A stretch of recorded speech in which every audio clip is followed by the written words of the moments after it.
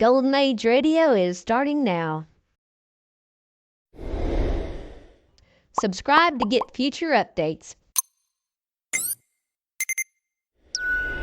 Saddle up and hang on to your 10-gallon hat. Get ready to ride off into the sunset with pistols a-blazing for this exciting lineup. Starting with the Lone Ranger, Gunsmoke, Have Gun Will Travel, Wild Bill, and then the Texas Rangers, followed by Dragnet, Calling All Cars, Richard Diamond, Secrets of Scotland Yard, and Black Museum.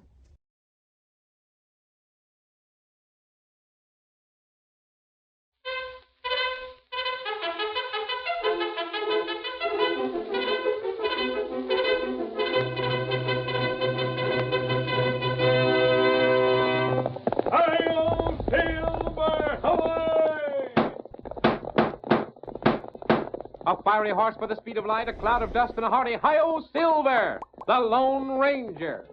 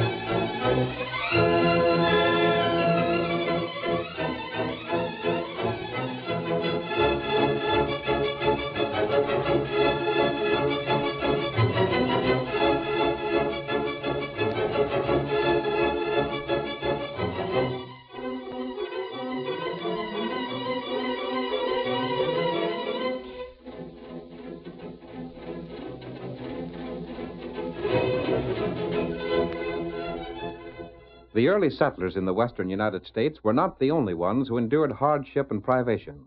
The small detachments of soldiers who were sent to build and man the garrisons on the far-flung reaches of the frontier were often attacked by hostile Indians and bands of outlaws.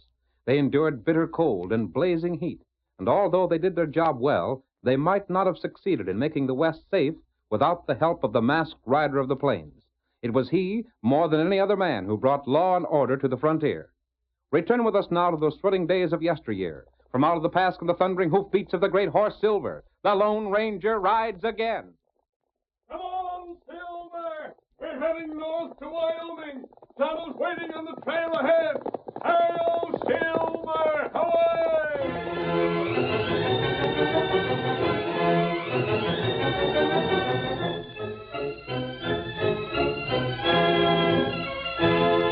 It was midwinter, and a raging blizzard had swept out of the north to strike at the little town of Sterling.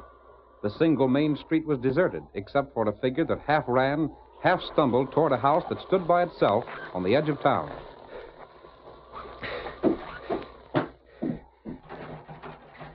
Locked.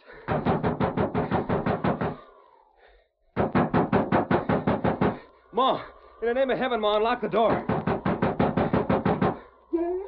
Is that you, Jerry? Hurry, open the door. Jerry, Lock it, quick. No, I'll lock it. where'd you come from? What are you doing here? The fort. To blazes with the fort. But you're on duty. Oh, your uniform. You're not wearing it. You're not on leave, are you? I'm through with the army, Ma. Through with it, do you understand?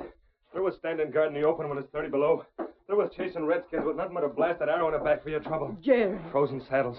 Frozen feet and hands. Orders from men that stay inside where it's warm and safe just because they got stripes on their sleeves. I'm done with it, Ma. Done with it. I'll never go back. Have you lost your mind, son? I'm just getting sense, that's all. The window, Ma. Is that horseman? The snow's blowing so I can't hardly see. Cavalry. They mustn't see me. Where'll I hide? I can't let them find me. Jerry, you can still go back. It isn't too late. Go back? They'd shoot me. Stand me up against a wall and shoot me. I've got to hide. The kitchen. No, Jerry. Over there, that little room under the stairs I use for a closet. You can lock that. Sure. Sure, this'll do all right. You won't let him know I'm here, Ma. Of course not, son. Hurry. Yeah. My son, the deserter. Oh, they've stopped. They're coming in. Open this door Just a moment. and make it fast. What? Get in there, men. Search the house from top to bottom. He's here, and you've got to find him. Who are you looking for? I'm here alone. You can't... Sorry to say it, Mum, but that ain't the truth. I seen him running for this place myself. All right, fellas, hunt him out. If he gives you a fight, drill him. Yes, sir. You want my boy? Now, Mum, don't you take on. We're just doing our duty. It ain't your fault he turned out bad. He didn't. He couldn't. He deserted. I don't believe it. When he lit out, he took the payroll for the garrison along with him. The payroll? Oh, no. Every last penny of it, $3,000. There's a mistake. There must be. Why, he didn't have... So, he is here, eh? No, of course he isn't. I'm just thinking of something else. Yeah? What he most likely figured on was getting here without being seen, grabbing a horse and beating it for the back country to join them other outlaws. Jerry's no outlaw. Oh, shucks, Mum. Being his ma, I reckon you can't say no different. But if he didn't plan to join up with Max Daly and them other deserters that run off from the fort, then I'm a seagoing donkey. Jerry isn't Max Daly's kind. Both deserters, ain't they? What's the matter with you fellas? Can't you find him? He sure ain't where I looked. How about you? I've hunted just about everywhere, Sergeant. Yeah? I ain't seen nobody open this door here. Mum, what's this door lead to? No, there's nothing in there. Don't, please. Stand away. Let me in there. Please, I swear. It's just a room I store things in. You've searched the house. You know he isn't here. Can't you go? If you really want him, you're just wasting time. He's maybe... Out of the way. So he ain't inside, eh? He isn't. I tell you, he ain't here. Sergeant, I got a way to find out whether she's lying or not. Huh? Watch. Blast you, who told you to fire through that door? I'll have your hide But for I that. was only trying... I'll see if he's inside. It's locked. You got the key, Mum? No. Take the butt of your rifle. Smash that door in. I'll report you, all of you. You can't do this. You've been mighty brave, Mum. There ain't no use of pretending anymore. Your boy's in there, all right. The way you yelled gave you away. Don't harm him. He don't mean to do anything. There. Sergeant, the lock's busted clean off. Now we'll see. What the... He's gone. Gone. Oh, thank heaven. That window, it's open. He opened it and climbed out while we were searching through the rest of the house. Blasted luck. And tracking him through this blizzard ain't going to be no easy job. Just take a look outside. Sergeant, the snow's covered his prints already.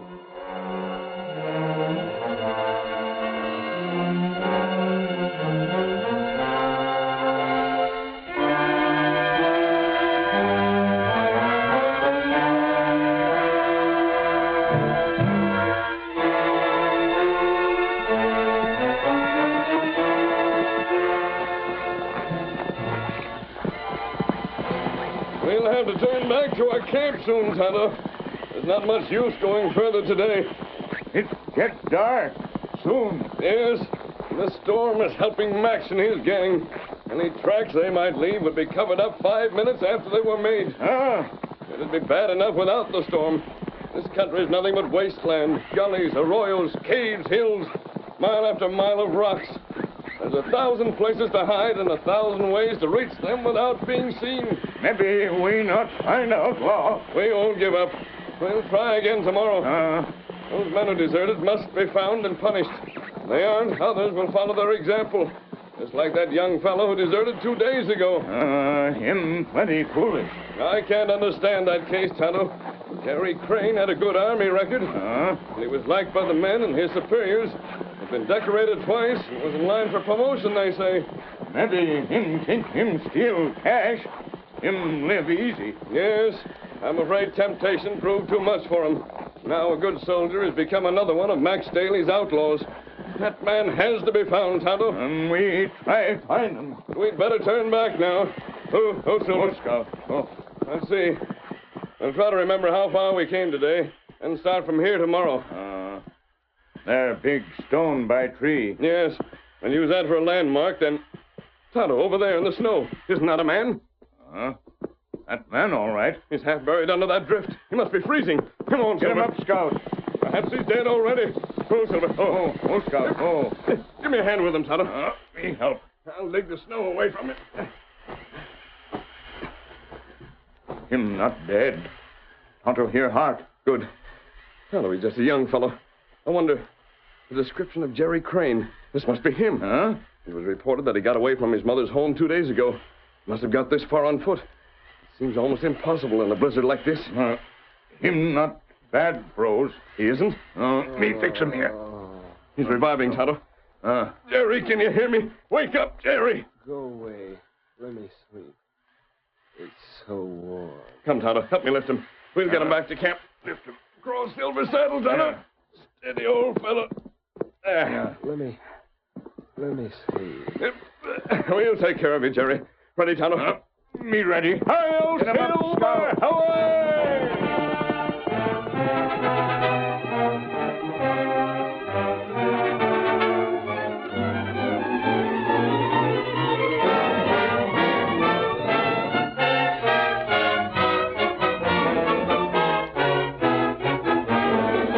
The Lone Ranger and his faithful Indian companion Tonto made camp in a cave that sheltered them from the fury of the storm. There, they revived Jerry, and when he'd recovered enough to join them at their campfire, they listened to his story. Maybe you're right, stranger. I reckon I was an awful fool. You were, Jerry. There's no use dodging the truth. Maybe I'm just yellow. Maybe I ain't got the backbone a real man needs. I don't know. Anyhow, seeing the chance to get clear with all that cash and away from the army with the work and the dangers day after day, well, I just lost my head. Then you did steal the army payroll. Yeah. But when your mother was questioned by Captain Boyd, she claimed she couldn't possibly have had that money on you when she saw you. And I know you haven't got it now. It took time to hide it, stranger. That's how come I was near to being caught. I see. But I don't want it now. I don't ever want to see it again. You've got to believe that, stranger. I do believe you. It's too late to fix things up. I'm a coward and a thief. Just about the lowest thing ever walked on 2 legs, I reckon. You were false to your oath. Uh-huh. And you betrayed a trust. I don't need to be told. But I still think there's good material in you, Jerry. You've got a fine mother. A boy with a mother like yours can't be all bad. You really think that? That's what I want to believe. You, a masked man having faith in me. And after what I'd done. It isn't entirely faith, Jerry. I believe that when a man has thrown away all his honesty and manhood, he should be punished. But sometimes a man can make a mistake, even a mistake as bad as yours, and still become a good citizen, if he's willing to pay the price. I think I see what you mean, stranger. You could go on, Jerry, the way you've started, and in another year you wouldn't be worth saving. But now there's still time to turn back. Friend, I'll do it. I'll get that cash and give myself up. I'll face the music. And risk the firing squad? I was forgetting that. I know. But I think you're sincere. And I think there's another way to return. A way that you can go back with honor. There is? It'll mean danger, of course. What is it? What can I do? And hardships as well. I don't care. Just tell me what to do, friend. Anything. It don't matter. Then listen to me, Jerry. After I've told you my plan, you may not like it. But it's the only thing you can do to pay for what you've already done.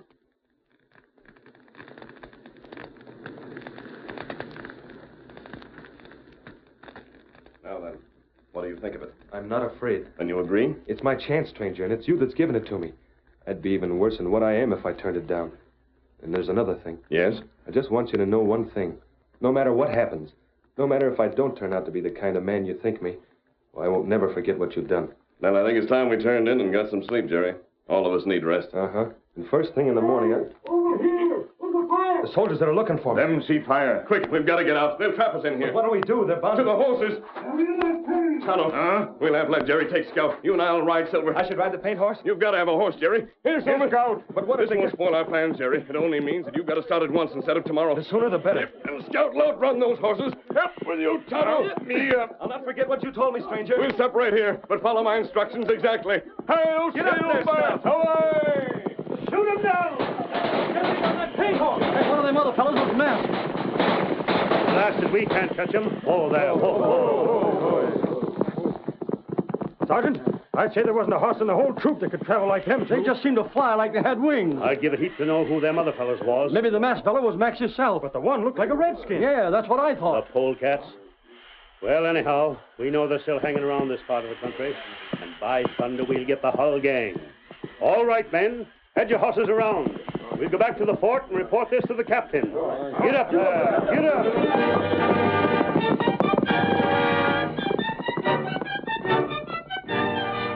The curtain falls on the first act of our thrilling Lone Ranger drama. Before the next exciting scenes, please permit us to pause for just a few moments.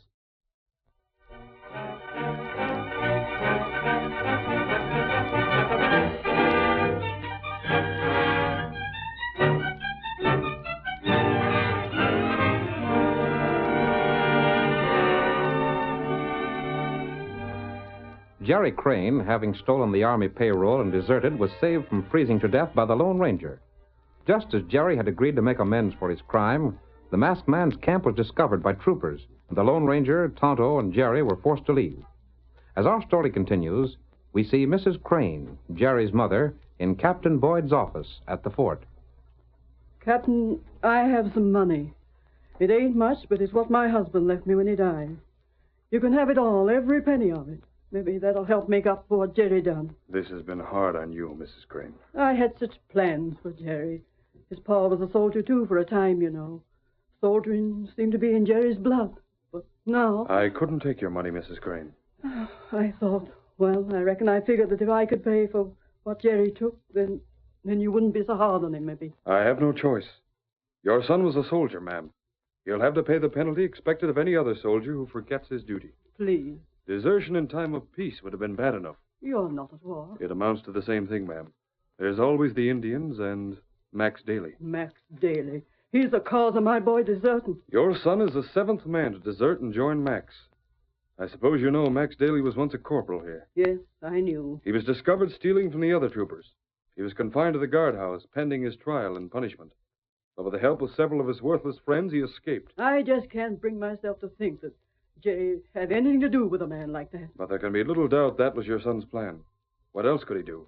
His capture would be almost certain if he tried to escape this part of the country. His safest bet would be to join Max in the back country where they hide out. He doesn't know where Max is. Perhaps not. But there's no question that Max has heard of him by this time.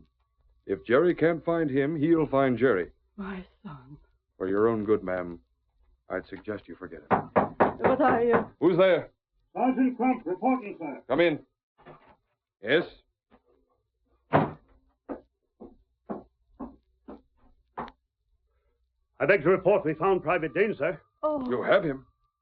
Well, not exactly that, sir. Oh, don't stand there stuttering. We found him, sir, but he got away. Got away? A masked fellow and a redskin was with him. I reckon we'd got him if it hadn't been for them. You blundering fools. Yes, sir. Have him in your hands and lose him. I should reduce you to the ranks. Who was the man with the mask? Max Daly? We couldn't rightly tell, sir. It was getting mighty dark. Couldn't rightly tell. Look here. Can you understand an order? Can you? Of course, sir. Then remember this. First thing in the morning, you're taking the men and searching the country around here from one end to the other. And the first masked man you see, shoot him on sight. Have you got that straight? Yes, sir. Then get out. Let a deserter get away from you. Sergeant, get out before I lose my temper.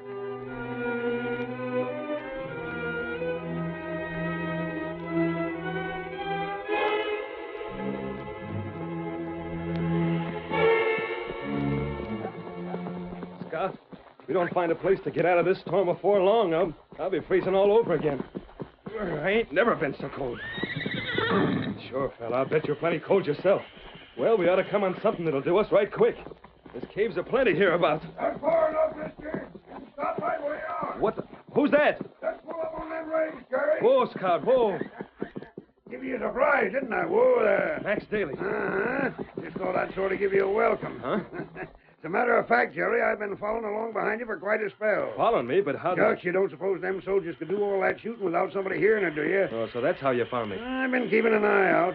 I figured maybe you'd be along this way afore long. You know? About you deserting? Sure I do. Maybe I do keep hold up here in the hills with the boys, but that don't mean that I don't get the news. I was looking for you, Max. I thought you might. Got tired of taking orders in the Army, didn't you? And jumping every time some fella hollered at you. Didn't you? Sure I did. There's another little matter, Jerry. Yeah? Told you I heard things. About you deserting, for instance, and something else. Now, you just sit still. Don't try nothing, 'cause I ain't such a bad shot, even if I ain't a soldier no more. What are you doing? Just thought I'd have a look in your saddlebags, that's all. Got any objections? You mean the payroll? Sure, what else? It's there, Max, the whole thing. Well, now, that's just fine. You plan on joining up with me and the boys? I'd sure like to, Max. Can you take orders? I guess you know I'm the boss. I savvy. And about that cash you got with you. Of course, you understand that everybody in our gang divides up equal. That suit you? Max, you can take this cash and divvy it up right now if you want it. You sure changed a lot since we shared the same barracks, Jerry.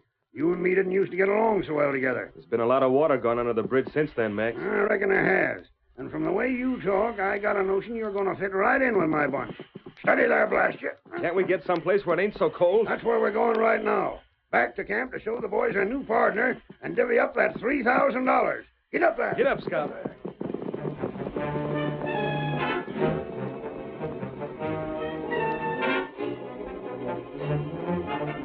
Several days went by. The storm cleared up, but still the Lone Ranger and Tonto did not leave their new camp. There's nothing yet, Kimosabe. Not yet. This is the fourth night. We wait plenty long. Too long, Tonto. I'm afraid something's happened to Jerry. We can't wait another night. Maybe Jerry not tell truth. That's the gamble I had to take, Tonto. I hate to think he lied to me. But if nothing happens tonight... What we do? Then we'll have to try to find him. That's plenty hard. I may have made a mistake in trusting him, but I couldn't see a man with Jerry's qualities throw himself away without doing something to stop him. But I won't worry. There's still... Wait, Tonto. Missy. It's there. Here, Silver. You ride? Yes, as fast as Silver can carry me. You want Tonto go? No, Tonto. It's a job for one man to do. There's more of a chance for success if Silver doesn't have to carry a double load. But I promise you, Tonto, that you'll be in on the finish. Hi-yo, Silver! Away!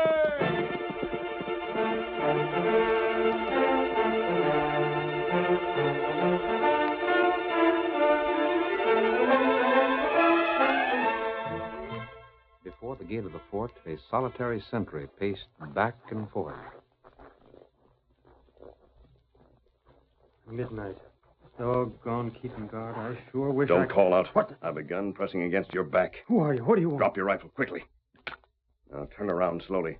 Don't make any sudden moves. Yeah. I'm going to tell you exactly what to do.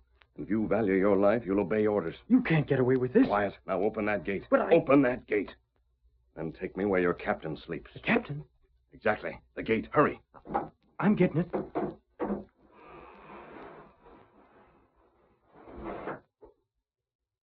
Where's the captain's place? Just over there. All right. Walk ahead of me. And remember, shout or try to run for it, and I'll fire. Get going. I'll be court-martialed for this. You'll get in more trouble if you didn't do it. Now, look here, Don't I'll... talk. Keep on going. This is it. Up the steps. Is the door unlocked? Captain, don't ever lock it being inside the fort like this. Very well. What's that? Who are you? Captain, you've got a visitor. And you're going to listen to what I have to say, whether you want to or not.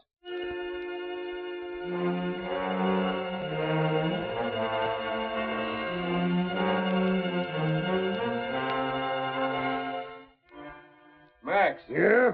Where in blazes is Comet Jerry? I ain't seen him around camp for the past hour. Well, what's there about that to get excited over? I just don't like it, that's why. I don't care if he did turn over that 3,000 to us. I ain't trust him, even if you do. Yeah, who said I trusted him? Well, you You talk figure like... he might try to clear out of here, huh? He might. And if he was caught by the soldiers, he'd tell about our hideout sure as thunder. He won't get far by walking. Huh? That's his main horse hobbled over there, ain't it? I told Jerry the only time he did any riding was when we was alone. Oh, I never noticed the horse. I suppose you're right, but even so, we can't... Quit your worrying. He'll be showing up soon. Just about time to turn in anyhow. There's a horse. Must be Nick coming back. Yeah. Just told him to take a ride around to make sure no soldiers were snooping anywheres near. It don't hurt to be careful. Uh-huh. Hi there, Nick. Oh, there. See anything, Nick? How do you think, Max? I rode clear out to Eagle Point. Say, what made you change your mind? Huh? Change my mind? What are you talking about? You must have got pretty cold to make a fire like you did after all your hollering about taking no chances. What'd you put it out for? We ain't had no fire. You must be seeing things, Nick. Now, look here. If you want a fire, that's all right with me. Why in blazes lie about it? But we didn't have a fire, I tell you. Hey, are you serious about that? You think I'd build one out here where it's to be seen? And if I did, where's the ashes? Well, I'll be doggone. You were just dreaming. Hold on. Huh? Maybe Nick wasn't mistaken. Maybe he did see a fire. Have you gone loco, too? Loco nothing. I'll bet my bottom dollar Nick seen just what he said he did. And what's more, I'll bet it was Jerry built the fire Nick seen. Come on, let's find that polecat.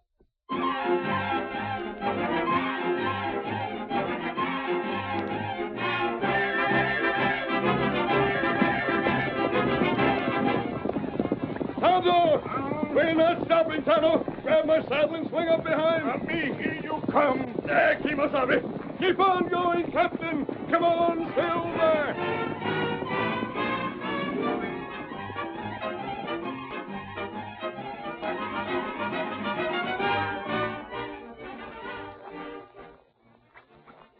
I seen a fire from over here somewhere. The skunk built his fire behind these rocks so we wouldn't know about it. I'll teach him to go again orders. There it is, just around that corner. You can see the glow of it. Come on. Blast you, Jerry, put out that fire. And hurry up about it. Stand where you are. Come any closer and I'll fire. Why, you... Hurting me, will you? Well, I warned you, the next will be closer. Put that gun down. That was for you, Nick. And if you rush me, I got another gun here that's loaded full up. have you gone crazy, Jerry? What's got into you? Try to interfere with me and you'll find out just how crazy I am. Plug him. Get down behind these rocks and drill him. Yeah, all of you get down. You better give up, Jerry. Get your head down. All right, bless you. Let him have it, fellers. He's behind the rock, too. Fire all around him. Stop firing. We can't get him this way. We'll have to rush him. If we don't, that fire will keep burning, and there's no telling who'll see it. All together, then. Are you ready? Come on. We'll Drop get... them, Cotton. If they resist, men, shoot them down. Soldiers. They're all around us. Lunsford, let's get out of here. We can't stay. It'll be your last. It's a mask, And fella. we're covered. We ain't got a chance. I give up. Don't shoot. Don't their shoot. arms, I men. give up. Tie them their horses. This time they're going back to the guardhouse to stay. We ain't the only ones. There's Jerry there. He's the one that stole the payroll. You gotta get him, too. I'll take care of him. Jerry. I done my best, friend. Now I can take my medicine, I reckon. I'm surrendering, sir. Surrendering? I know I done wrong, Captain. I'm willing to pay. There must be some mistake. The masked man here told me about what you were doing to help us capture Max and his gang. I explained everything, Jerry. But you're getting the money you'd hidden. About coming here so that you could show us the way to Max's hideout with a fire. All of it. You did? And, Jerry, the masked man's persuaded me to give you another chance. But everybody knows about me deserting. Suppose you leave that in my hands. Huh? The masked man suggested that I report you deserted to the payroll as part of a plan to trick Max Daly. You mean... I think his suggestion is one of the best I ever heard. But there's one thing you'll have to promise me. I'll promise anything, sir. Just promise this. If the masked man ever tells you to do anything again, don't be fool enough to give him an argument like I did at the fort tonight.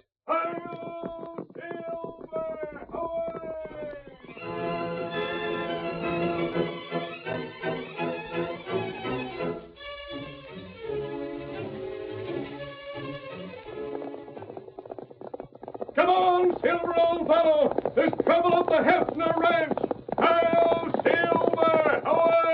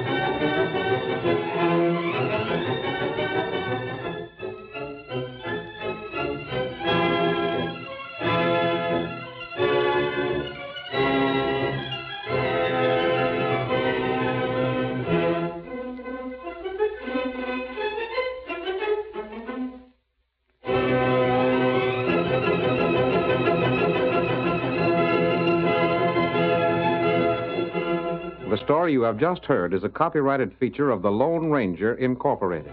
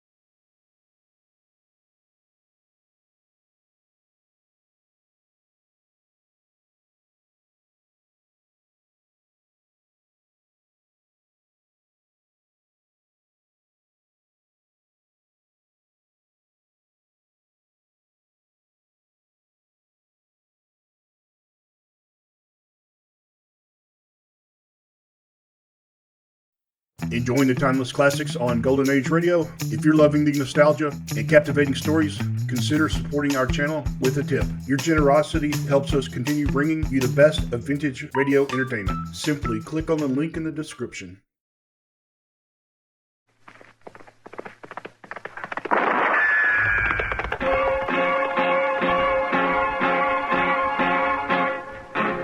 Gunsmoke. Brought to you by L&M Filters with the miracle tip. King size, regular, both at the same low price. Around Dodge City and in the territory on West, there's just one way to handle the killers and the spoilers, and that's with a U.S. Marshal and the smell of Gunsmoke.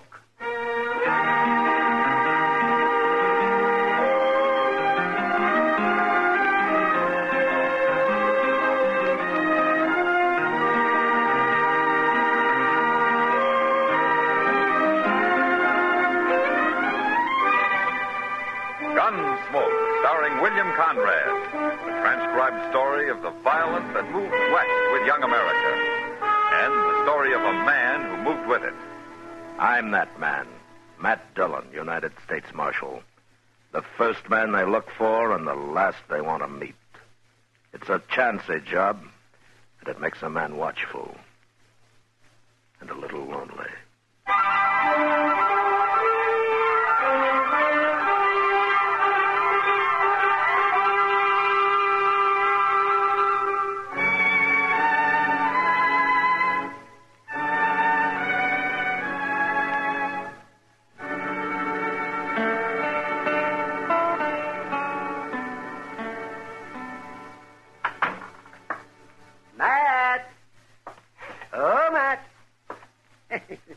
Anybody here this morning? I'll be right in, Doc. All right, Matt. I'll just see. Oh, the girls, they grow so tall in Kansas. The girls, they grow so tall in Kansas. The girls, they grow so tall, and the boys, oh, they love them all. What's this? Oh, wow. And they marry them all in the fall in Kansas. Now, that's a poor way to start the day, Doc. Oh, well, what's a poor way to start the day, Matt? Why, getting up in the morning. Getting up the way you do, maybe it is, Marshal Dillon. But not out on the prairie, where all the little birds are. What started you off being a happy little bird this morning, anyway? Oh, where's Chester? I'd rather talk to him. Well, he's due back any time now. He's due back? Yeah, he took a prisoner over to Wichita a couple of days ago. He did? Oh, say, if I'd have known that, I'd have gone with him, Matt. Well, what for? Oh, just to get out of Dodge for a while. Well, you've been out of Dodge for the last 2 days. Oh, yes, but delivering a baby in a mud dugout isn't exactly what I was thinking about, Matt. Yeah, I know what you were thinking about. Morning, Mr. Hello, Chester. How are you, Doc? How was Wichita, Chester? Oh, see, that's a big town, Doc. Real big. Isn't it? Yeah, but I wasn't there long. The Santa Fe going east got there at noon, and the next one back here left at 2 o'clock. Oh, you could have stayed another day. Heavens, yeah. Oh, how often does a man get a chance to have a little fun? Well, I would have, but the sheriff there had some news he wanted me to tell Mr. Dillon. Some news? Yes, sir, it's about the Carp brothers. They've been hanging around Wichita the past month, and then they left. The sheriff said he heard they're headed this way. I didn't even know the Carp brothers were in Kansas. I thought they worked the Dakota Territory. Well, that's what the sheriff said, but they must have got drove out. Anyway, he said they was awful broke and hungry looking, but as long as they didn't try nothing there, he left them alone. Bank robbers, aren't they, Matt? Yeah, so I've heard, Doc, but nobody's caught them at it yet. Well, we'll catch them if they come to Dodge. Yeah, maybe. But they could be here right now. How come the sheriff didn't send me a telegram, Chester? It'd have been a little faster, wouldn't it? Well, I don't know. I didn't think to ask him. Yeah, I think I'll go down to the bank. I'll be back directly.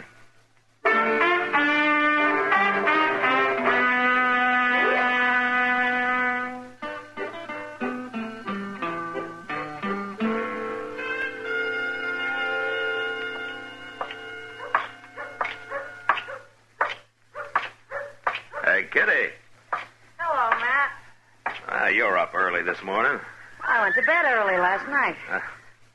Where were you headed? Delmonico's. Heard they got some fresh eggs in last month. You're spoiled. Well, I'll go with you if you like. I'd like it fine, Matt. I got to see Mr. Bodkin at the bank here first. Why don't you go on ahead and I'll join you, huh? Well, how long will you be? Oh, just a couple of minutes. I'll wait in the bank for you. Okay. But if you're longer than a couple of minutes, you can find me at the restaurant. I'm feeling pretty healthy this morning. You ought to go to bed early every night. If I did, I couldn't afford breakfast. Place looks deserted. We must be the only people up in Dodge, except for the cashier there. Maybe I ought to wait till after breakfast and that. No, Kitty, I'm afraid this business has waited too long as it is.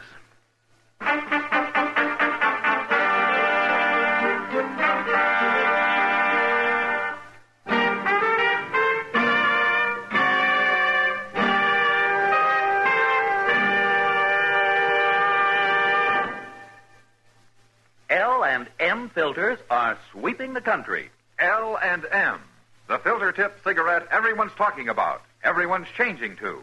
Columnist Dorothy Kilgallen told us there's nothing like L&M's filter. Gives you more flavor, too. David Wayne wrote, L&M's have the best filter of them all. Miracle Tip is right. There's nothing like it. Diana Lynn says, I had no idea a filter cigarette could taste so good as L&M's.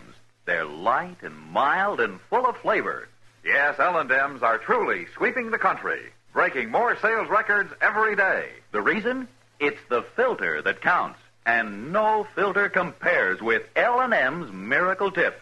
Notice how easy it draws. You get much more flavor, much less nicotine. Yes, this is it. L&M filters. This is it. Something new. Now, 2 sizes. L&M filters. New king size and regular too. This is it. L&M filters. L&M filters with the Miracle Tip. So join the trend to L&M. King size, regular, both at the same low price.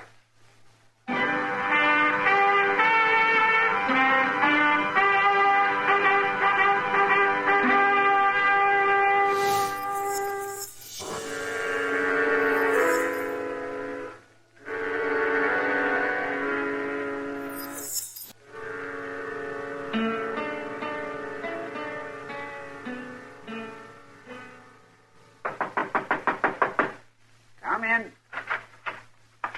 Well, Marshal Dillon, come in.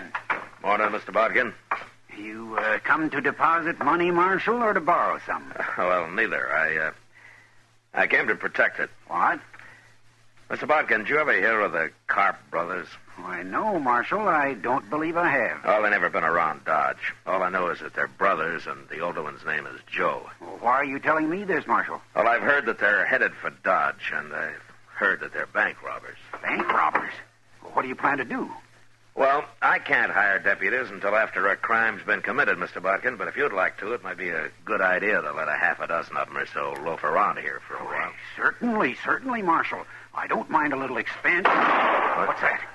That's them now. Where's my gun? Don't shoot, or we kill the woman. I got Kitty. We're not shooting. They'd kill the cashier. Hank, get around there and start filling that sack. Yeah. All right, lady. You walk in front of me. Either one of you tries something, she dies. He's coming this way, Marshal. Shoot him. Don't be a fool. Kitty's in the way. Besides, he's got a gun in her back. They're robbing my bank. Shut up. And I'll shoot him. Kitty's on you. My hands are up, mister. He was going to shoot. Now, that was smart of you. Well, I'll be. I caught the marshal himself. Well, I will have as soon as I get his gun. Don't move now. I'm not moving. And this is the first time I ever disarmed a lawman. Feels good. Joe Karp. How'd you know my name? Well, I heard you were headed this way, Karp, but I didn't hear it in time. You sure didn't, Marshal. Is that your brother you came in with? What difference does it make? Look, take your money, Karp. Take it, and I'll ride out with you, and nobody will bother you. No, Matt. Shut up, Kitty. Oh, I see. Nobody will shoot at you if I'm along. Not while we're in Dodge, maybe, but we'd be followed. Then take me with you, as far as you like. No, Marshal. We'd be followed anyway. I got a better idea. We're taking her, Kitty. Don't do it, Cop. Of course I'll do it. And first sign I see we're being chased, whoever it is going to find Kitty laying right in the trail, fresh killed. And if you don't think I'll do it, I'll tell you something. First person I ever killed was a woman. So don't let nobody follow us. Nobody else will follow you, I promise you that. I'd hate to lose such a pretty girl. Matt, it's all right. Forget it. Sure. Whiskey. You go in that office and sit down, Marshal. Hank's got the money ready. We're leaving.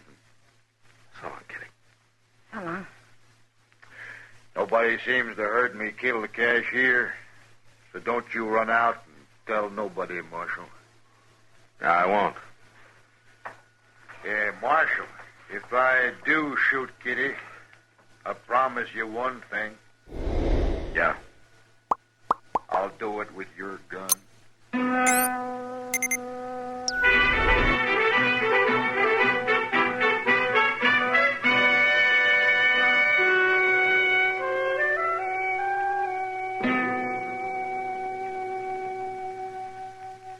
Mr. Dillon, Yeah, what, Chester? you think they'll give her any breakfast? No. People don't need much food, Chester. They can go for days without any at all. Well, I know that, Doc, but Miss Kitty just ain't used to it. It's water people need. They'll have water. They will if they took any with them. It's mighty dry out on the prairie this time of But year. it's not that dry. Any fool can find water sooner or later. Sure, if he follows a buffalo herd long enough, about a week, maybe. There's other ways, Chester. Like what? Ever hear of a divining rod? Oh, for land's sake. What's outlaws doing with divining? I wasn't talking about outlaws. Well, what was you Well, I wasn't talking about? talking. Can't a man Oh, talk for around heaven's sake. here? Yes, sir. I guess we waited long enough. They must have covered 3 or 4 miles by now. Yes, sir. Is everything ready? Well, everything I could think of, Mr. All Dillon. right, let's get going. Good luck, Matt. Thanks, Doc. Keep an eye on things. It may be a long time before we get back.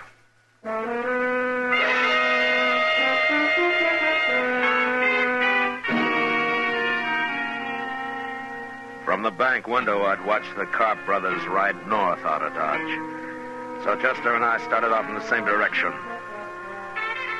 On the other side of the Arkansas, we picked up their trail and followed it easily all morning. But we were careful to stay way behind them and out of sight. Although we probably could have run them down in a few hours. That was the hardest part of it. Forcing ourselves to hold back. Go slow.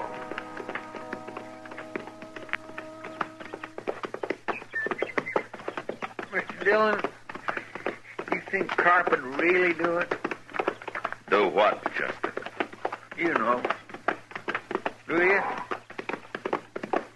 Yeah. Chester, look up ahead there on the ground. Mr. Dillon. Yeah, let's see who it is.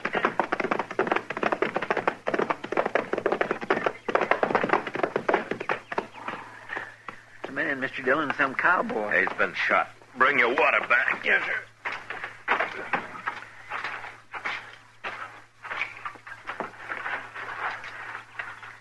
Well, he's still breathing. Yeah, pour a little water on him, huh? Yes.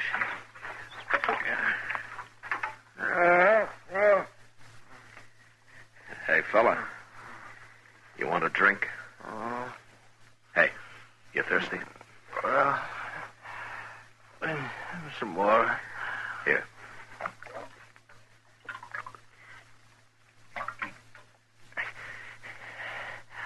Who are you? Marshal Dillon from Dodge. Tell me what happened, huh? Them two men and that girl, it was... Hold my head up, Marshal. Is that better? Yeah, full of blood, Marshal. They hurt me bad. Yeah. Blaine is my name, Blaine. Well, what happened? Them two men, Marshal, and I knowed that girl oughtn't to be with him. I could tell the way she looked at me. You're after him, ain't you? I'm after him. Well, I seen him. I rode up and I asked them who they was. They didn't like that. No. I knowed something was wrong with that girl and all, but I ain't no gunman. They shot me right out of my saddle. Both of them to once. We'll get him, Blaine. If that's any help to you. Well, it don't matter now. That girl hadn't ought to be with him. Could you hear them? Did they say anything? Yeah. Something about a cabin, but I don't know where. Yeah. Look, Blaine, my partner here, Chester, he'll stay with you. Sure will. I'll take care of you, Blaine. Oh, thanks, but it won't do no good. You better go off and help catch them fellas. I'll handle them. Take whatever you want off my saddle, Chester, and get a fire going here. Yes, sir. You'll be fine, Blaine. So long.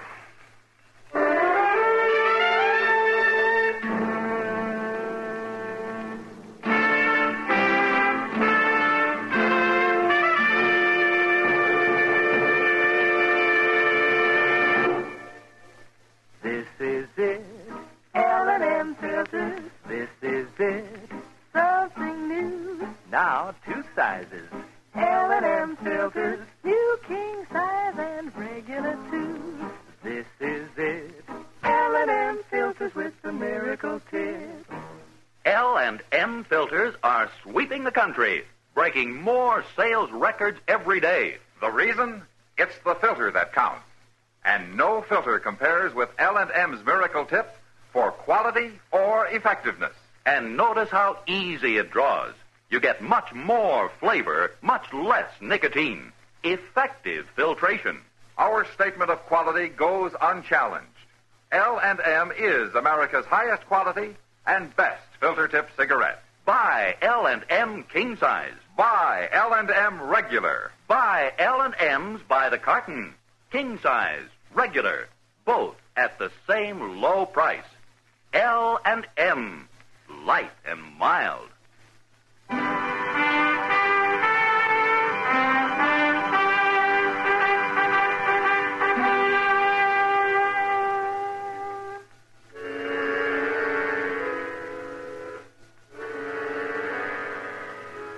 I rode ahead, tracking slowly for a couple of hours. Then I saw a dust cloud behind me. I stopped and waited.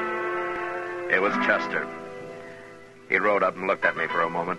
Then, without saying a word, we continued on the trail across the prairie. We traveled in silence until dark. And then we saw a cabin. I couldn't chance going up to it, so we unsaddled and turned our horses loose and crept into a little draw about 100 yards away. And got down and waited. We waited all night. Dawn came, and then the sun, hot as ever.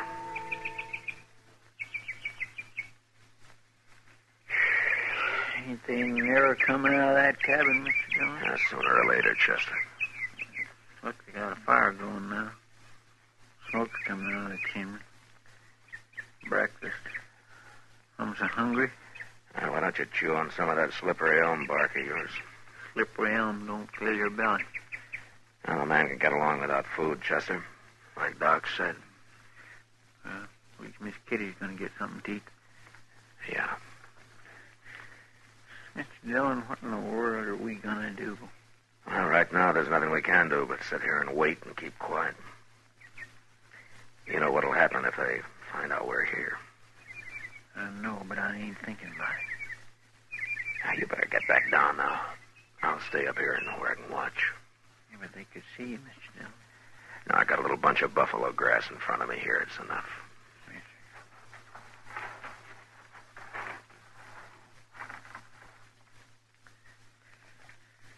Getting hot. Keep your voice low, Chester. Okay. You know, if it wasn't for them in the cabin, cabin, it'd be awful peaceful out here, wouldn't it? Yeah. Mr. Dillon. What? The rattlesnake. He's behind you on top of the hole, about 5 feet back of your head. Whatever you do, don't move, Chester. Don't even breathe if you can help it. He's looking at me now, Mr. Dillon. How long is he? I can't see him. He's a big one. Maybe 3.5, 4 foot. Huh. I can't see you either. How far are you from him? Far enough. Unless he uncoils, moves up. Well, just keep very still. They go away. He ain't about to go away. Well, did you move?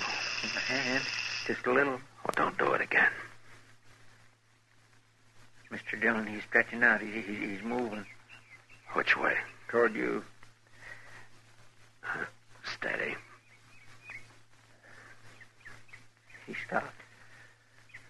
He's coiling again. Chester? Yes, sir. Look, if that snake strikes at me, don't yell. He'll hear you in the cabin. Just start thinking about it now. If he strikes you, just close your eyes and stop breathing. You hear me? Well, I'll try. You'll do it. You understand? Yes, sir. He's looking at me again. You must have moved, Chester. You must have. But I got my rifle aimed at him. Now, you stop it. You get your finger off that trigger now. Well, I can't sit here and watch that rattler strike you. If you shoot, Kitty will die. Don't you know that? I didn't move, Mr. Dillon. Honest, I didn't. He's looking at you now. Well, let him look. I gotta do something. I can't sit here and watch this. Wait a minute. Now, listen to me. I got an idea. What? Are you chewing? Huh? Are you chewing? Oh. Well, no, not right now, but I got a fairly fresh squid of slippery elm in the shirt pocket. Okay. We'll chance it. You get that quid into your mouth, but you do it slow. Slow and as steady as you can manage it. And once you start moving your hand, don't stop. You understand? All right, go ahead. Okay, sure. What for? Well, I'll tell you when you get it in your mouth. You doing it? Yeah, I already got my finger in my pocket. There it is. Oh, slow and steady now. I'm trying. It's in the mouth now. Oh, juice it up, Chester. Get a big mouthful. I am. All right. Now, I've heard you brag about how good you can spit. Can you hit that rattler from there? Maybe. Well, okay. Do it. Well, I only got one shot. I can't make it. I can't do it. Wait a minute. You got a mouthful? Well, have you? Yes, sir. All right, swallow some of it. Just a little bit.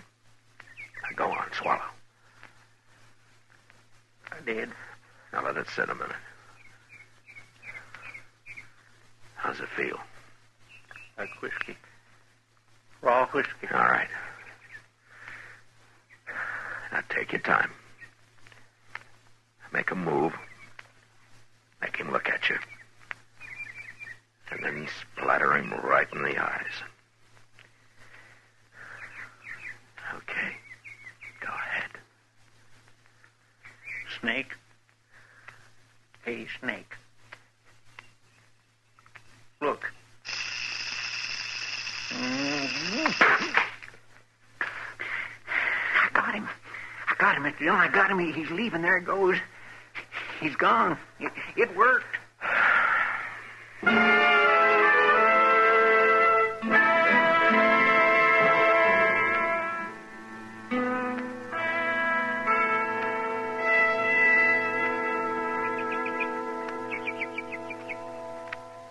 They can't stay in that cabin forever, Mr. Dillon.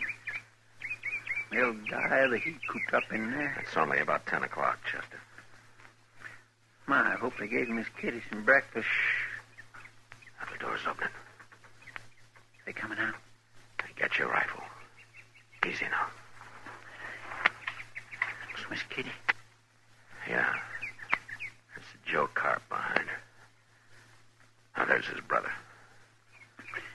Harold, we're outside now. What are we going to do? We're going to kill him, Chester. You mean just shoot him down from here, cold-blooded? How would you want to do it? I'm ready, Mr. Dillon. All right, then take the one on your side. That's the brother. I'll take Joe. Kitty's standing awful close to it. Yeah, she is. Now, when I say hold your breath, you do it. And then count to yourself. 1, 2, 3. And then fire. I'm set. All right. Hold your breath.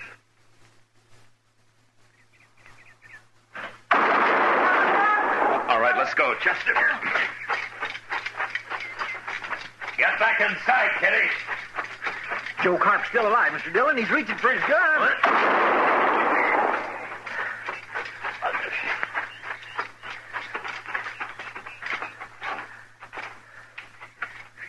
They're dead.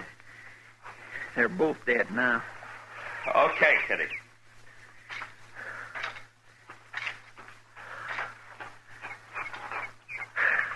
You all right? Good to see you, Matt. You too, Chester. You all right, I said?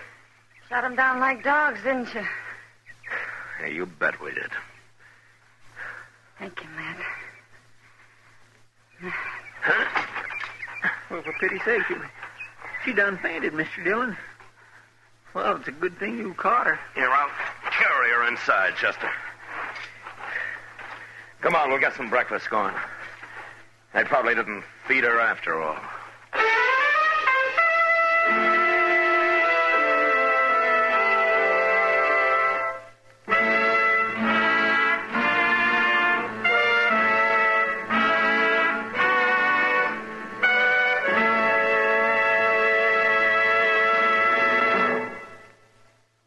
And now our star, William Conrad. Thank you. If you're a filter tip smoker, you should be smoking L&M's. Everyone agrees L&M's are just what the doctor ordered. The first filter that really does the job and a real good taste to go with it. Maybe you'll prefer L&M's king size as I do.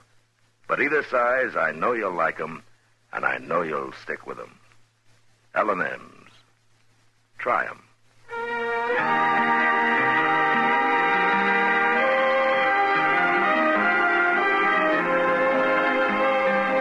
Gunsmoke, transcribed under the direction of Norman McDonald, stars William Conrad as Matt Dillon, U.S. Marshal. Tonight's story was specially written for Gunsmoke by John Meston, with music composed and conducted by Rex Corey. Featured in the cast were John Daner, Lawrence Dobkin, and Joe Duvall. Marley Bear as Chester, Howard McNear as Doc, and Georgia Ellis as Kitty. Join us again next week as Matt Dillon, U.S. Marshal, fights to bring law and order out of the wild violence of the West in Gunsmoke. The makers of L&M filters also present for your television pleasure the new Stu Irwin Show. It's a happy half hour with June and Stu Irwin, which begins October 20th in most cities. Please check your local television listings for time and channel for L&M's Stu Irwin Show. Hear Gunsmoke every Saturday, this same time, this same station. Hear the great new Perry Como radio show every Monday, Wednesday, and Friday, 9 p.m. Eastern Standard Time, also on CBS Radio.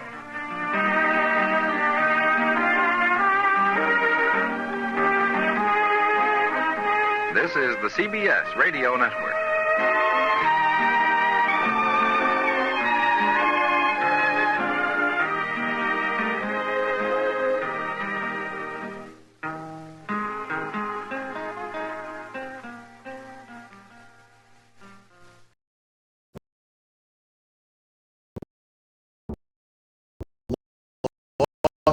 lost in Brazil and wherever in Brazil, one incredible experience at a time. Click on the link in the description and embark on the ultimate Brazilian odyssey.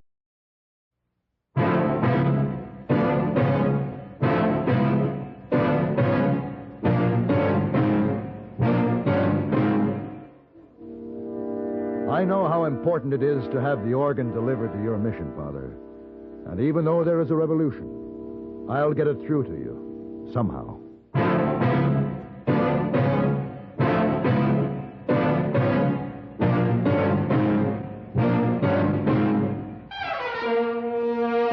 Have Gun. Will Travel. Starring Mr. John Daner as Paladin. San Francisco, 1875. The Carlton Hotel, headquarters of the man called Paladin.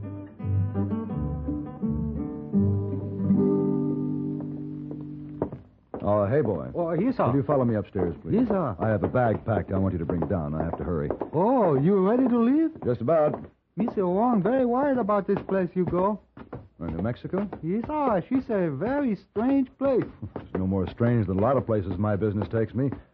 What's she worried about? Mr. Paladin, Missy Wong worried that you will drink too much brandy and have big hangover. She say, please remember this. Well, what has that got to do with it? Oh, Miss Wong. Hello, Mr. Paladin. Oh, you friends certainly make mess in this room last night. I'm afraid they did, Miss Wong. I'm sorry. We have to pick up some things, and I'm on my way. Oh, Mr. Paladin. Oh, you go that place? Why this sudden concern about where I go? This happens to be an important business assignment. Oh, but Mr. Paladin, that place, so strange. Whole river of brandy? Whole river of brandy? Yeah. The Rio Grande? Oh, yes, sir. And just where did you get your information? Mr. Bagshaw. Bagshaw, the old cowboy gone rich who has the suite on the third floor? Yes, sir. He sings song all about where you go. He teach song to Missy Wong. Oh, he did? Yes, sir. What's the song? Oh, Missy Wong not sing as well as Mr. Bagshaw, but it's something like this. Where the coffee grows on the white oak tree and the river flows with brandy, then it's fare you well, my own true love, for I'm bound for the Rio Grande. Oh, river flow with brandy, Don't you believe it, hey boy. That river flows with nothing but yellow water. Miss Wong, I'm afraid that is not a factual account of the Rio Grande. Oh, no, sir? No. Grab that bag, will you, hey boy? We have to go.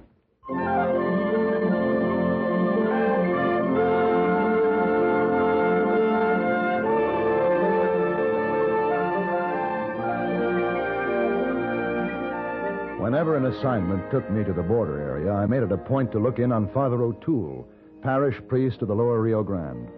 So with my what turned out to be pretty exhausting business in Laredo finished, I headed for the little mission of St. Xavier. It was a visit I always anticipated with pleasure. Father Francis Michael Thomas O'Toole was one of my favorite people. I found him in the garden behind the church, down on his knees, working in a flower bed. Paladin. Well, now, that's good to see you, lad. Hello, Father. Well, it's a long time it's been. Ah, too long. Hey, garden is beautiful, Father. You've done a lot of work. Why, thank you, my son, but it's a constant fight we must wage against the forces of evil. How's that? Thrip. Thrip? And mealybug. Oh, well, I have never faced up to a mealybug in a fight, Father. I'm afraid I can't be of much help. Formidable foe, mealybug. Well, come now. We'll see to your horse and relay the pleasant message that we're to have a guest for dinner, and then perhaps you'd like a glass of port. Look here, I put up another hammock in the garden. I wonder, was I anticipating your visit? Oh, it certainly looks inviting. I just may get in that hammock and never want to move out of it. Father O'Toole! In the garden, Tono. You remember Tono? He's the Indian boy you raised here, of course. Oh, he's a fine young man now. He just returned to St. Xavier. He's been in school in Santa Fe. Father O'Toole. Oh, excuse me. Tono, we have a visitor. Mr. Paladin, you remember him? Of course. How are you, sir? Hello, Tono. Father O'Toole, I have checked again with the freight office. There is no freight coming through. Oh, dear. Oh, dear. Now, that is bad news. Why, what's the trouble, Father? Well, sinful it is, I suppose, but I did want to impress the bishop. The bishop? He's making a tour of the diocese and plans to visit St. Xavier's. We scrubbed and we polished and we planted and we shined and we torn of it. Oh, I had counted on that organ. Organ? You see, Mr. Paladin, a very generous man made the church a gift of an organ. It was ordered from France and came by steamer to the Gulf of Mexico. And there it sits at the dock. Well, that's my punishment for my haughty dreams of making a fine show. Why isn't the freight coming through, Tono? Father, there is a revolution in progress between here and the Gulf of Mexico. That serves me right for putting too much emphasis on the temporal things. Now, nonsense. If you plan on that organ, I don't see why a revolution should interfere. Father, I'll tell you what I'll do. I'll go after him. Oh, no, but Paladin. May I go with you, sir? Well, if it's all right with Father O'Toole. Well, Paladin, you came here for a rest. You just keep that hammock swinging, Father. I'll be back.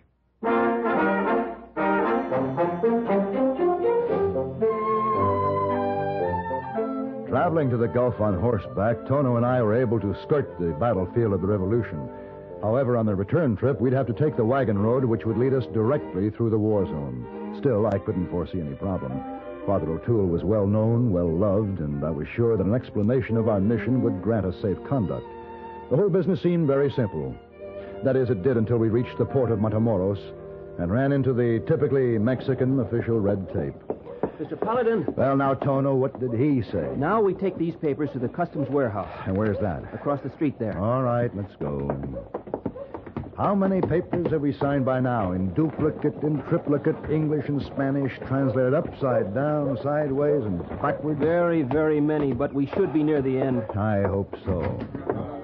That's the fellow we talked to over there. Yeah, all right. Well, come on. Buenos dias. Servidor de usted? Yes, I want to take delivery on a crate addressed to St. Xavier Mission. ¿Tiene usted conocimiento de embarque? What's he talking about? He says, do we have bill of lading? Oh, look, I've got that. And I've got that. Por and that, favor, and I have... un momento. Senor, would you mind to step aside for a little minute? I have business to transact here. Business importante. Well, I'm sorry, sir. I happen to be transacting some muy importante business here myself. Now, if you'll just hold it a little minute, I trust we won't be long. Now, please. Senor, I'm afraid you don't understand. I'm in a hurry. Business importante. Gracias. You're very kind. Gracias. Now, perdóneme. Buenos dias. How do you like that, Tono? Well, I can see, sir, that the fuse of your temper is getting awfully short, but we might as well be patient a while longer. Of course you're right, Tono. As a matter of fact, I guess it would be funny if I weren't so tired of Why all don't I this. go to the livery and arrange for a wagon? Save time. All right, we'll need a team. Good, strong horses. I'll see you at the loading docks behind the warehouse. Right. Perdóneme, senor. I believe it is your turn now. Yeah. Gracias. Very much.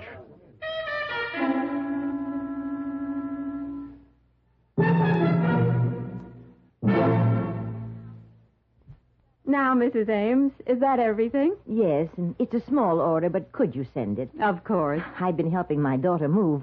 That's hard work, and with the nagging backache and muscular aches and pains I've had lately... If it's backache that's making you miserable, better try Doan's Pills. Good advice. That's Doan's Pills, an analgesic and mild diuretic to the kidneys. Nagging backache, also headache, dizziness, and muscular aches and pains may come on with overexertion, emotional upsets, or everyday stress and strain. Doan's pain-relieving action is often the answer, and they also offer mild diuretic action through the kidneys. So if nagging backache is making you feel worn out, tired, and miserable, with restless, sleepless nights, don't wait. Try Doan's Pills, used successfully by millions for over 60 years. See if they don't bring you the same welcome relief. Get Doan's Pills today. To save money, buy Doan's Big Economy size.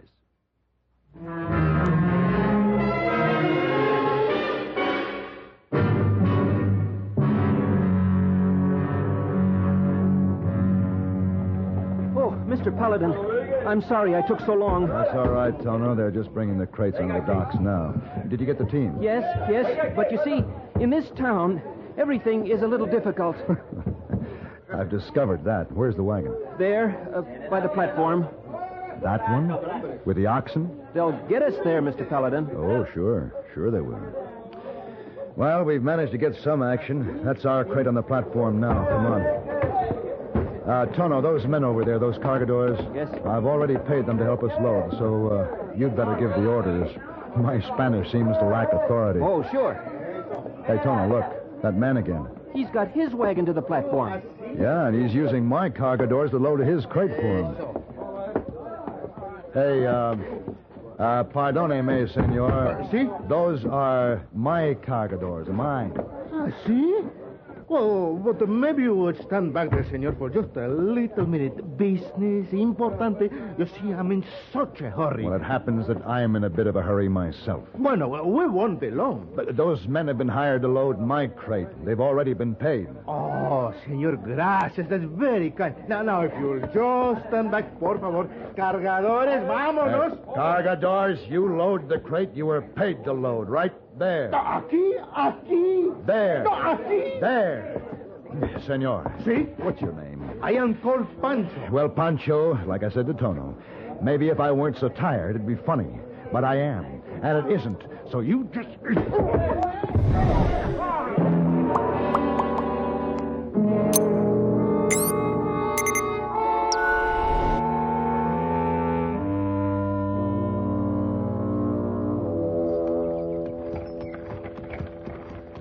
Certainly a lot of excitement around there for a while.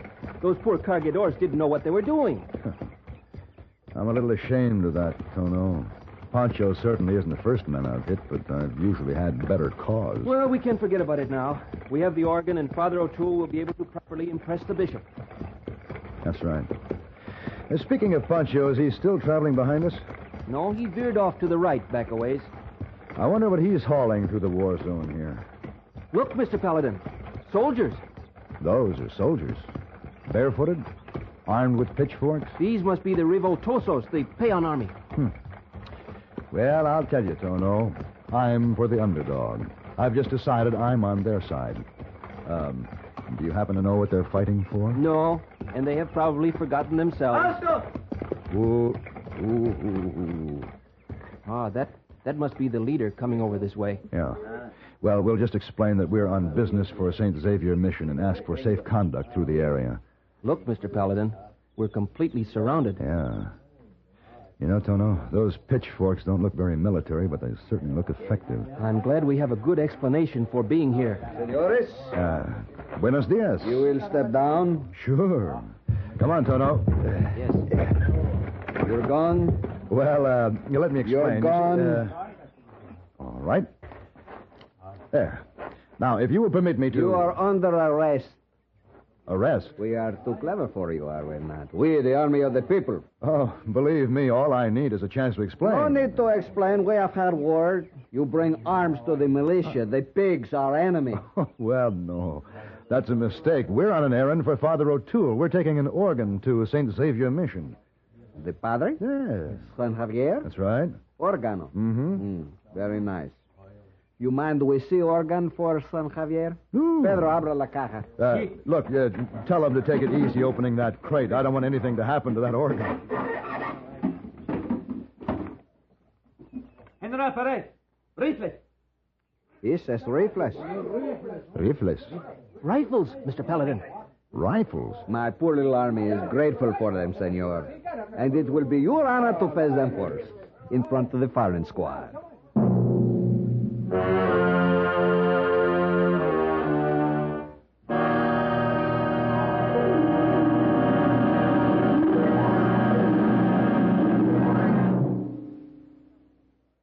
And now, here are Edgar Bergen and Charlie McCarthy. Charlie, where have you been? Well, it's a long story, Bergen. Remember, you said you wanted the car lubricated. I said I wanted a Guardian maintenance lubrication. Like all Chevrolets, Pontiacs, Oldsmobiles, Buicks, Cadillacs, and Chevy and GMC trucks, our car deserves the best of service. And that means Guardian maintenance at our dealer service department. Yes, well, I drove our car to our dealers without an accident. Oh? Most of the way. Charlie, where's the car now? It's on Main Street between 4th and 5th. Is it closer to 4th or 5th? It's all the way from 4th to 5th. All right, young man, you're going to get it now. I'm only kidding, Bergen. It's just a scratch fender. Our dealers' GM trained mechanics have already got it looking like new again. It's part of their quality appearance service. Shall I still meet you in the woodshed? You drove the car without permission. It's the woodshed. And I'll see you there as soon as I phone the dealer. Well, take your time. If you're not there in 10 minutes, I'll start without you.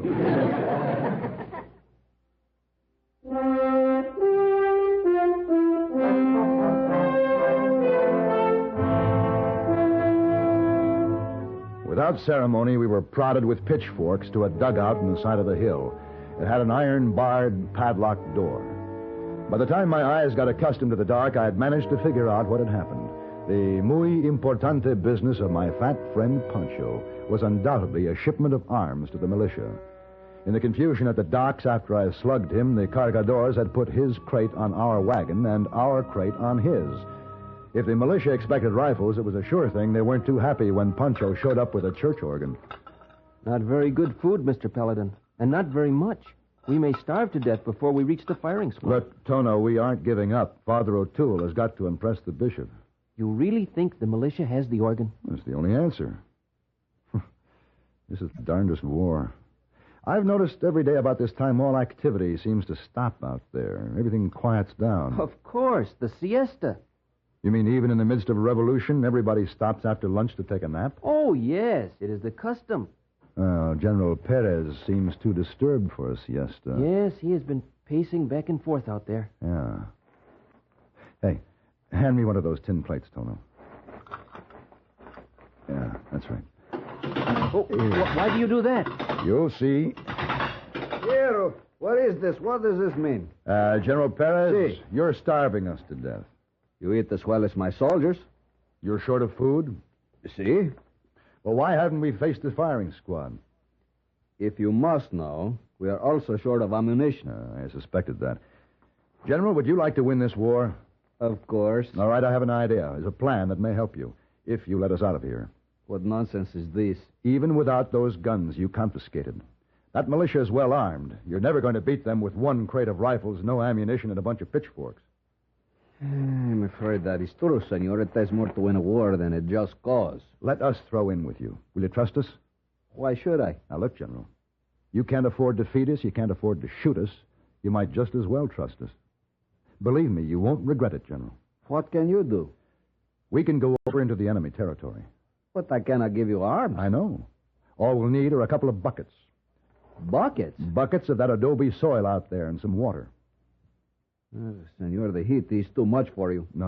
I'm not loco, General. Just give us 2 hours over there. Then bring your men and attack. My poor little army against all those guns, it will mean complete defeat. I think you'll find it will mean complete surrender of the militia. Please trust me. All right, senor. I have nothing to lose. You can try.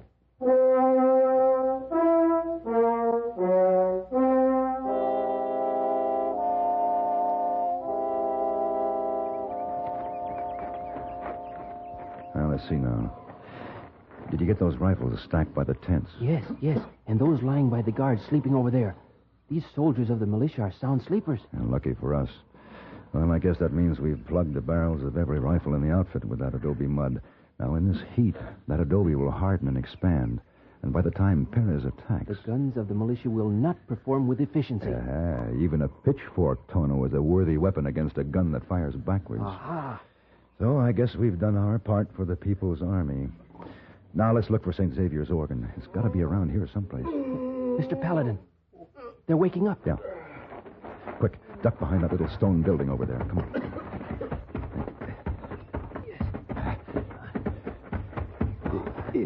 Here. You know, maybe we better sit out the battle right here. We'll have to look for the organ after the attack. I hope we can find it. But, Mr. Paladin, I've been thinking. What? Do you know how to play an organ? No. I don't either. Brother Manuel doesn't. Brother Luis doesn't. Well, what are you getting at? Mr. Paladin, I can't think of anyone in the parish who knows how to play an organ. Well, surely Father O'Toole thought of that. Hey, Tono, listen. It's inside this building. Yeah, there's a window down there. Come on. Careful. Look, it's Pancho. Hey, Pancho. Oh, buenos dias, senor. What's the idea? Senor Pancho is the victim of unfortunate circumstance. Tomorrow's the day Pancho's to die. They shoot Pancho. Sort of the way I had it figured. But what's the organ doing in the cell with you? Well, I made one last request that before I die, I be permitted to play this lovely organo, for which by a strange, unfortunate circumstance, I give my life. The request granted with understanding that I don't play until after siesta. Mr. Paladin, here comes General Perez. Right on time, eh, Tono? Pancho, you play the organ very well. Well, see, for many years I play organo for the Mass at the Cathedral of Our Lady of Guadalupe. You did. Pancho, I think maybe we could use you. How would you like to take a little trip? No trip, senor. It is tomorrow I die. Maybe not, Pancho. The revoltosos are coming on strong, Mr. Paladin. Pancho, listen. I figure to be on the winning team in this revolution. Maybe I can help you. Mr. Paladin, the militia is mowing itself down. Yes, Tono, I see. It's working just the way I hoped it would. They're being knocked down by their own guns. Senor, the People's Army is winning. Now Pancho will go free, no? Only if you will transact big business with me. Business importante. Oh, muy importante, Pancho. You help us take the organ to Father O'Toole and play it for the bishop. How about it? See, Pancho will do that. See, viva la revolución. Oh, you said it, Pancho. Viva la revolución. Viva la revolución.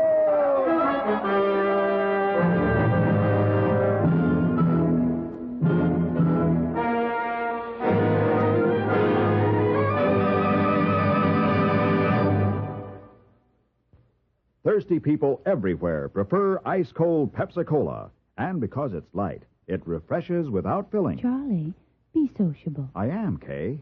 Pepsi is a favorite of thirsty people from Maine to Hawaii, from Alaska to Florida. Charlie. It's perfect for parties or picnics, so serve Pepsi to your guests. That's helpful, but... This is the sociable part. Keep plenty of Pepsi ice-cold and ready. Remember, it goes fast because everybody likes Pepsi. Singing still sounds more inviting. May I? Be sociable, look smart, keep up to date with Pepsi. Drink light, refreshing Pepsi. Stay young and fair and debonair. Be sociable, have a Pepsi. But singing doesn't say, pick up an extra carton of Pepsi today. Better yet, get a case. You do that.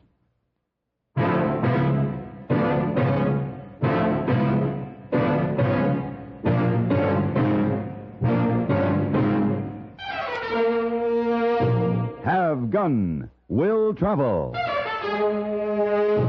Created by Herb Meadow and Sam Rolfe, is produced and directed in Hollywood by Frank Paris and stars John Daner as Paladin, with Ben Wright as Hayboy and Virginia Gregg as Miss Wong. Tonight's story is being presented in two parts and was specially written for Have Gun, Will Travel by Ann Dowd. Featured in the cast were Don Diamond, Harry Bartell, Jack Edwards, and Bill Idelson.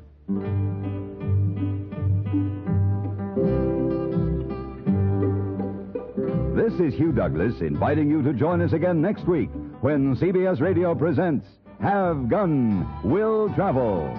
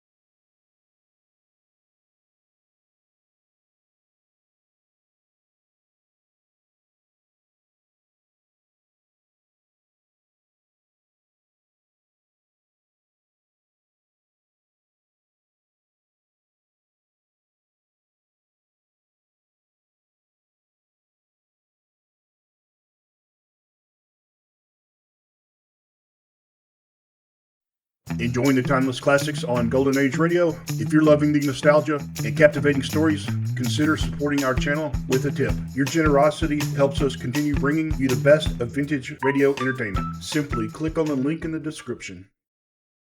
Kellogg's, the greatest name in cereals, presents Wild Bill Hickok!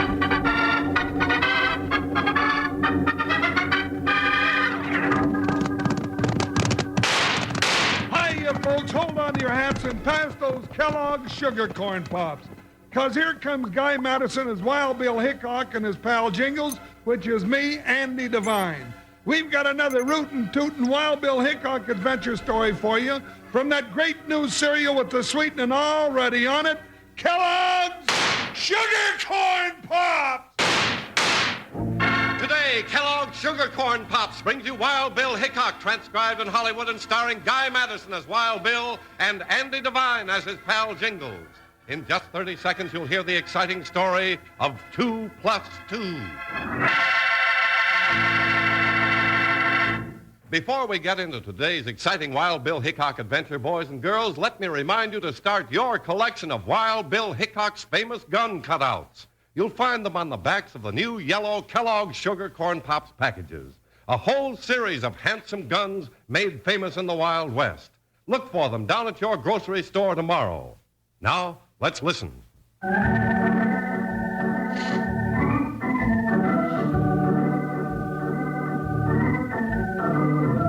United States Marshal Wild Bill Hickok and his deputy Jingles fought their way westward across the plains of Kansas to the cattle belt that ran from Texas up to Wyoming.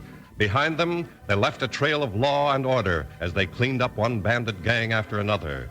But one adventure almost wound up in disaster when Jingles got completely baffled by a little problem of 2 plus 2.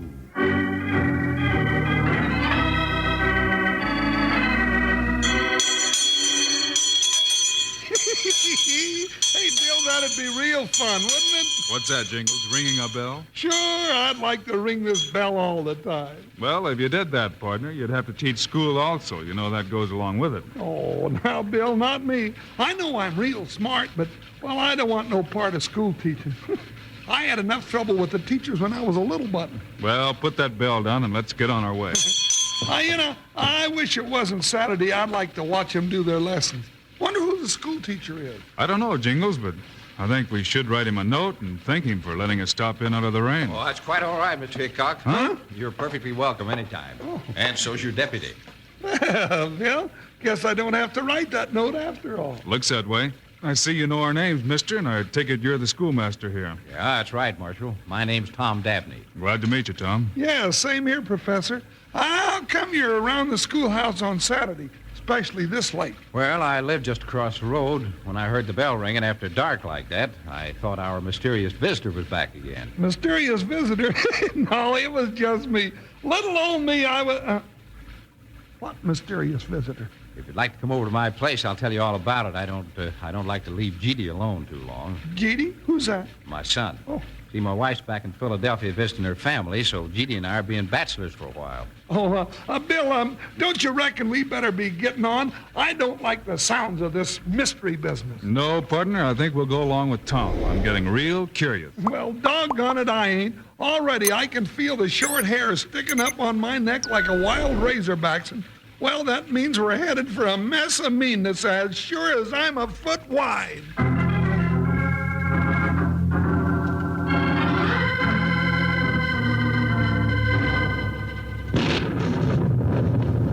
Take off your coats and make yourselves at home, gentlemen. Jeedy, we got company. I think you'd like to meet. Who is it, Dad? Hey, I know who that is. That's Wild Bill Hickok. You're Jingles. There, Bill. I finally found somebody who knows who I am, too. Dad, the Indians came again while you were gone, and the chief was with them this time. Indian? What's this all about, Tom? Well, that's part of the story I was going to tell you, Mr. Hickok.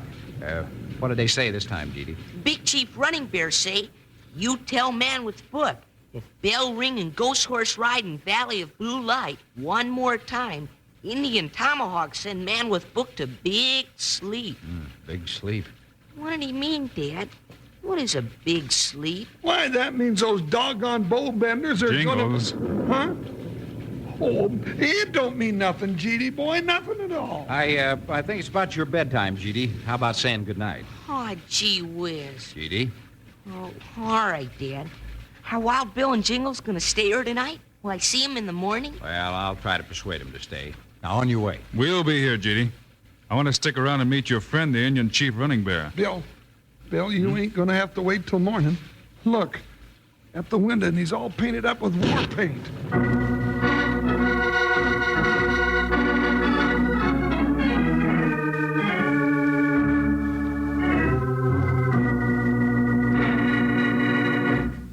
Oh, up there, Wranglers. Here's high-riding news. Kellogg's Sugar Corn Pops have got a real, genuine Wild Bill Hickok Marshal's badge for you. You've never seen the likes, I tell you. A real molded silver-shining Marshal's badge, same as Wild Bill himself uses. It's a big six-pointed star, heavy as a nugget. Around the edge, engraved real deep and fancied up with black enamel, there she reads Marshal Wild Bill Hickok. And right smack dab in the middle, there's a picture of Wild Bill and Jingles. Now, if you want to ride secret, we got that fixed, too. You get a simulated brown leather badge carrying case, so you can keep your badge in your pocket along with a special Marshal's identification and membership card with Wild Bill's signature. On the cover of the case, there's Wild Bill Hickok's official insignia. No doubt about it, Wranglers. You'll be the envy of the whole corral with your Wild Bill Hickok Marshal's badge. Sure, it's easy to get. Send the top from a package of those good-eating Kellogg's Sugar Corn Pops and 25 cents to Kellogg's, Box 306, Battle Creek, Michigan. Got that?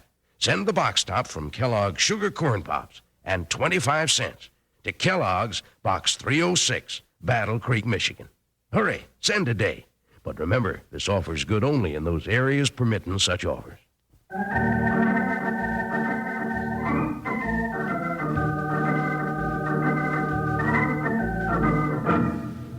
A minute after GD, Tom Dabney's son, had told Wild Bill Hickok about the threat of Chief Running Bear, Jingles spied the chief's face outside the window, a weird spectacle in its garish war paint. Don't move, Jingles.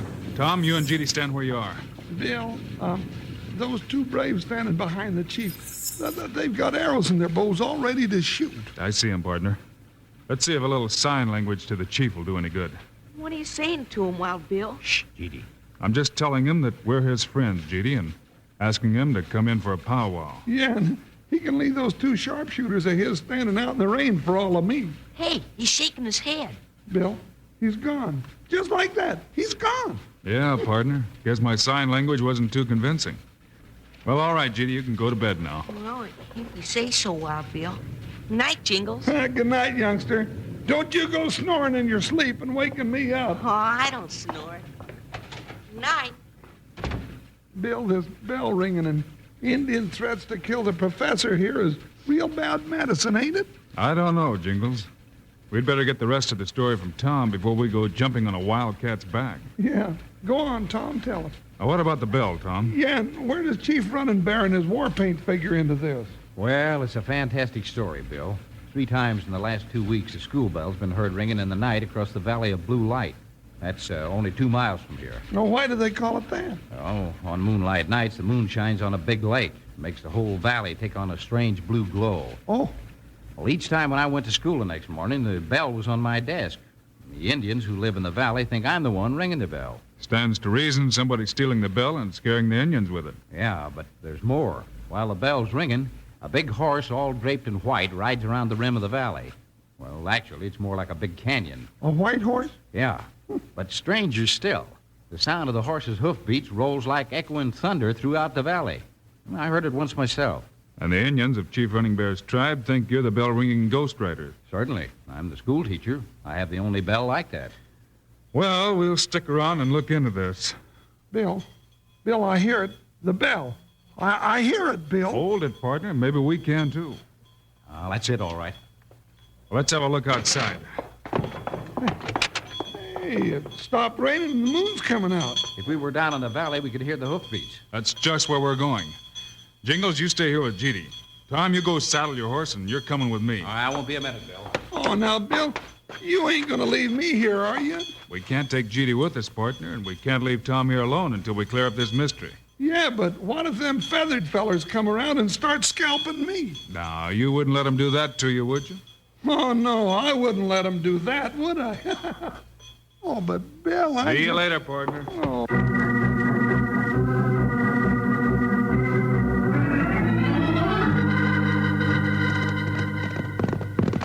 Right up through this draw, Bill. We'll be on the floor of the valley. Is this the way you came the night you heard the hoofbeats? Yeah, just about here. Ooh, Buckshot, stand there, boy. Hey, there's a bell again. Yeah, I can't understand what makes it sound so big. Just a handbell. You saw it. Yeah. There, Bill, there. There go the hoofbeats. Did you ever hear anything like that? No, I didn't. And there's a white horse, Bill, starting its ride around the rim of the canyon. Now, there's a sight to run chills up your spine. No wonder the Indians are getting that dander up. But what's his object, Bill? That's just what I mean to find out. Come on, let's ride that polecat down. Hi, Buckshot. Hi. Yeah, hi.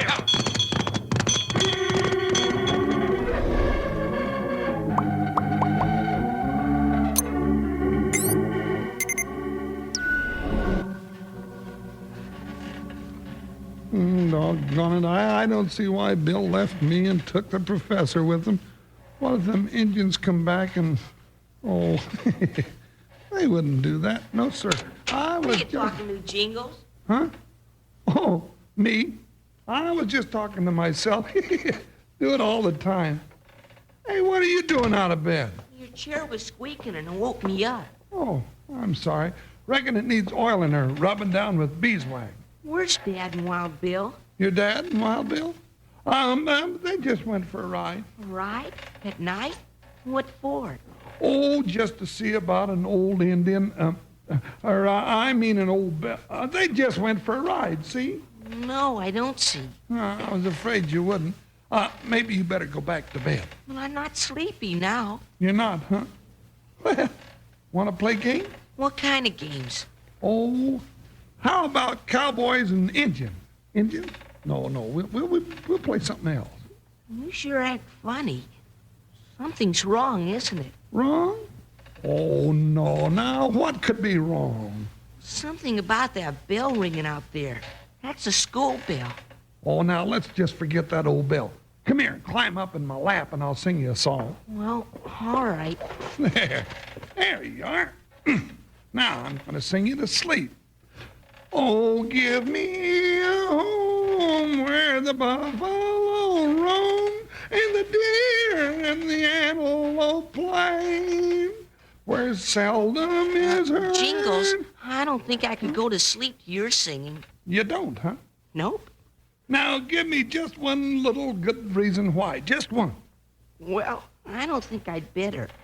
Dad always tells me if I can't say something nice, I better not say anything. He does, huh? Yep. And you can't think of anything nice to say about my singing, huh? Nope.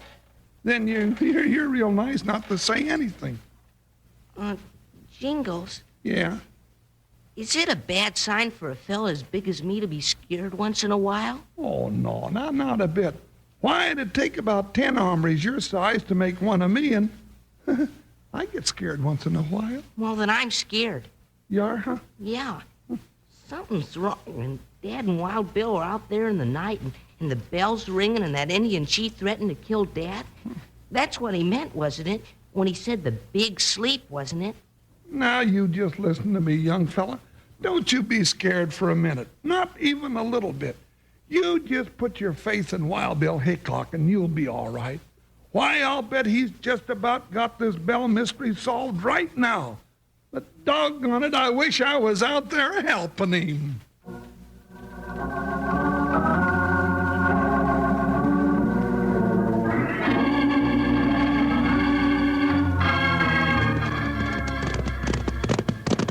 We're gaining on that Ghost Rider, Bill. Yeah.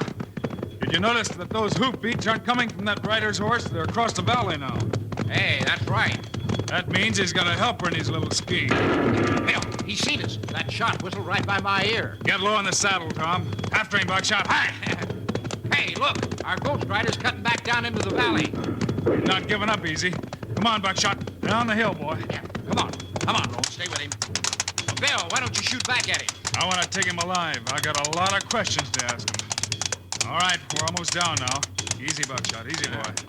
Hey, he's got a good mount. And he had a good head start. We're pulling him in. Stay with it, Buckshot, boy. Stretch out. Bill, look! Indians. The whole tribe's after us, and we're caught in the middle of the valley. Stay low on that saddle and ride. We can't stop now. Ride for it, Tom. Hi, Buckshot. Catch that Ghost Rider, boy. It's our only chance. Go, boy. Hi, hi.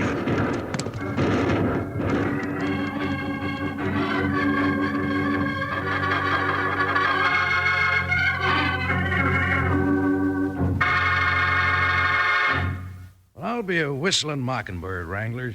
Just why do you suppose these new Kellogg sugar corn pops in the big yellow box always taste so fresh and good? Huh? Well, you know why, don't you? The answer to that one's right inside every box of Kellogg sugar corn pops. It's that shiny, bright bag your sugar pops come sealed in. Partners, that bag is pure aluminum. Keeps your Kellogg sugar corn pops fresh up to 10 times longer. So they're always crisp and crunchy and fresh as an evening breeze. Yes, sirree, by jingo, you can always depend on Kellogg sugar corn pops to be downright delicious. Out of the box like candy or out of the bowl. Now, your whole family's going to be diving into these new Kellogg sugar corn pops. So get your mom to load up big at the store. And then you can have all the sugar pops you want. Yippee! Sugar pops. They're sugar-coated, taste so sweet. Just pour on some milk. Boy, they're neat. Kellogg sugar corn pops. Sugar pops are tops. Now sugar pops, you know, are sweet. But cowboys know there's an extra treat. Right out of the box, take a handful out. Pop them into your mouth as you run about. Kellogg sugar corn pops. Sugar pops are tops.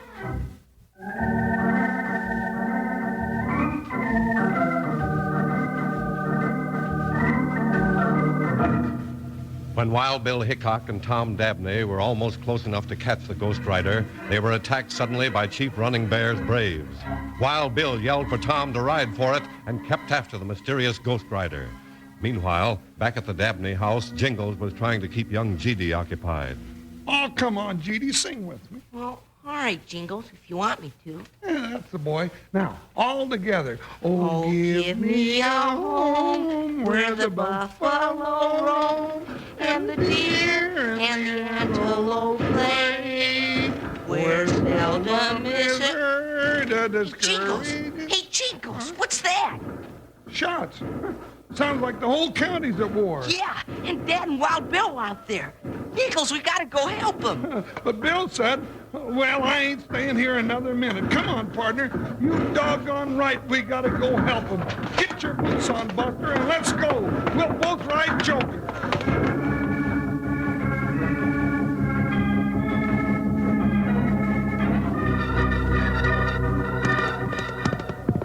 We're coming to the rim, Jingles. Then we can look down and see what's going on. Yeah, I sure hope Bill ain't gone and gotten himself into something I can't get him out of this time. Hey, stop here, Jingles. Whoa, Joker. Whoa, yeah, whoa, whoa, Joker. Woo-wee. Almost rode right off the edge of the rim. Hey, Jingles, look. Down there, on this side of the lake. Yeah, riders strung out for a mile. First a white horse and then 2 riders. Hey, that's Bill and your paw. And they're being chased by the Indians. Jingles, what can we do? Well, that white horse is heading up the hill this way, and it looks like Bill is after him. Maybe I can head him off. Well, then come on, let's ride. Oh, no, you don't. I'm not letting you get into that fracas. You're staying right here out of harm. Oh, but gee whiz. You got plenty of sand, G.D. boy, but this is man's work. Stay put now. I will. Good luck, Jingles. Yeah, I'm gonna need it. Jump, Joker. We gotta get Bill out of this one right now. Ha ha ha!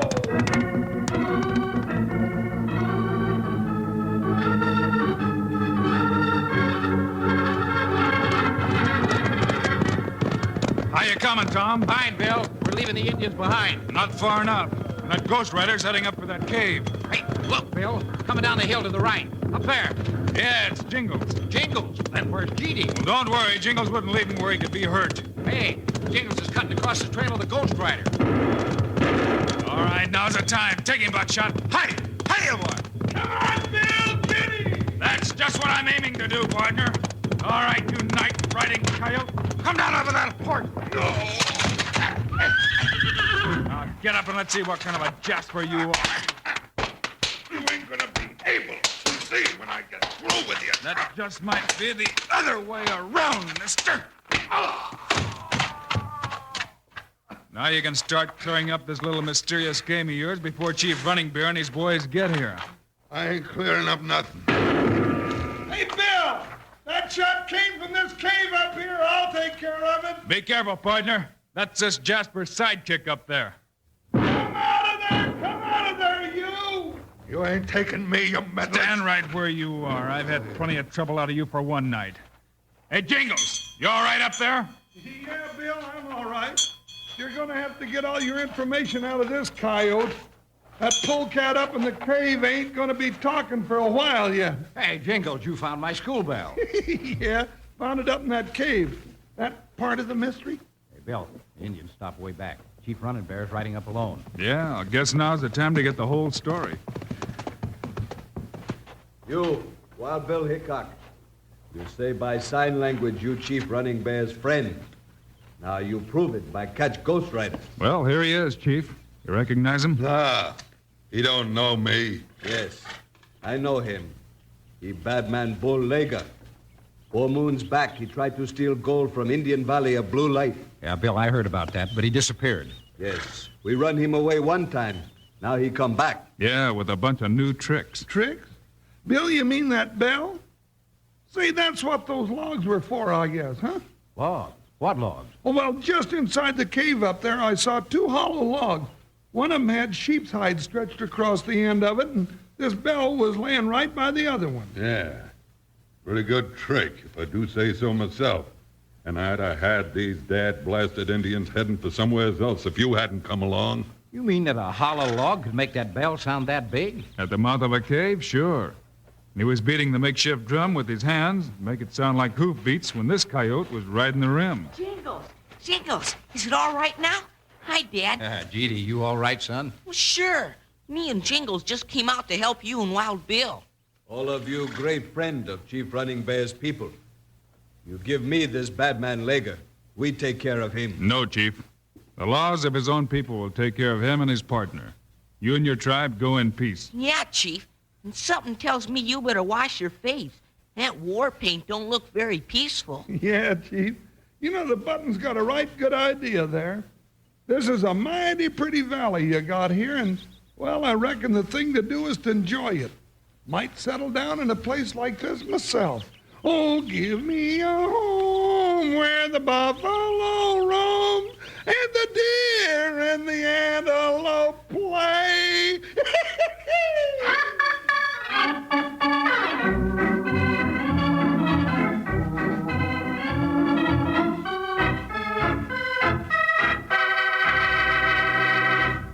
And now, here are the stars of Wild Bill Hickok, Guy Madison and Andy Devine. Say, Andy, I understand our story for Friday has to do with a champion. It sure does, Guy. A champion frog. So don't miss it, kids. Hear how a frog gets Wild Bill into plenty of trouble in The Champion of Faro Flats. Meanwhile, Andy and I hope you'll remember to get Kellogg's Sugar Corn Pops. Right. It's a great new cereal with the sweetening already on it. You bet it is. Andy and I think Sugar Corn Pops are great. So long. See you Friday.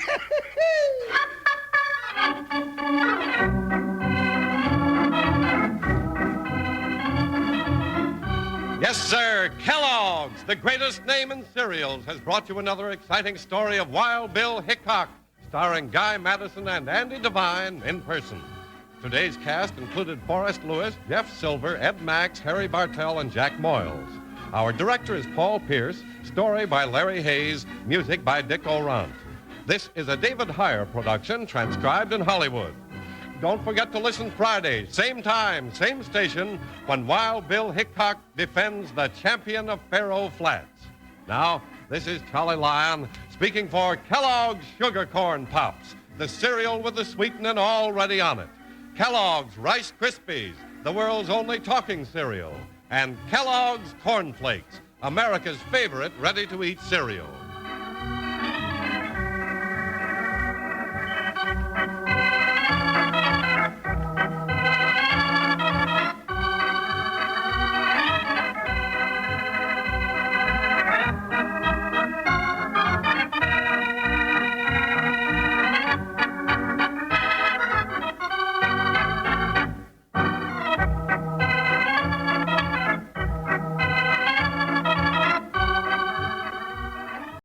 Lost in Brazil invites you on an unforgettable journey where every moment is an adventure waiting to be discovered. Join us as we uncover the soul of Brazil, one incredible experience at a time. Click on the link in the description and embark on the ultimate Brazilian odyssey. The National Broadcasting Company presents Joel McCrea in Tales of the Texas Rangers. Tonight, transcribed from Hollywood, another authentic reenactment of a case from the files of the Texas Rangers.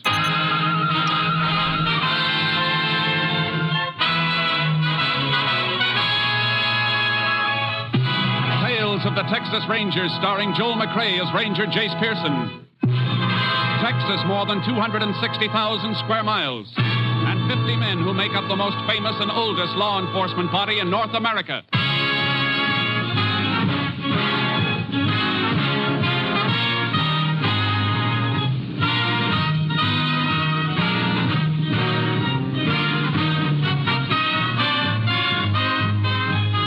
Now, from the files of the Texas Rangers come these stories based on fact. Only names, dates, and places are fictitious for obvious reasons. The events themselves are a matter of record.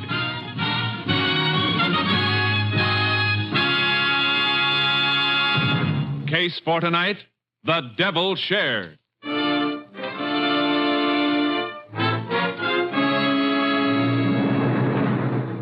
It is 6:45 p.m., October 26, 1939. Frank Whalen, a dirt farmer, is sitting down to his simple evening meal when the door to the kitchen opens and his brother, Jeff Whalen, comes in. Well, howdy, Jeff. Thought you was going to spend a couple of weeks up at Big D. So I changed my mind and come back. Any law against that? Didn't say there was. Yeah, just fixing to eat. I'll get your plate. Stop playing big brother. I want to eat. I can rustle my own grub. You can call it fatback and beans grub. What's the matter with you anyhow, Jeff? Nothing. Just leave me alone. You've been acting like this for quite a spell. Thought taking a trip would do you some good. Jeff, why'd you come back? I met Luther Riggs up in Big D. He told me you and Ma Jan was fixing to get married. Oh. So that's it. Why didn't you tell me? Because of the way you've been acting. I was going to tell you when you come back. You should have had a talk with me, Frank. Ma Jan used to be my girl, remember? Used to be, ain't now, Jeff. Maybe you should ask me a few things about Ma Jan.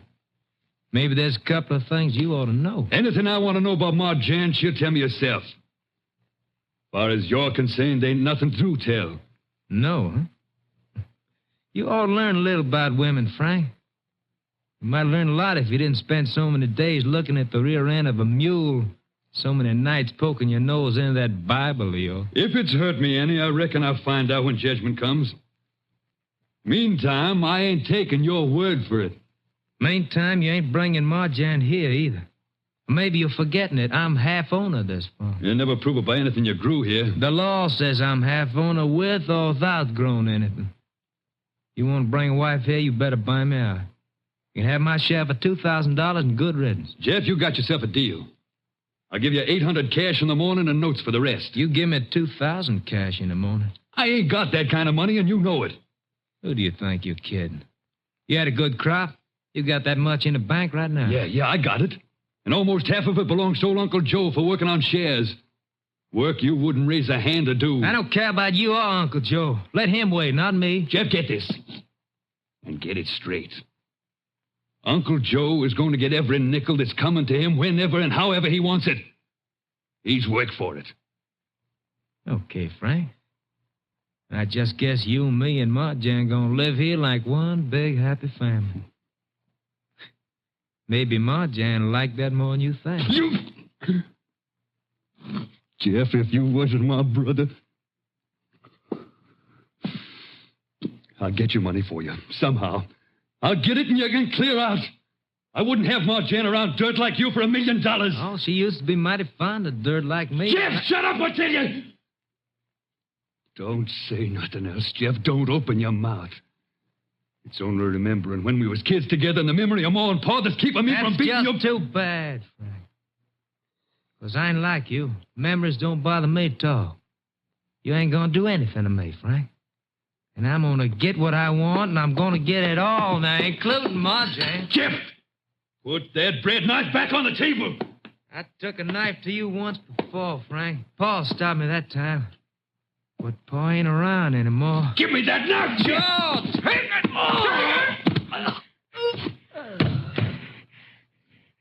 I bet you sure wish Pa was here this time.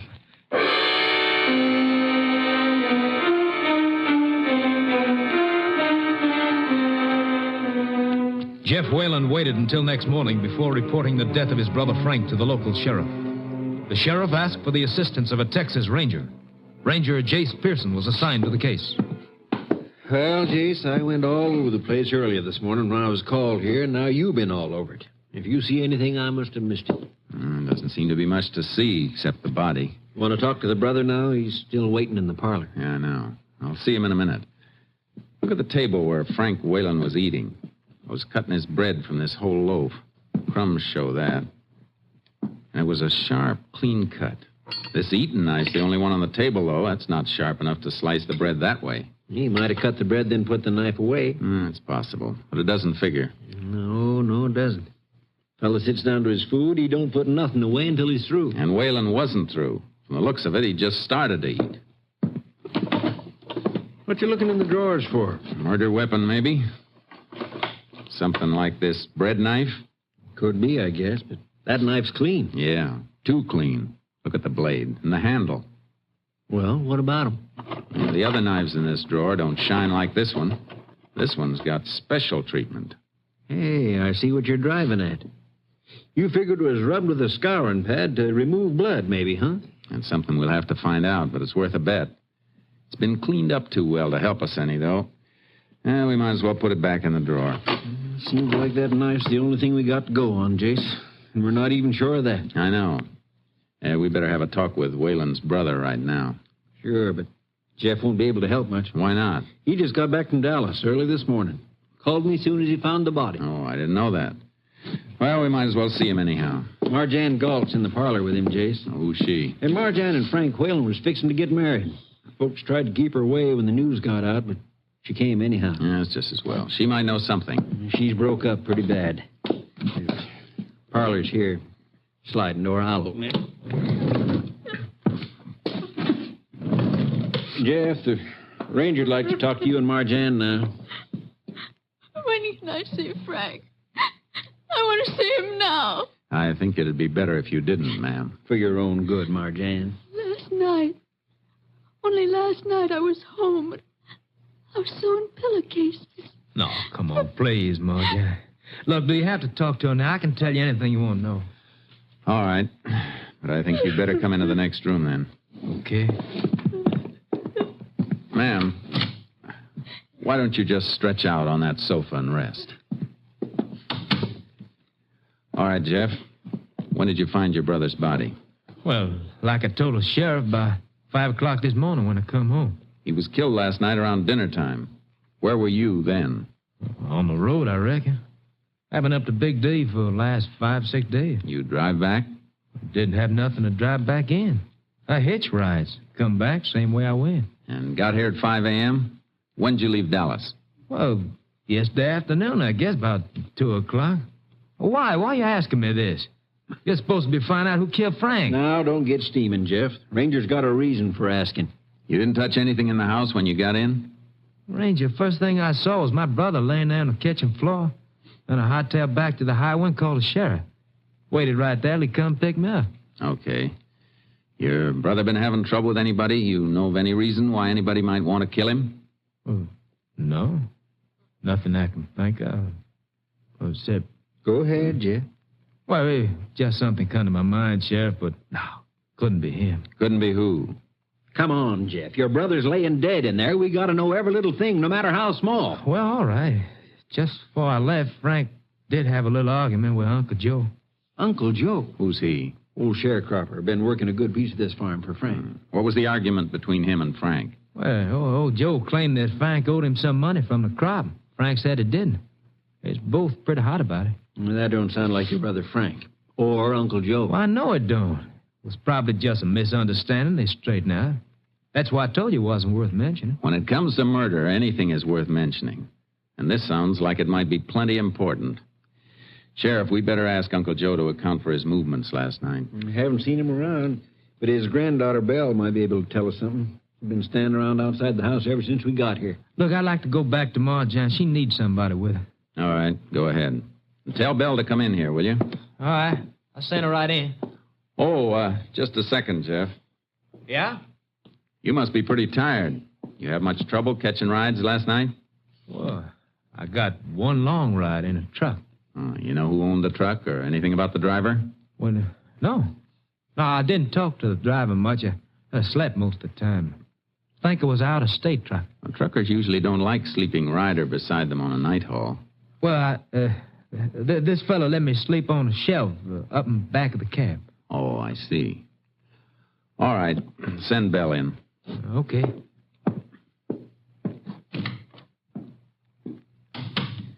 You've been asking him a lot of funny questions. Yeah, and he's been giving me a lot of funny answers. What do you mean, Jace? That stuff about sleeping on the shelf in a truck cab. He never slept in that suit he's wearing. It's too well pressed. So he changed clothes when he got home this morning. He said he ran to call you the minute he saw his brother. You want to see me, Mr. Ranger? Yes, Belle. Come in. Belle, you and your grandfather, Uncle Joe, you live on this farm? Yes, sir. That little house down there near the meadow. You can see it. Just the two of you? Yes, sir. Where was your grandfather last night? He was home, sir. He don't never go no place. Was he home all night? Where was he at dinner time? Home, sir, honest. Only time he left was for a few minutes to He didn't leave the house at all. Not at no time. He didn't leave the house at all. Belle, you're lying. No, Sheriff, no, I'm not. Look, Belle, you started to say something, then you backed away from sir, it. I didn't. Belle, if you want to help us and your grandfather, you better talk up. I told you everything, honest, I did. With all this going on, why Grandpa around? Why'd he run off? He didn't run off. He went to the church to pray for Mr. Frank. He loved Mr. Frank. He would never hurt him. Mr. Frank was good to us. Where's their church, Sheriff? Left fork of the road, this side of town, but he probably ran off someplace. We'll find out about that later if he isn't at the church. Let's go.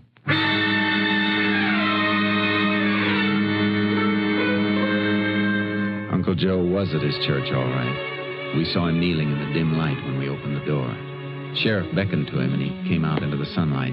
Tears were streaming down his face. I was just saying the prayers for Mr. Frank, Sheriff. I didn't know you'd be needing me for anything, sir. Where were you at dinner time last night, Uncle Joe? Why are you asking me that, Mr. Sheriff? Just answer the question, Uncle Joe. You can't be figuring that I killed Mr. Frank, is you? We just want to know where you were.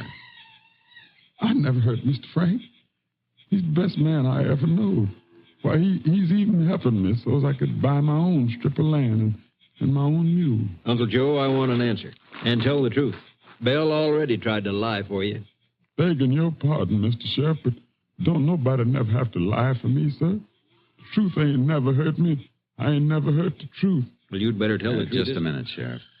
Uncle Joe, did you leave your house at supper time yesterday? Yes, sir, Mr. Ranger.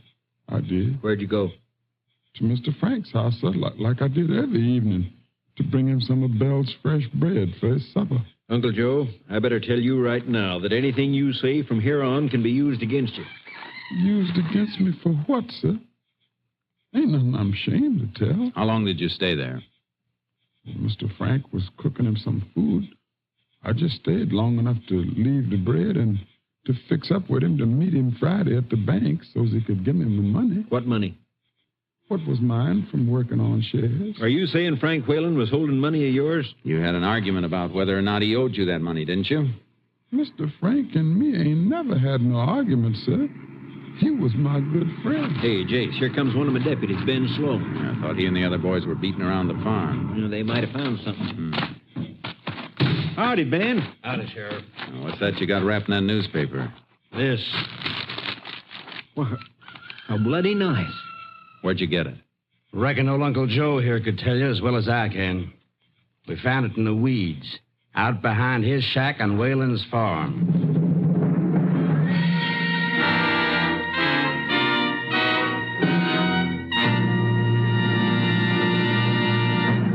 are listening to Tales of the Texas Rangers, starring Joel McCrea as Ranger Jace Pearson. We continue now with tonight's case, The Devil's Share, an authentic story from the files of the Texas Rangers.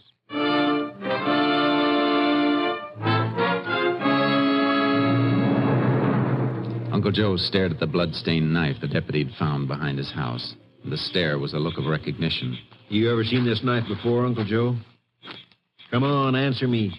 You know we've seen it before, Sheriff. Can tell just by looking at him. How about it, Uncle Joe? Yes, sir, Mr. Ranger. It's mine. It's just an old whittling knife. But I never used that or nothing else on Mr. Frank. Uncle Joe, you're under arrest for the murder of Frank Whalen. Mr. Sheriff, I'm telling you here, outside of God's own house, I never done it. Think maybe you better deputize a few more men, Sheriff. We might need 'em. Why? What for? People around here thought mighty high of Frank Whalen, Jace. They aren't going to cotton to the idea of him being killed by somebody he took in and helped. And you can't blame him for that. I can blame anybody for anything that doesn't follow the law. You're not going to have any problem with Uncle Joe, Sheriff. I'm going to take him off your hands. Now, hold on, Jace.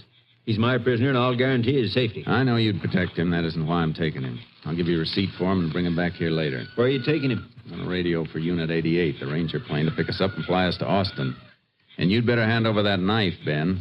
That goes with me.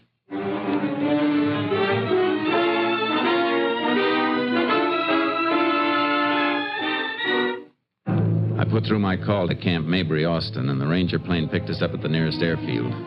Uncle Joe tightened up as we took off, and his lips moved like he was praying. After that, he relaxed. Where you taking me to, sir? Ranger camp and lab at Austin, Uncle Joe. You know what a lie detector is? No, sir. Well, it's a kind of a machine. It's called a polygraph. It can tell whether a man is lying or telling the truth. Now, whether or not you take the test is up to you. We can't force you. But I'm colored, folks, sir. Would it work right on me? Yeah. It'll work all right, Uncle Joe. If you say it's all right, Mr. Ranger, then I'll do it. I trust you, sir. You's good folks. Like Mr. Frank was.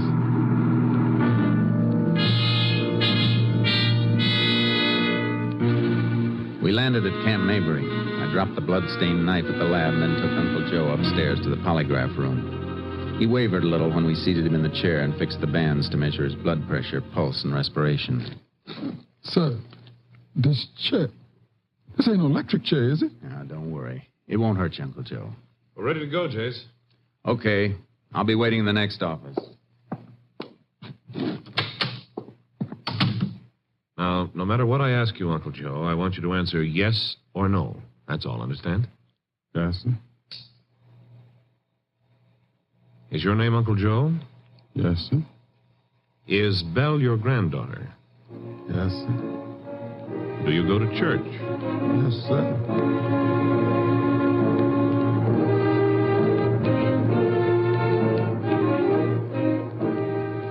I waited in the next office, knowing what was happening. The technician would go through the list of questions, the simple, harmless questions that would register truthful reaction on the graph. And then he'd start to hit the questions that mattered. The questions about Frank Whalen. Yes, sir.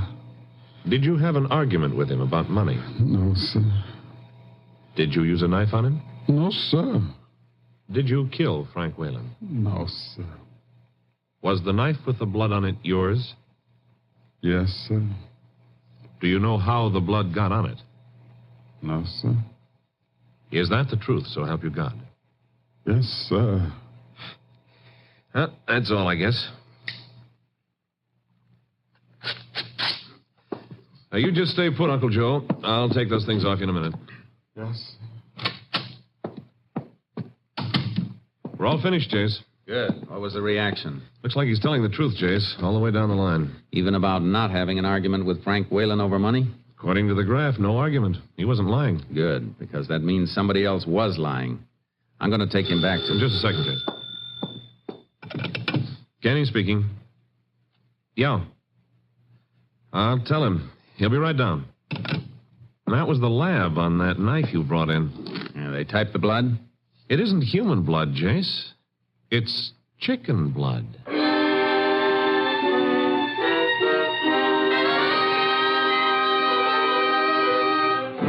Unit 88 flew us back to the airfield where I'd left my car and horse trailer. The sheriff had been notified that we were returning, and he met us at the jail with a couple of deputies.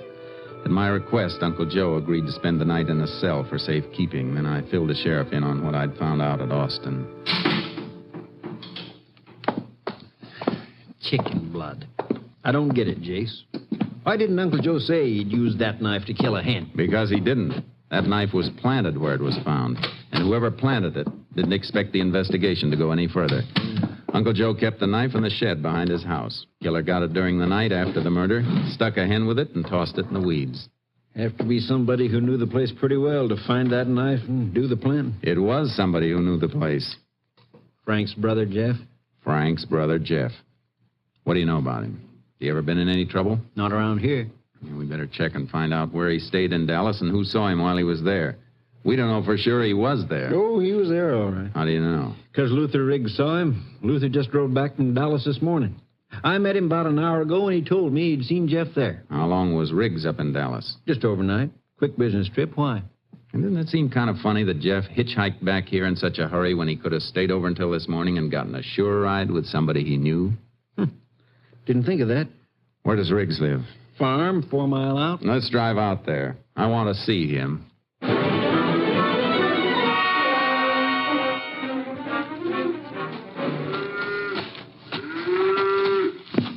howdy, Sheriff. Come out to give me a hand with my milking? No, thanks. Let go of that cow for a minute, Luther. I want you to meet Ranger Pearson. Sure thing. Howdy. Howdy. The sheriff tells me you met Jeff Whalen up in Dallas yesterday. Yeah, that's right. When? I reckon it was just about 9 o'clock a.m. I'd been driving most of the night to get there. Stopped for a red light, and there was Jeff just fixing to cross the street. You talked to him at all? Sure. Told him to hop in, and I'd take him wherever he was going. He said he was just drifting around, so we went and had some breakfast together. Did he tell you he was heading back for home? Not right off, he didn't. Sounded first like he was planning to spend quite a while in Big D. Didn't say nothing about coming home until after I told him that Marjan's folks had told me that Marjan and Frank was getting ready to set the date. You mean he didn't know his brother was going to get married? Didn't seem to. Matter of fact, now that you mention it, he looked right upset when I brought it up. Maybe it was because of Frank not telling him. Or maybe it was because... Maybe it was what? Go ahead. I think I can answer that one, Jace. Marjan and Jeff used to walk out together about a year ago. Then Marjan sort of broke off with him. Took up with Frank later. That's right, Ranger. But Jeff never looked like it bothered him none. The way a man looks doesn't have anything to do with what goes on inside of him. Thanks for your help, Riggs. Come on, Sheriff. You're welcome. Yeah, looks like we dug up a motive, Jace. Yeah, but we need evidence to go with it. Jeff left Dallas a lot earlier than he told us he did. Not much chance of digging up anybody who gave him a lift, I guess. I'd say no chance at all. There's something else we can look for, though. What's that? Remember my saying that his clothes didn't look like he'd slept in them or driven a long way in them? Yeah, I do. The only reason he'd have changed clothes would be because the things he'd been wearing might have gotten blood on them. Well, I'm not saying you're wrong, Jace, but we combed that house. There wasn't nothing there. No. But they'll be on the farm someplace. What makes you think so?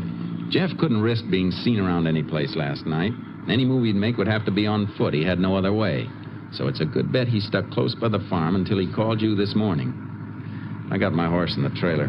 We'll pick up one for you and take another look around.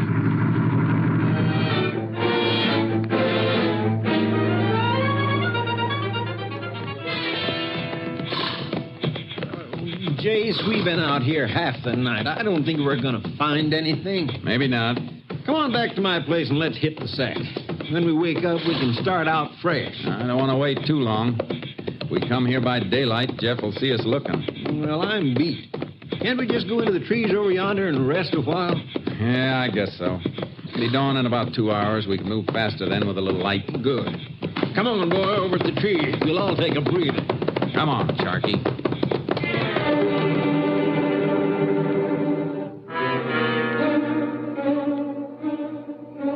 We moved into the trees, dismounted, and hobbled the horses. The sheriff dozed off quickly, and then I began to nod. But an hour later, I came out of it. There was a bright glow across the fields, beyond some corn stalks, and it wasn't the morning sun. I put my hand over the sheriff's mouth and shook him. Shh. Hey, Look over there. Looks like a fire. Yeah, just beyond the corn. Come on, quick and quiet. What do you think it is? Jeff Whalen, burning those clothes we've been looking for. We ran for the cornfield, and when we got into it, the light rustle of the morning wind in the stalks covered our approach. Came to the edge of the field and saw him, Jeff Whalen, dumping kerosene on a pile of smoldering cloth. Look, Jace. Those boards in that hole. Yeah, old well covered over. He dumped the clothes in there last night. Now he's come back to burn them. Must have been some water in the well. They're smoldering. They won't burn right. He will if he keeps pouring kerosene on them long enough. Let's get him. All right, Jeff. What? That's enough. Drop that can. Drop it, I said. Well, sure. Sure, I'll drop it. Watch it, Chase! He threw the can onto the fire, and a sheet of flame leaped up between us like a blinding flare. I dove across it, trying to clear my eyes. Look out, Case. He's got a knife. I was on him before I saw him. The blade flashed. I dug for my gun, but I couldn't bring it up in time. The knife slashed into my shoulder and went to the ground. He landed on top of me, but as he raised his hand to strike, I got my gun free with my left hand and slapped the barrel against the side of his head. You all right, Case? Yeah. I guess my shirt will need a little stitching. I think your shoulder will need a little stitching, too. Couldn't risk a shot. You were too close. Yeah, come on. Got to stamp that fire out before all the evidence is burned. Well, that's only kerosene on the ground burning. I kicked what we need out of the fire. Plenty left for your lab to work on. Good thinking, Sheriff. Coming too, Jace. Yeah.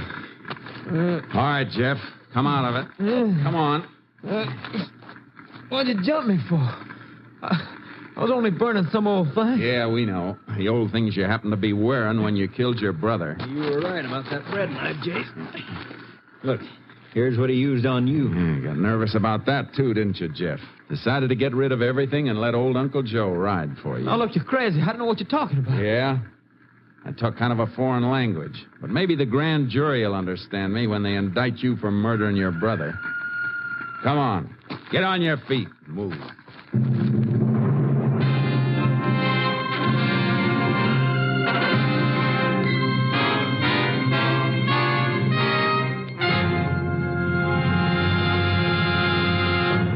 Jeff Whalen was tried and convicted for the brutal knife murder of his brother Frank. On August 2nd, 1940, at Huntsville Penitentiary, he died in the electric chair.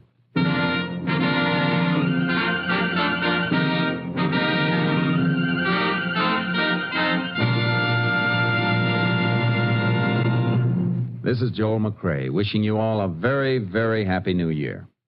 Good night, folks. See you next week. Next week, Joel McCrae in another authentic reenactment of a case from the files of the Texas Rangers.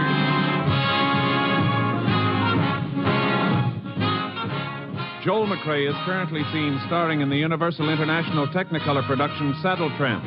Tonight's cast included Tony Barrett, Tom McKee, Parley Bear, Peggy Weber, Roy Glenn, Wilms Herbert, and Rye Billsbury.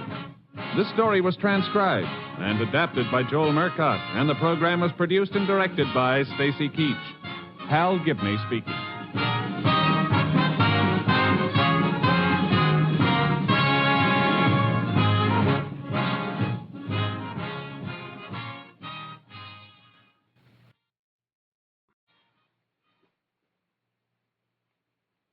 NBC wishes you a season of good cheer, a brighter new tomorrow and a happier new year. Stay tuned for the $64 question. Tomorrow, remember the Cotton Bowl game on NBC.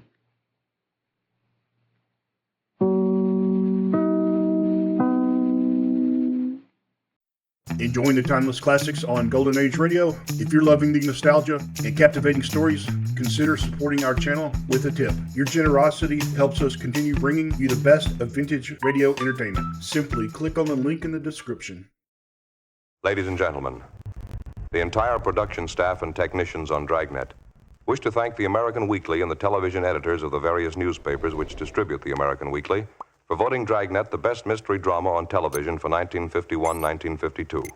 Our deepest thanks for this fine recognition.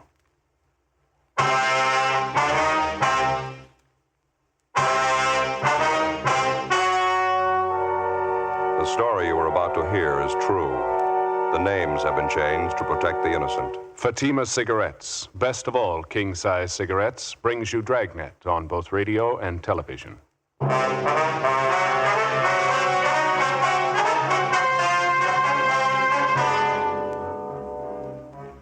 You're a detective sergeant. You're assigned a juvenile detail. An 8-month-old baby is stolen from its mother. It's the third case of child stealing reported in less than 3 weeks. There's no lead on the suspect. Your job? Get him.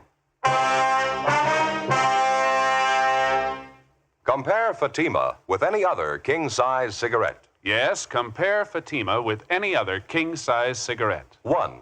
Fatima's length filters the smoke 85 millimeters for your protection. 2.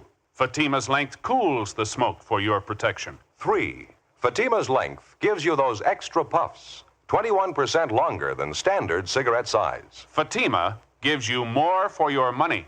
And in king-size Fatima, you get an extra mild and soothing smoke, plus the added protection of Fatima quality. Buy Fatima in the bright, sunny yellow pack. Best of all, king-size cigarettes.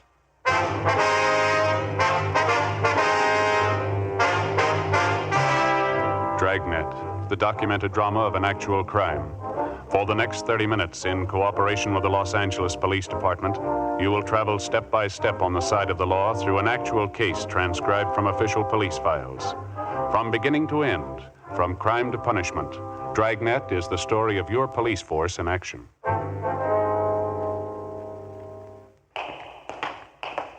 It was Wednesday, June 18th. It was warm in Los Angeles. We were working the day watch out of Juvenile Division. My partner's Frank Smith. The boss is Captain Stein. My name's Friday. It was 6:30 p.m. when we got back to 1335 Georgia Street, second floor, the squad room. Hi, been waiting for you. Hi, Captain. How's it going? Any sign of the baby? No, not yet. We're doing everything we can. We haven't got a lead to our name. Lousy thing. How's it stack up? Anything like the last 2 cases? Yeah, quite a bit. Same neighborhood, same general M.O. We checked with just about everybody in the vicinity. No one saw the baby taken. Happened about 10 o'clock this morning? 10:15. This Mrs. Donaldson drove down to the neighborhood shopping center to do her marketing. She had the baby in a bassinet in the back seat of her car. Baby boy, 8 months old. She pulled into the parking lot right behind the market, left the baby asleep in the car. She went in to do her shopping. When she came out, the baby was gone. How long was she in the market? She told us about 20 minutes. We talked to a half a dozen people who drove their cars in and out of the parking lot about that time. They couldn't help me. They didn't see anyone loitering around. How about delivery trucks? They usually unload supplies at the back door, don't they? Already checked on that. We talked to the driver of a bread truck. He was making a delivery about that time. He couldn't help us either. The mother, Mrs. Donaldson, she's the only one who came up with anything at all. It's not much, but it's better than nothing. Yeah? Well, when she parked her car and got out to go in the market, she noticed a woman sitting in the car parked next to hers. When she came back and found her baby was gone, she noticed that this woman's car was gone, too. Mrs. Donaldson described the woman for you? Yeah, she was middle-aged. She had gray hair. That's all she remembered. How about the car the woman was in? It was a green sedan. That's the only thing Mrs. Donaldson could tell us. She's not even sure of that. And there's no one else around the market that remembered the car? Well, if there is, we haven't found him. We covered the whole neighborhood, Skipper. Talked to everybody we could. Got us nowhere. Smoke, Captain? Oh, thanks. You, Joe? Yeah, thank you. I got a light. Okay. Captain? No kickback yet on the broadcast. The old points you got out on the baby? No, nothing. Up to now, it's a carbon copy of the last 2 jobs. No suspect, no motive. Mrs. Donaldson can't think of any reason at all for it. No, not a one. Her husband's a teamster. They don't have much money. She couldn't think of any friend or relative who might possibly want to take their baby. The baby normal, in good health? Yeah, perfect. It's got me. This makes it about 1 a week. Just about. Martin baby was taken on the 5th. The Andrews baby was taken on the 12th. Both of them recovered in 24 hours. Nothing wrong with either of them. Sure doesn't make sense. Must be a psycho case of some kind. I think we can go along on that. This one happened near 8th and Dinehart, that right? Yeah, same neighborhood as the other two. About a 12-square-block area there. How about that lead you had on the old man out there? Did you exhaust that? Yeah, the old gardener? We double-checked him this afternoon. He wasn't anywhere near the market when the Donaldson baby was taken. How about the other 2 people you had your eye on? Either of them anywhere near the scene at the time? Neither one of them, Skipper. Both clear. How's it stand now? Well, we're doing everything possible. Dean Bergman went over the Donaldson car for prints. The bassinet, too. There's no word from him yet. Special detail from Metro Division still going over the neighborhood. Nothing from them either. No sign of any physical evidence, huh? I mean, besides any possible prints. No, nothing, Captain. The usual number of tips from people in the neighborhood. Checked on all of them. They went nowhere. Well, we've just about run the gamut on this thing. You have anything in mind? Well, Joe and I were kicking around an idea on the way back in. Figure it might be worth a try. I mean, providing we get the Donaldson case cleared. Yeah? Joe? Well, for one thing, we figure the neighborhood out there works in our favor. All 3 of the babies were taken in the same 12-square block area. It's the strongest part of the M.O. that we got to work on. Now, if we get good enough coverage in that area out there, it might lead somewhere. What kind of coverage? Well, maybe a system of decoys, something to draw the suspect out at the right time, the right place. Makes sense. What have you got in mind? Well, Frank and I were figuring if we could round up half a dozen policewomen or so, let them work different points around the neighborhood and make it obvious that they're housewives. Yeah. Have each one of them with a baby carriage. Spot them at the shopping centers out there in that area. They leave the carriages outside the stores, go through the motions of doing their shopping, and cover each one of them. What do you do for bait? I think we can fake it, Skipper. Put a life-size doll in each of the carriages, keep it pretty well covered. Fair chance it'll get us a nibble if we work it right. About half a dozen policewomen, that's what you figure? Yeah, I figure that ought to do it. Excuse me. Yeah. Juvenile Division, Captain Stein. Yeah, that's right. How's that? I see. Mrs. Bolger. Yes, ma'am, I understand. How's that? Yes, ma'am, if you like. All right, thank you. Goodbye. Queer one. Yeah? Either one of you contacted Mrs. Marion Bolger the last month or so? No, it's not familiar to me. How about you, Frank? Don't recall the name. Why? Bolger. That was her on the phone. She wants to be investigated. Says she wants to prove to us that she's not involved in any of these child-stealing cases. How do you spell that name? Marion Bolger, B-O-L-G-E-R, Ewing Street address. No, I never heard of her. What's the pitch? Got me. She kept saying she's got to have her name cleared. She's innocent. Kept insisting she didn't steal the Donaldson baby. No, we didn't say she did. We don't even know the woman. You're going to. Check her out. We ran the name Marion Bolger through R&I, but there was no previous criminal record on her. 7:25 p.m. Frank Smith and I left the office and drove out to the Ewing Street address to interview the Bolger woman. Before we called at her home, we checked with some of the neighbors. Most of them had a favorable opinion of her. They described her as a pleasant woman, slightly eccentric. The only complaint was that the Bolger woman was very fond of children and that she kept most of the youngsters on the block well supplied with cake and candy, despite repeated objections from the youngsters' parents. Other than that, they seemed to like her. 8:05 p.m., Frank and I called on Mrs. Bolger, and she ushered us into a neatly furnished living room. She was an older woman, possibly in her early 60s, dark brown hair streaked with gray. It's the honest truth, Sergeant. Anybody who really knows me would tell you I wouldn't do a thing like that. I love children. I want all of them to be happy. I wouldn't steal anybody's Just baby. a minute, Mrs. Bolger, please. Something we'd like to get straight. I don't care how it looks. I don't care what they say. I didn't do it. I didn't steal those other 2 babies. I didn't steal the Donaldson baby either. How'd you know the Donaldson baby was missing, ma'am? It just happened this morning. The evening paper. The whole story's in there. It's the first I knew about it, so help me when I got my evening paper. Please, Sergeant, you got to believe me. All right, now, try to take it easy, ma'am. What gives you the idea that we're accusing you of taking those babies? Well, you haven't yet. Not in so many words. You're thinking about it, though. I know that. You've been told. How do you mean, told what? You know what I mean. All those stories going around about me. Just because I like children, because I enjoy them. I understand them. Just because of that, they try to make me out a witch or something, trying to say I took those poor little babies. All right, just a minute, ma'am. Who said you took the babies? Down at the store this afternoon. I heard them. That grocery clerk and that silly Mrs. Murdoch. They laughed about it. Tried to make out there's only fooling. Well, I knew better. They weren't fooling. They meant it. Accusing me of such a terrible thing. I just don't know when I've been so upset. Well, now, what grounds would they have for saying anything like that, ma'am? I mean, even if they were fooling. Only because I love children, that's all. People in the neighborhood are the same way. They don't like me. They go around saying things about me. Just because I understand their children better than they do. Just because I know how to treat children. No, I think you got it wrong, Mrs. Bolger. The only complaint your neighbors have is that you treat children too well. A little too much candy, huh? Well, nothing wrong with giving a child candy. Good homemade fudge. I make it myself. Besides, how would you know about that? We talked to your neighbors, ma'am. They had a lot of nice things to say about you. Yes, I just bet they did. Nasty, dirty stories. They've been passing them all over the neighborhood about me. No, ma'am, you've got it wrong. Just let me show you. Come in here, this way, the dining room. Yes, ma'am. Look at that. Look at that. Yes, ma'am, it's very nice. You see how I decorated the table? Paper streamers all over the room. It is supposed to be a party for the children in the neighborhood. I worked a whole week getting it ready. I made the cakes myself, decorated them too. I made everything in my own kitchen. Candy, sandwiches. Took me a whole week. And they didn't even come. They didn't come. Ma'am? The neighborhood children. It was supposed to be for them. Special summer party I wanted to give them today. They didn't even come. The parents wouldn't let them. Not one of them. It's a crime. Terrible crime. all this good food. Well, now, maybe there was a mistake, ma'am. There wasn't any mistake. I invited the children, 14 of them. Mothers wouldn't let them come. I had everything ready. Little favors for each one of them. Now, look. Ice cream's all melted. Hot cocoa boiled away to nothing. Yes, ma'am. Even the paper streamers are coming down. Such a mean thing to do. Keeping children from a party. Such a mean thing. We don't like to bother you, Mrs. Bolger. Just like to ask you a few routine questions, then we'll let you alone. Anything you want to know, Sergeant? Can you account for your time this morning, ma'am, between 9 a.m. and 11 a.m.? Yes, of course I can. I was right here in the house getting things ready for the party. My friend Aggie Benson was with me. She's a school chum of mine. She was helping me get things ready. Well, then you didn't leave the house at any time this morning, then? No, sir, I didn't. You can ask Aggie. She'll tell you. You have a car, Mrs. Bolger? Oh, my, no. I wouldn't know what to do with it if I had one. I never learned to drive. Why'd you want to know? Just routine, ma'am. Well, I guess we better be going, Frank. All right, Jim. And you don't believe those stories, do you? I mean, just because I like children, I'd steal those babies. You don't believe that, do you? No, ma'am. We haven't any reason to believe it. I knew you'd understand. I wouldn't do a thing like that. I just love children, Sergeant. Never had any of my own. Living here by myself. No husband, lonely. Terrible thing being lonely. Yes, ma'am, yes. There's only one answer for it. Children. Big family. It's an old saying. It's very true. Ma'am. When you get to be 63, you want something else to wake up to beside the morning paper.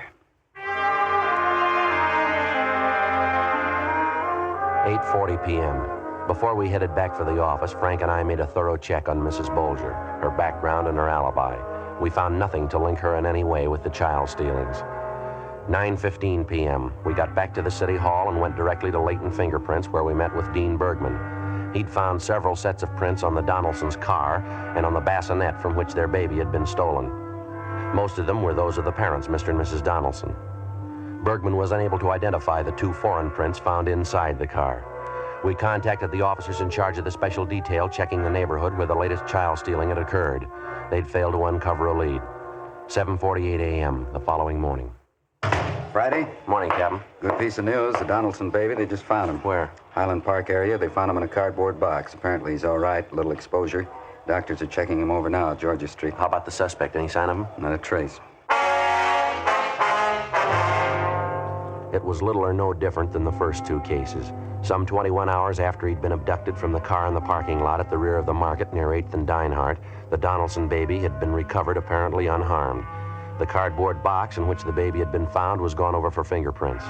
Routine investigation at the scene and in the neighborhood where the child had been found failed to turn up a lead on the abductor. Frank and I checked with Dr. George Hall, who'd examined the child. After that, we talked with Mr. and Mrs. Donaldson. The details of the case coincided almost point for point with the first 2 abductions. The baby had been taken, then recovered in a 24-hour period. Outside a slight exposure, the child was unharmed.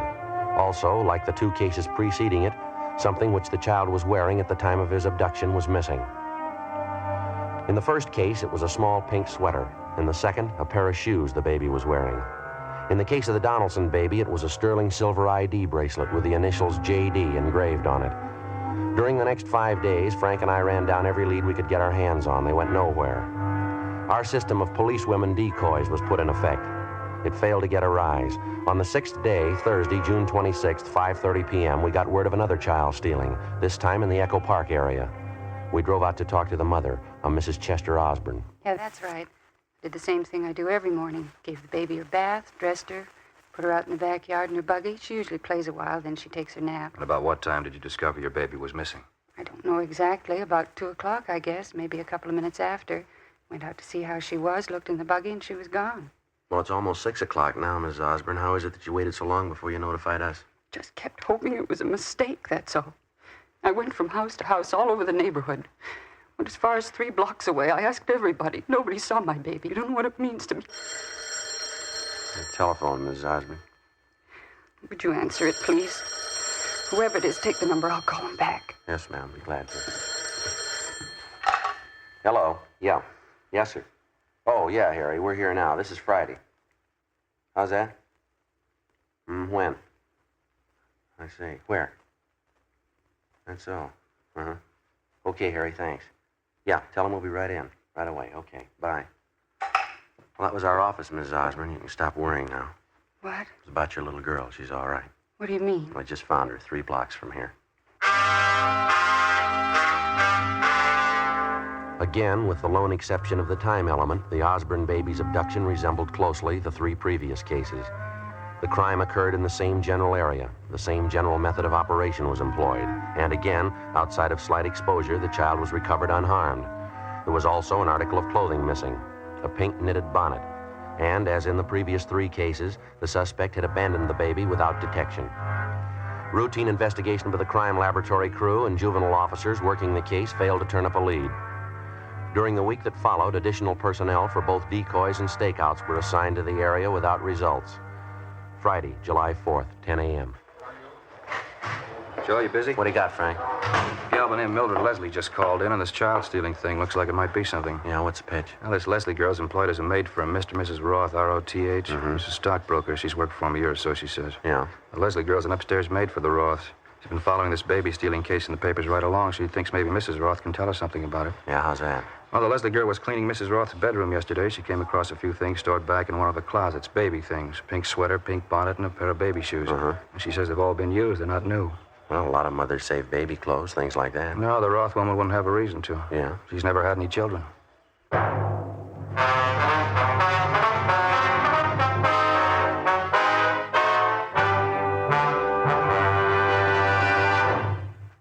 You are listening to Dragnet, authentic stories of your police force in action. The only way you can prove to yourself that Fatima is the best of all king-size cigarettes is to compare them with the brand you've been smoking. Yes, compare Fatima with any other king-size cigarette. 1. Fatima's length filters the smoke 85 millimeters for your protection. 2. Fatima's length cools the smoke for your protection. 3. Fatima's length gives you those extra puffs, 21% longer than standard cigarette size. Your money back plus postage if you're not convinced Fatima is better than your present king-size cigarette. Just return the pack and the unsmoked Fatimas by August 1st, 1952. Fatima, Box 37, New York 1. More and more of your friends are switching to king-size Fatimas every day. Compare them yourself tomorrow. Buy Fatima in the bright, sunny yellow pack and enjoy the added protection of Fatima quality.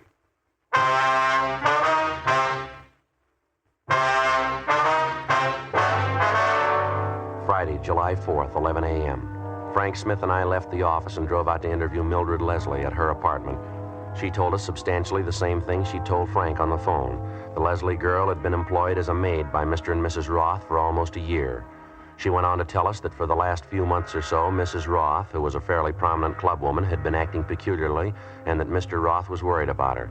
According to the Leslie girl, he'd consulted a doctor several times about his wife. As for the articles of baby clothing, they'd been found stored back on a shelf in Mrs. Roth's bedroom closet. The Leslie girl told us that she happened to find them while cleaning and dusting Mrs. Roth's bedroom. Each of the articles she claimed she saw seemed to tie in directly with the child stealings. A pink sweater, a pink bonnet, a pair of baby shoes. Identical items of clothing had been taken from each of the previous abduction victims. After we left Mildred Leslie, Frank and I got to a phone, called the record bureau, and had them make a run for us on Mrs. Roth. She had no previous criminal record. 1:20 p.m. We called Mr. Roth at his place of business, but the office was closed because of the 4th of July holiday. We got in the car and drove out to the Roth home, an old 2-story mansion just above Silver Lake Reservoir. Mrs. Roth wasn't at home. We interviewed her husband in the living room. What seems to be the trouble, Sergeant? Why would you want to see my wife? There's a few questions we'd like to ask her, Mr. Roth. Can you tell us where she is now? She took a drive with some friends of hers. I think they were going down to the beach club. Why?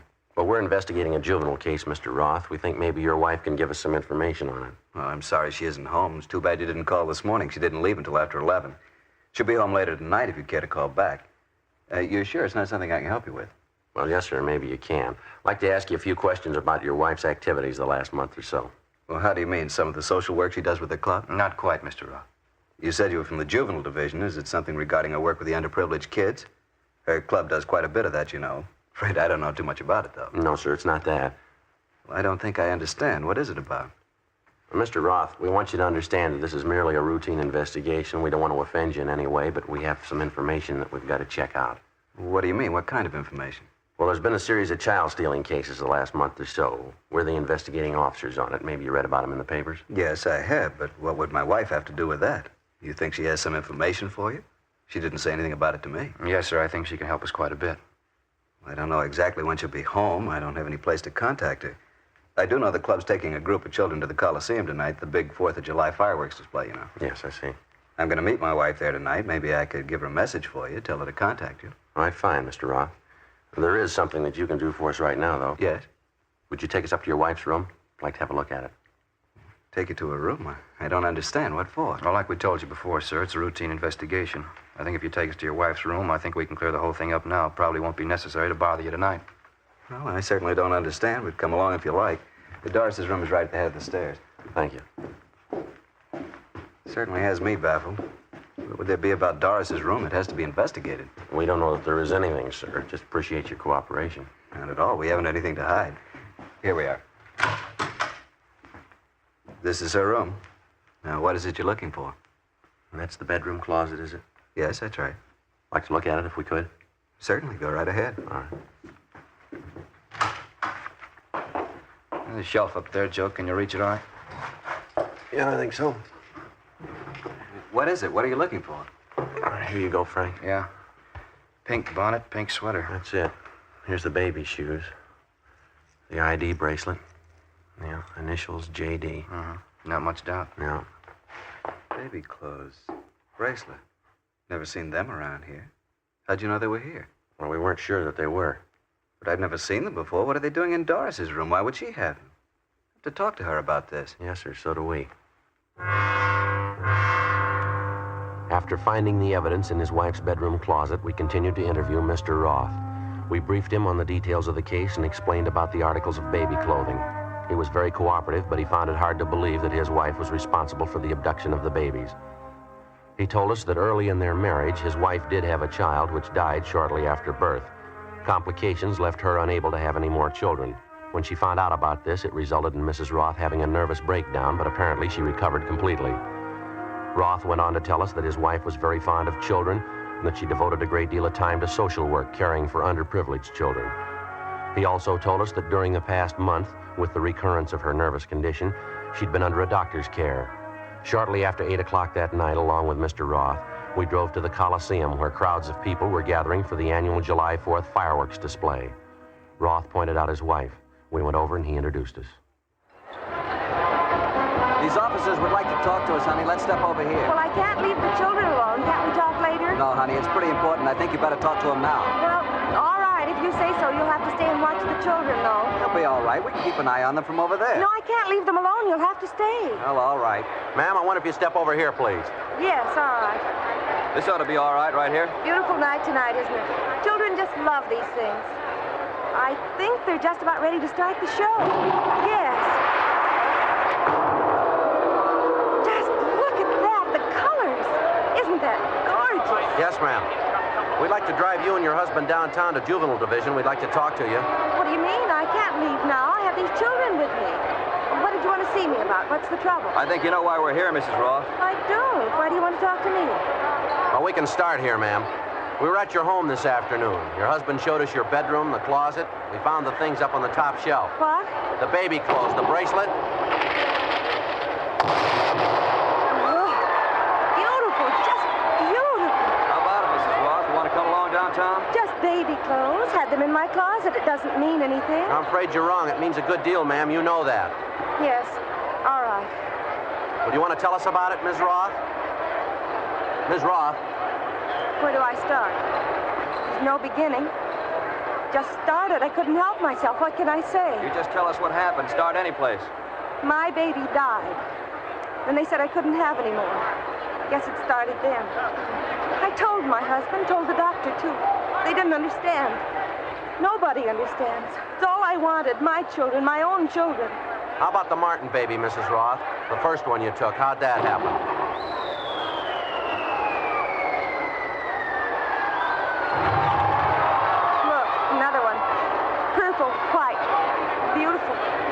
What about it, ma'am? The Martin baby? How'd that happen? I saw him in the baby carriage.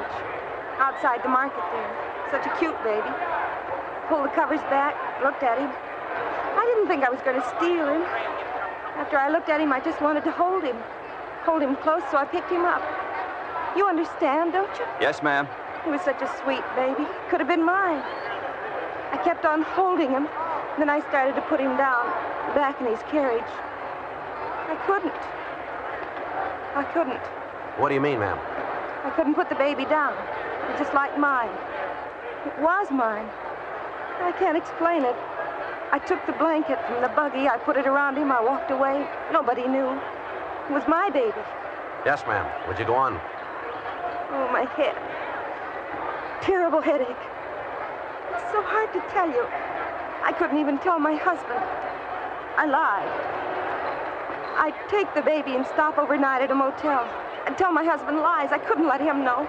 Well, you knew you were doing wrong, didn't you? Yes, I knew it. Not when I was taking the baby, though. Not when I picked him up. Not when I held him in my arms, held him close. It didn't seem wrong. Most natural thing in the world. I just pretended. I'd pick the baby up and I'd hold it close. It was my baby. All of a sudden, it was my baby. Later on, I had to face it. Had to stop pretending. The baby wasn't mine. Had to give it back. Isn't that wonderful? Look, streamers, a shower of stars. It's marvelous. Why'd you abandon the children, ma'am, without notifying anyone? I knew they'd be found. I made sure of that. I always put them someplace where they had to be found. Terrible headache. You don't know what it's been like. I couldn't tell anyone, no one. Yes, ma'am. You about ready to go now? All right. If I could only explain it to you. I mean, having a baby, then losing it. You don't know what it's like. No one will ever know what it's like. No one. You took 4 babies, ma'am. Yes. How about their mothers?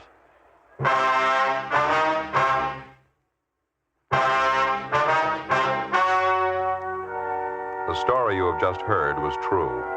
The names were changed to protect the innocent. On October 10th, trial was held in Superior Court, Department 88, City and County of Los Angeles, State of California. In a moment, the results of that trial. Now, here is our star, Jack Webb. Thank you, George Fenneman. Friends, I believe all of us are willing to take practical advice. That's why I like to make it plain that I want you to compare Fatima with the king-size cigarette you've been smoking. I know that's the tried, practical way thousands have convinced themselves Fatima is the best of all king-size cigarettes. You'll find Fatima gives you more for your money, an extra mild, soothing smoke, plus the added protection of Fatima quality. Tomorrow, get Fatima in the bright, sunny yellow pack. Best of all king-size cigarettes.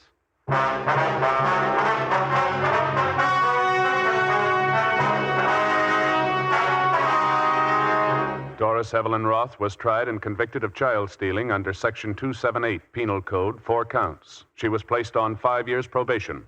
One of the terms of probation required that she would be under strict supervision of a competent psychiatrist.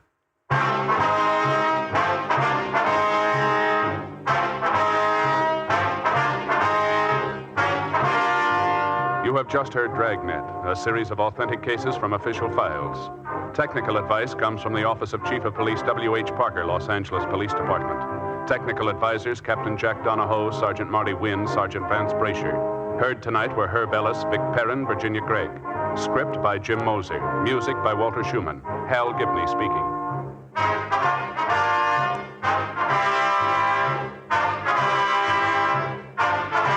King-size Fatima, made by the same people who make popular Chesterfield cigarettes, has brought you Dragnet, transcribed from Los Angeles.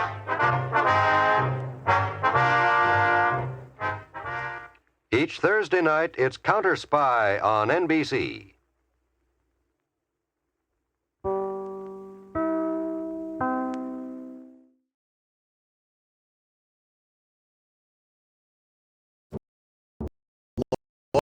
Lost in Brazil, where adventure waiting to be discovered. Join us as we uncover the soul of Brazil, one incredible experience at a time.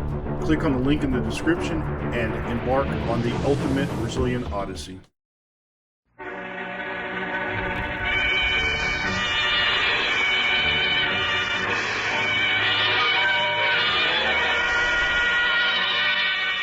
Calling all cars, a copyrighted program created by the Rio Grande Oil Company.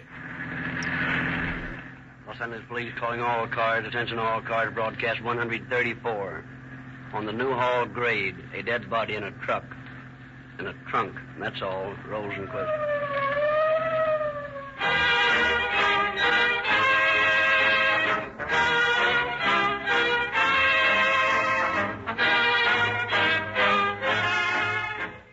every shriek of a siren is a living advertisement for Rio Grande cracked gasoline. Thousands of times a day a siren screams, and pedestrians and motorists get out of the way while a police car roars by, or a fire engine, or an ambulance, or a motorcycle. Every second counts when the siren's screaming, so the cities and counties that operate these emergency motors pick the fastest gasoline that they can find. The most convincing proof of the all-around superiority of Rio Grande cracked gasoline is the indisputable fact that wherever it is sold, it is specified for more emergency cars than any other brand. How do you choose your gasoline? Do you just buy any gasoline at the most convenient station? Or have you discovered that by driving into the independent Rio Grande station near you, you can get Rio Grande cracked gasoline? The same gasoline that is specified for the finest, fastest, most powerful emergency engines at no extra cost. Then, when a siren screams and when a police car roars past, you will thrill with the knowledge that whenever an emergency arises, you can get police car performance from your own car.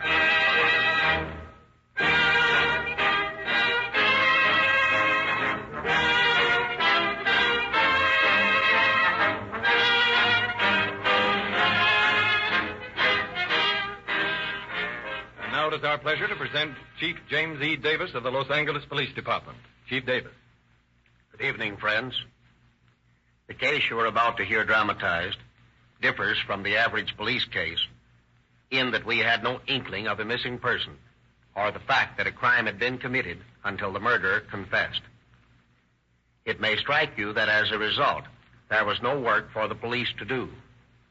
I hope that the story you're about to hear will convey to you how much work there always is for your police to do before they can call even a voluntarily confessed crime closed. Regardless of the emphasis with which a conscience-stricken murderer may confess, there is always a chance for something to go wrong before the case goes to court or while it is being tried. It is the duty of your police, beyond actually making the arrest of a criminal, so completely to investigate every angle of the case that the prosecution may be provided with an airtight case which no amount of legal acrobatics by the defense attorney can break down. Such was the work done by your police in this amazing affair of the woman with a heart of stone. It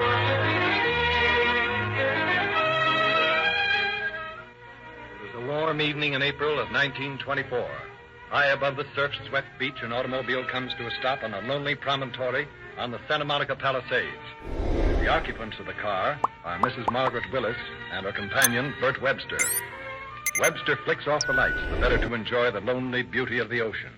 He turns to Mrs. Wallace. Beautiful, isn't it, Margaret? Beautiful. Terrible, Bert. I can't look at it. You can't look at it? No. Say, what's the matter with you? Bert, don't let's stay here. Let's go on. I don't want to stay here. Well, I can't figure you out. You're always showing me a picture of an ocean or something and saying, isn't it beautiful? Now, when I ask you the same thing about the real good, you tell me you can't stand to look at it. I can't figure it out. You don't have to figure anything out, Bert. Just please, let's go on. Okay, we're going.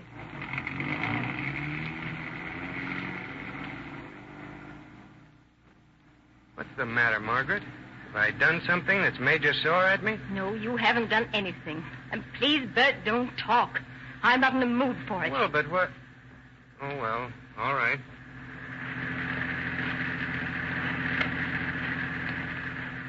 Where are we going, Bert? Where do you suppose? Home, of course. You don't want to look at anything. You don't feel in the mood to talk. What else is there to do? I'd like to drive out to San Fernando. Out to San Fernando? Yes. Say, what's got into you? I'm not out for a tour of the country tonight. I'm tired. I know, Bert. So am I. But I want to drive out there just the same. Well, I don't know whether you're crazy or what, but I'm not going to do any such thing. I worked hard all day, and I need some rest. All right. Then I guess I'll have to tell you. Tell me what? It's about... It's... Well, go on. What the devil are you driving at?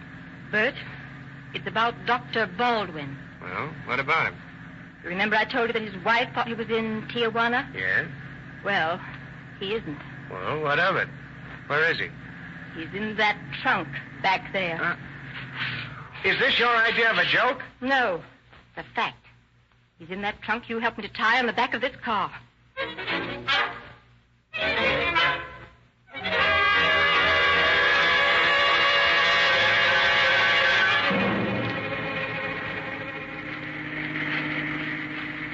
sure you want to go through with this, Peg? If what you've told me is true, you'd have a good chance of proving yourself innocent if you gave yourself up now before it's too late. Everything I've said is true, Bert. I'm afraid to face the police. It was self-defense. He tried to attack me, and I lost my head and shot him. I can't go back there. I can't do it. All right. I understand. And you will help me, Bert. You won't tell anyone? No, I won't, but I'm scared, Peg. I'm scared stiff. How much farther is it? Only a little ways. We can stop on the Newhall grade, I think. Then hurry. Please hurry. There's the start of the grade right ahead of us. As soon as I see a good place, I'll stop. You've got to be awfully careful, Bert. Suppose someone should see us. That's the chance we take. We'd be arrested. I'd have to go back and answer questions. No one would believe me. There's a spot just ahead there. Do you see any car lights behind? No. No, I don't think so. Then this is it. Nobody in sight. Let's hurry.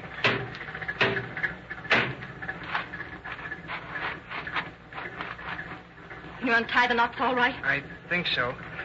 Yeah. Yeah, there they are. Now help me lift the trunk off the rack.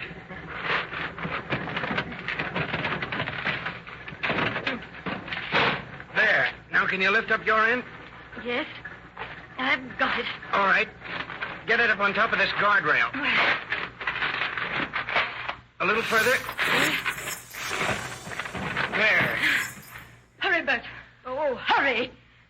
Look over the side and see if it's clear below. We don't want this to hang in some trees. And there's nothing to stop it. Then here it goes.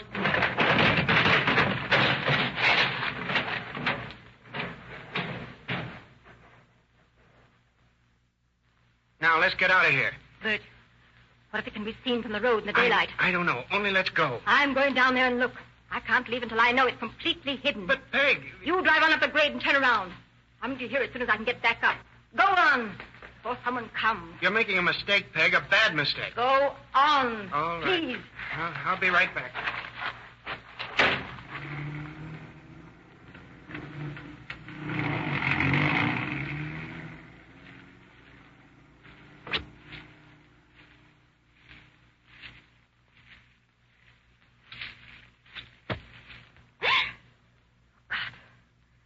I'll open. I've got to get away.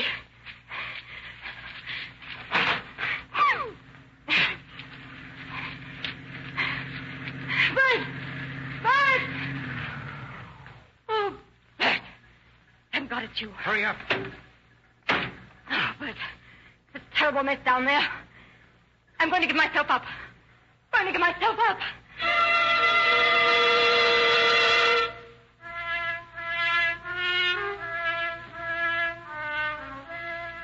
At 7 o'clock the following morning in the office of Detective Lieutenant Paul Stevens of the Los Angeles Homicide Squad.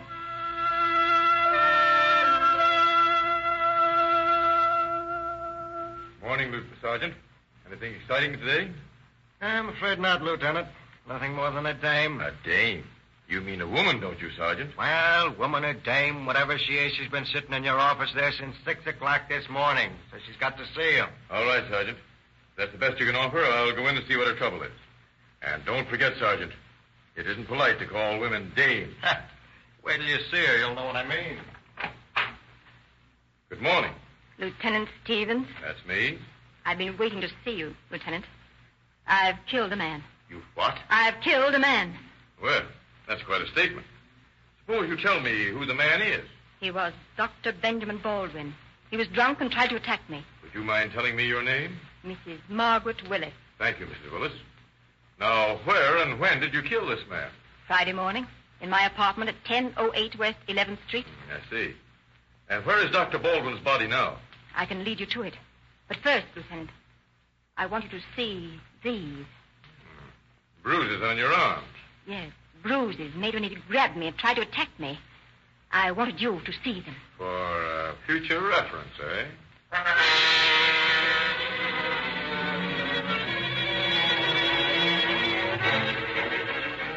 Organizing a party of 7 men, including Inspector Dwight Lonsman and Captain John Edwards, both of the Detective Division, Lieutenant Stevens leads the way to a police car and starts the long drive out to the Newhall grade. There's little conversation as the fast car roars along the highway, leaves the city limits, drops mile after mile behind it. And a little more than 2 hours after leaving Los Angeles, the confessed killer suddenly points to a spot at the side of the road. There's the place. All right, Blackwell. Pull up here and stop. Yes, sir. Now, Mrs. Willis. It's down there. Come on, boys. Down the hill. You too, Mrs. Willis.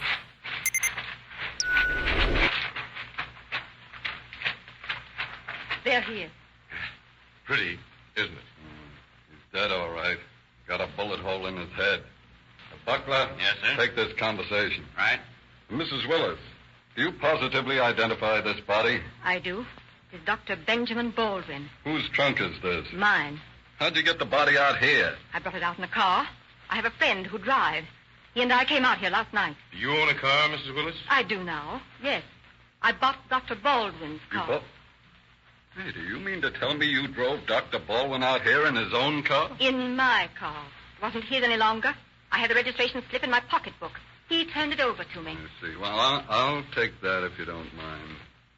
Now, just when did you buy the car, Mrs. Willis? Friday? Oh, no. No, it was Thursday, I believe. Yes, Thursday.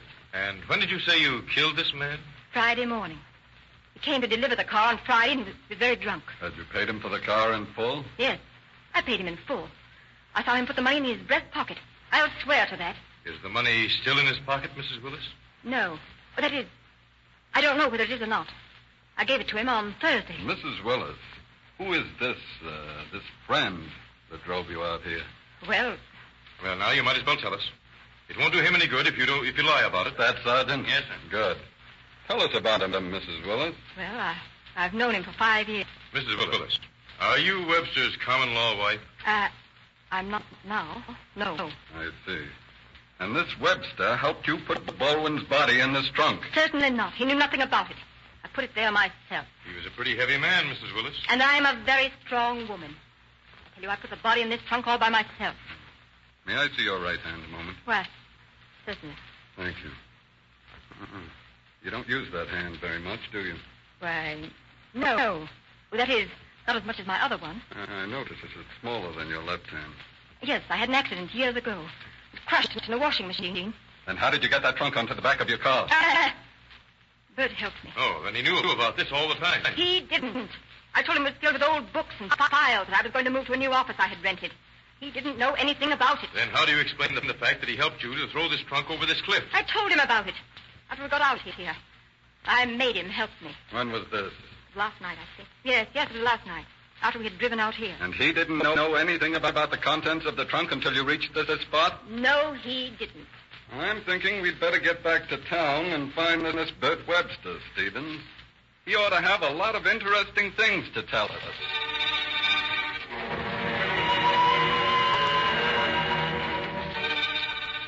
Returning to Los Angeles, Lieutenant Stevens and Inspector Langevin first assigned 2 detectives the unpleasant task of notifying Mrs. Baldwin of her husband's death.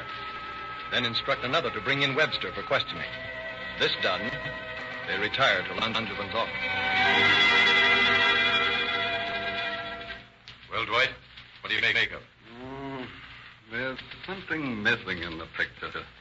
That woman's leaving a lot of things out of her answers. Do you suppose this Webster fellow is in on the deal? It looks like it. Somehow, the idea of his driving her out there, helping her get rid of the trunk and all that, and not having something to do with it, it just doesn't jive. I'm mighty anxious to ask him a lot of questions. The thing I can't understand is why Mrs. Willis went to all the trouble of getting rid of the body, then walked in and told us about it. Doesn't make sense. I'm not so sure about that, Paul. It makes a lot of sense if you figure things out another way. Shoot. Well, just supposing she meant to bump this doctor off and get rid of him. Well, she goes through with it, gets him into the trunk, gets this Webster to drive her out in the valley and dumps the trunk. And the trunk inconveniently spills its occupant out on the ground for all the world to see. Then what? Well, being a woman, she hasn't the nerve to put it back in the trunk. So she figures out that a confession will help her self-defense story. Sure, but it still doesn't explain why, if it was self-defense, she went to all the trouble of making it look like a murder. Yeah. The answer is most likely because it was murder. Now we agree. Come in. Captain Edwards is here with that Webster fellow, Lieutenant. Good. Send him in, Sergeant. Yes, sir. We'll probably know a lot more in a minute or so. I hope. Right in here, Webster. Come in, Captain. This is Bert Webster, Inspector. Inspector Langevin and Lieutenant Stevens. Glad to know you. Sit down, Mr. Webster. We'll make this as short as possible. I presume you know why you're here, Mr. Webster. I guess I do, all right. I figured you'd be out for me before long. I want you to answer a few questions, and I want you to think very carefully before you answer us. Yes, sir? First of all, what do you know about this? Well, not a whole lot. I guess you already know more than I do. Oh, that's the name I call Mrs. Willis. Sort of a pet name, eh? I guess so. When did you first learn that Mrs. Willis had killed Baldwin? Last night. When last night? Well, I don't know exactly what time it was, but it was when we were driving in from the beach. Did she tell you about it before you drove out to the place where you helped her dispose of it? Yes, sir. She told me about it when I refused to drive her to San Fernando. She said that she'd done it to protect her honor and asked me to help her. Didn't you realize that you were aiding a criminal in the act of committing a crime? It had already been committed. Perhaps the murder had been committed, but it's a crime to help dispose of the body. Don't you know that? Well, yes, sir. I guess I do. You realize you're in a pretty tough spot, don't you, Webster? Yes, sir. Only I didn't have anything to do with the actual killing. Well, that remains to be seen. However, I'm inclined to believe that you're telling the truth. I am, Lieutenant. Honest I am. But until such time as we can prove it one way or another, I'm afraid we'll have to book you as a material witness. You mean I've got to stay in jail? That's right. And while you're there, if you remember any additional things you think we might be interested in, just tell the guard. He'll let us know about it. They tell me that an honest confession is good for the soul.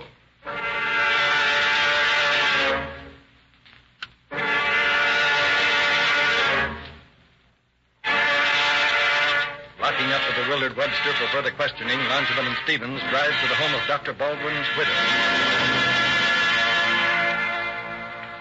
Now, Mrs. Baldwin, we realize that this is a terrible experience for you, but under the circumstances, we must ask you some questions. Of course. I understand. I will tell you all I can. Thank you. First of all, had Dr. Baldwin mentioned selling his car? Yes. He discussed it with me several times. He was going to sell it to Mrs. Willis? Yes. Can you remember anything about the last few days that might be of interest to us? Well, there were several things that seemed strange to me. But at the time, I didn't realize that there were anything that would lead to this. Easy now, Mrs. Baldwin. Oh, I'm sorry. I didn't mean to. I'm all right now. What were these things that you speak of, Mrs. Baldwin? Well, Thursday night, we had dinner with some friends, and the subject of the car came up. I suggested that the doctor call Mrs. Willis and see if she was ready to buy it. And did he? Yes, he did. I stood right beside him, and I heard him say, "All right, that's fine. I'm glad you got it. I'll be over in the morning to deliver the car." By it, I suppose he meant the money. That's what I thought.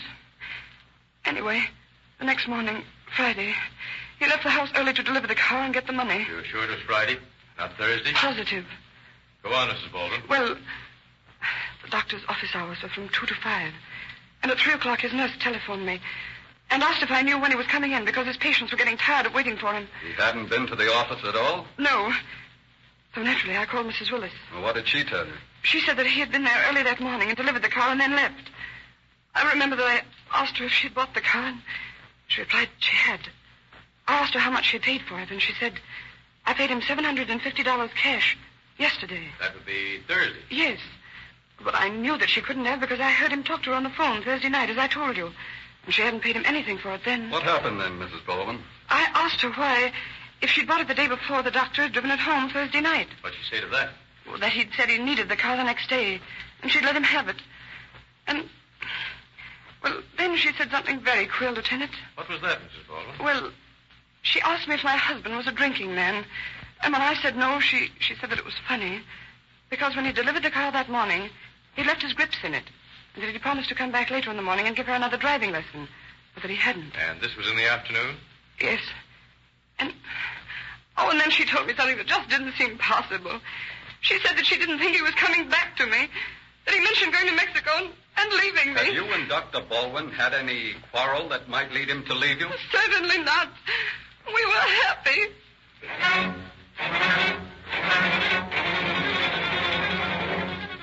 For the next 7 days, the two detectives devote their entire time to questioning witnesses, breaking down Margaret Willis's self-defense story. And at the end of this time, they are in possession of these damaging facts. First, Mrs. Willis claims that Baldwin was drunk the day of the murder. A close acquaintance of his swears that he saw and talked to the doctor as late as 10 o'clock on Friday morning, that he had not been drinking. And Second, an employee of the Percival Arms apartments informs police that on the morning of the murder, he delivered the trunk empty to the Willis apartment. That when he was about to leave, he saw a man's shoe protruding from a hall closet. That although it looked like there might be a foot in it, he hadn't said anything until he read of the murder in the papers. from several neighbors of Margaret Willis, it is learned that she is a woman of great strength and possesses an insane temper when angry.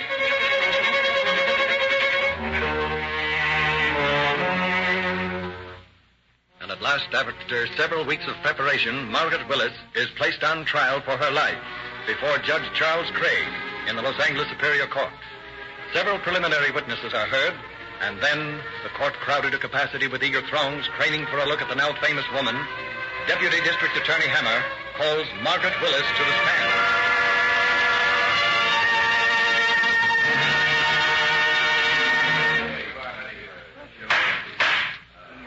Mrs. Willis, you realize that you're under oath, that you're sworn to tell the truth, the whole truth, and nothing but the truth? I do.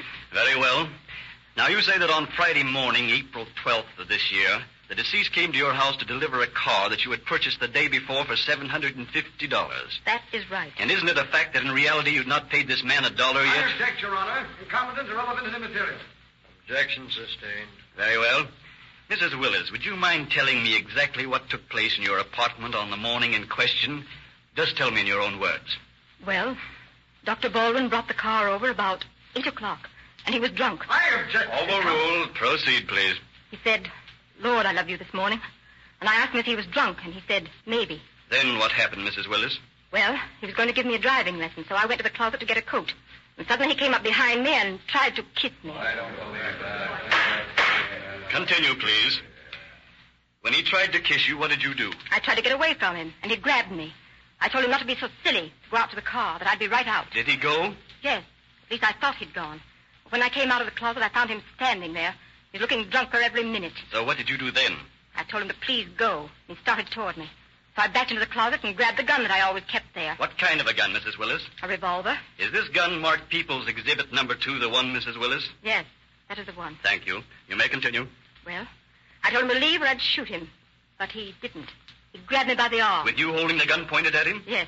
Why didn't you call for help? There were neighbors all around. Why, I didn't want any notoriety. Yet you'd rather shoot a man than have a little notoriety? I didn't think about that. You didn't think about his wife or his baby either, did you? I object, Your Honor. The question is leading and suggested. Objection overruled. Mrs. Willis, tell us in your own words just what happened from the point where he grabbed you by the arms to the actual shooting. We struggled a bit, and then I fell down with him still holding me. Suddenly, I guess I got scared because I saw his head right in front of the gun, and I pulled the trigger. Did he die instantly? I guess so. Your Honor, my client doesn't know what she's saying. I can prove that she didn't even fire the shot that killed the deceased. It was her lover, Bert Webster, who killed him. The court will be quiet or I will clear it. Mr. Laws, you've just made a serious accusation. Can you offer evidence to this court confirming it? I can, Your Honor, and I will. I can produce positive proof that Bert Webster was the killer of Dr. Baldwin. And before this trial is over, I will.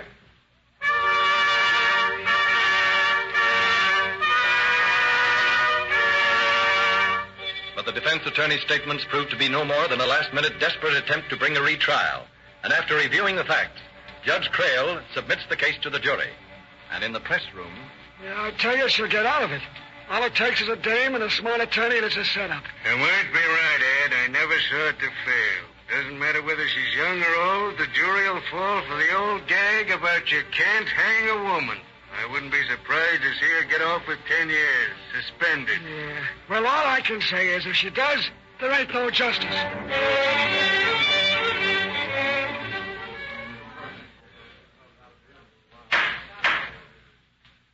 Has the jury reached a verdict? We have, Your Honor. Will the clerk of the court read it, please? We, the jury, find the defendant guilty of murder in the first degree. Is there any reason why this court should not pass sentence at this time? No, Your Honor. Very well. Margaret Willis, stand and face the court. You have been found guilty of murder in the first degree. Therefore, It is the verdict of this court that you shall be confined to the state penitentiary for the duration of your natural life.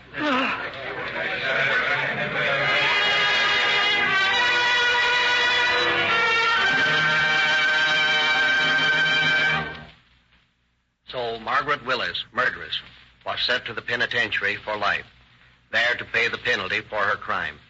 A strange crime. This, inasmuch as it was definitely proved that self-defense was not the reason for the murder. The only other reason was the desire to own Dr. Baldwin's automobile. It seems incredible that anyone, in possession of their full senses, could resort to murder for so small a gain. Yet, such was the fact in this fiction-like case. Thank you, Chief Davis. Photographs of Mrs. Willis' trunk murder case and the complete story of the amazing crime you have just heard are printed in the fascinating Calling All Cars News, a bigger and better publication this month than ever before, with several true detective mysteries, latest radio and movie news, and descriptions of 14 gifts that Rio Grande offers free to every boy and girl. Get your free copy of the news wherever Rio Grande cracked gasoline is sold.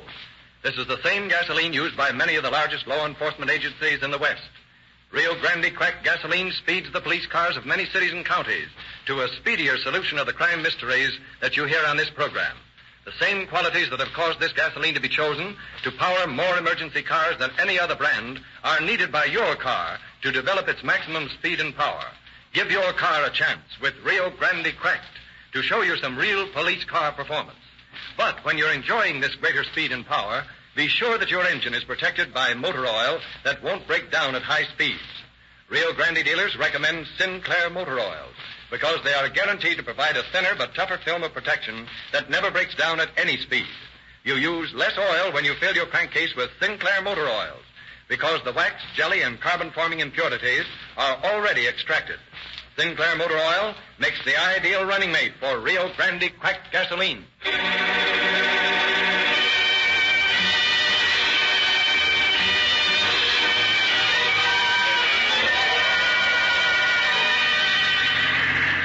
Los Angeles Police calling all cars, attention all cars. A cancellation broadcast 134 regarding a dead body found on Newhall Grade. The body has been identified and suspect in this case is now in custody. That's all. Rosenquist.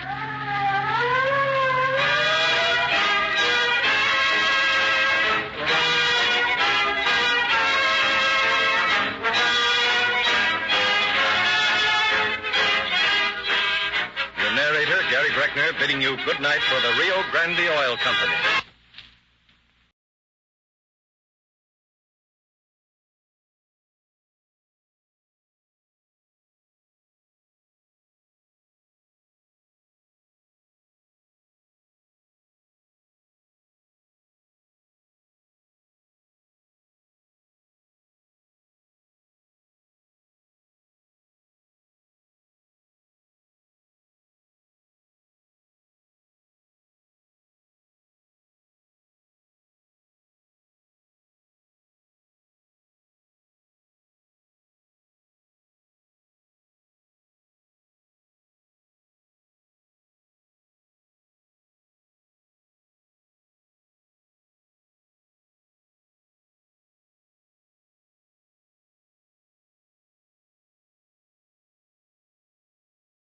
Enjoying the timeless classics on Golden Age Radio? If you're loving the nostalgia and captivating stories, consider supporting our channel with a tip. Your generosity helps us continue bringing you the best of vintage radio entertainment. Simply click on the link in the description.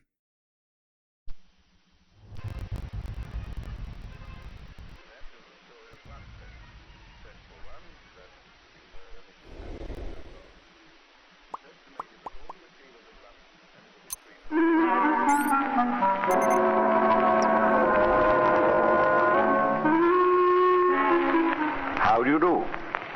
I seem to remember a song that was very popular some years ago called I'm a Dreamer, Aren't We All? It might well have been dedicated to the subject of this week's casebook history. There was a dreamer, if you like.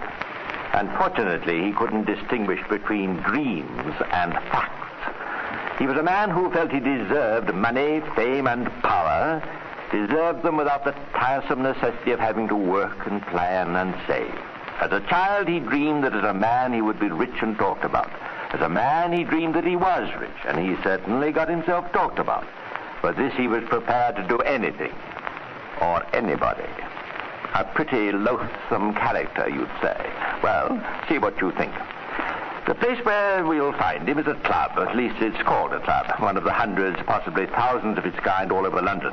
Where you go down a few steps and up a few steps into a room with a bar. You pay a guinea a year for membership, and they don't have any waiting list. And you don't have to be sponsored. In fact, all you need is a lot of money. There's always a radio, and it's nearly always playing.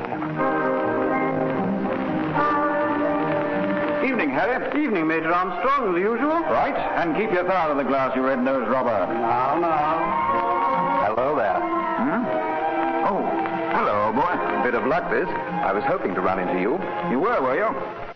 Harry, make that 2 doubles. Very good, Major. Can't we go somewhere where I can buy you a drink? Oh, don't give it a thought. Besides, I'm meeting some people here later. Your drink, sir. Oh, thanks, Harry.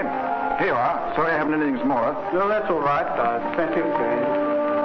Well, you seem to be doing all right for yourself these days. I always did, old boy. Well, here's how. Cheers. You look like a man with a conversation on your mind. You catch on quick. Then we better grab a table. This place will start filling up in a minute or two. Harry, a couple more large ones at the table in the corner. Right, Major. Look, now that old goat Harry can't hear us, what do you call yourself these days? As it happens, I'm using the church name at the moment. All open and above board. Roy Carter. You funny, old-fashioned old thing. I know. Quaint, isn't it? And you? Jimmy Armstrong. Jimmy Armstrong. From South Africa. Got it. Good. Now, tell me, what's on your mind? That was a charming meeting between 2 old school friends, wasn't it? Yes, they did meet in a school, of a sort.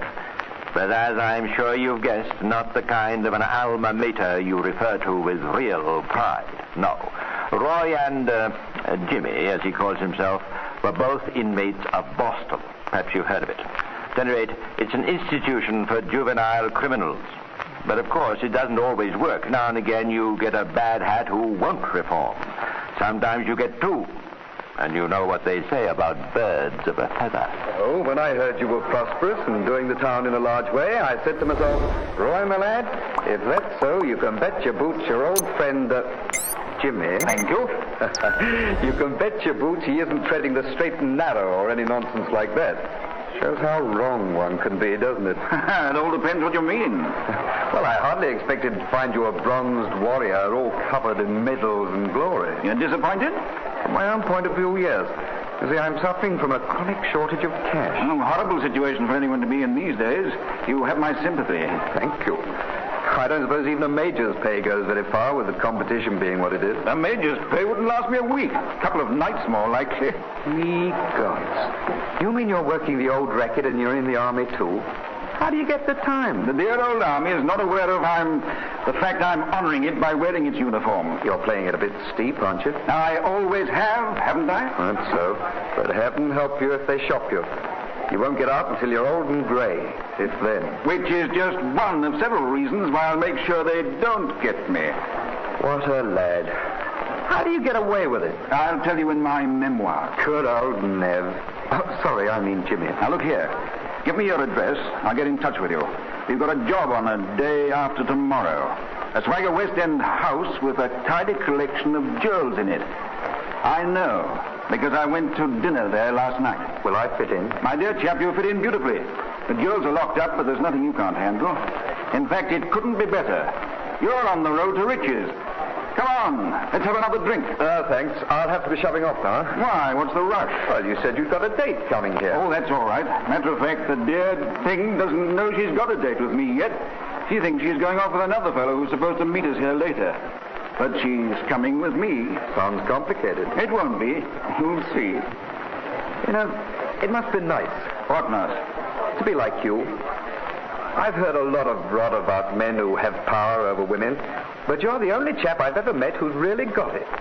Any woman, I mean. Remember that afternoon when we were in Brighton? Oh, spare my blushes and have another drink. Now we have it. The one thing genuine about this phony is power over women. The girls, bless them, seem to have a way of falling for the worthless adventurer type. The girl he's been waiting for is coming into the club now. Let me describe her to you. She's not pretty. She's lovely. She's been an artist model, and just recently she started to break into pictures. The studio people have their eye on her, and well they might. Figure? Superb, of course. Clothes? Extravagantly simple and in perfect taste. Face? We haven't got time to go into raptures. But you will gather that she's a very tasty dish. She's seen her friend, and she's going towards his table. Hello, Jimmy.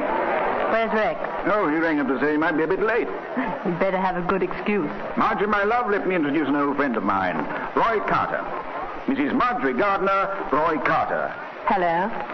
How do you do? Yes, a bit breathtaking, isn't she?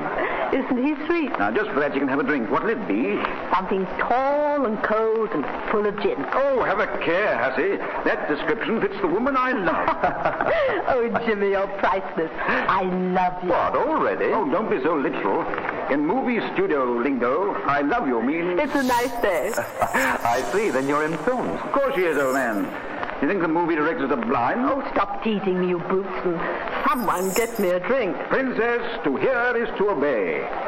Harry, I want a love filter and 2 scotches.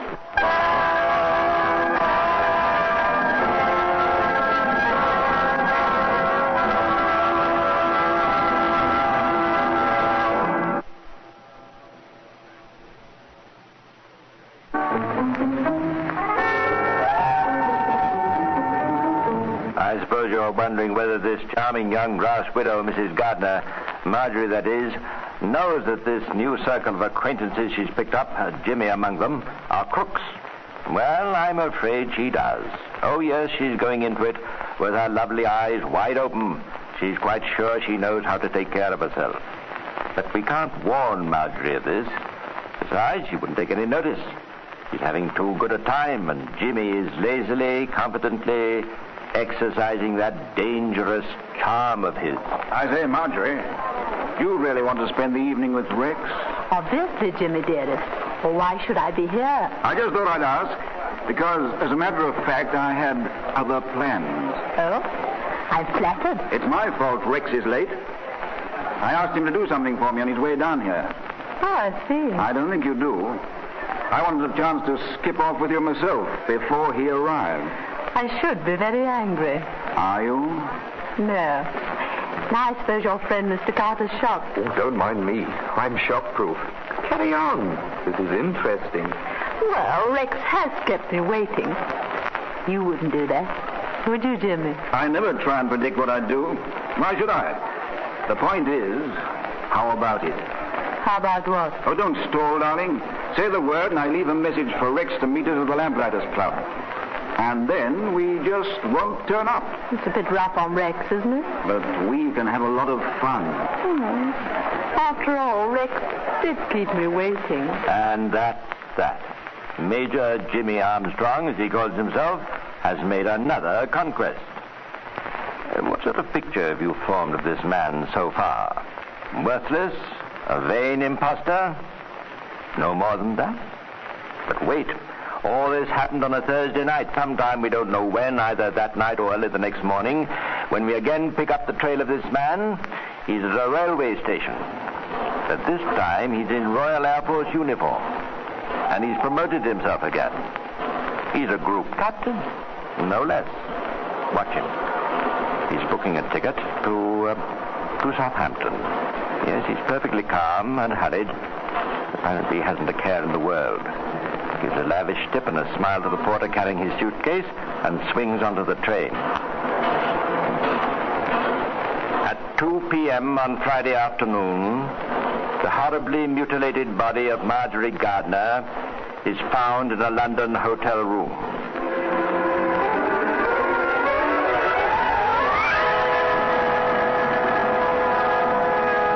And Inspector Spooner of Scotland Yard is hot on the trail of Neville George Cleveley Heath, alias Major Jimmy Armstrong, alias Squadron Leader Walker, alias Jimmy Dudley, known to the police Previous charges for breaking and entering, burglary, fraud and deception, impersonating an officer. And now he's wanted for murder. Neville George Cleveley Heath. That's his real name. Remember it? The case made a stir all over the world when it hit the headlines in June 1946. That's our suave, fascinating crook, Heath, one of the most brutal murderers of modern times. Heath is on the run. He knows the police will be after him. What is he thinking about while the train carries him southward, away from London and the pitiful remains of the girl with whom he danced so light-heartedly the night before? What's going on in his mind? I can tell you. We know because he talked about it later. Almost casually, apparently without any feeling, he told his thoughts in all their brutal truth. What am I going to do? I'm really in the soup this time. How am I going to cover up? This is murder. They're sure to find the body soon. What am I going to do? Come on, come on. I've always managed to think my way out before, but this is a bad one. But I'm clever enough, I can outthink them. I can get out of this, too, if I can get the right answer. No, Neville Heath, you can't talk your way out of murder. Nothing you've ever done before can match this. Oh, yes, we know all about your back history. How you were sent to Boston for breaking into your friend's home and robbing them. How you were released during the war to serve your country. How you masqueraded as an officer both in South Africa and in England. And how you were dismissed for service. How you preyed on women, made love to them, and borrowed their money.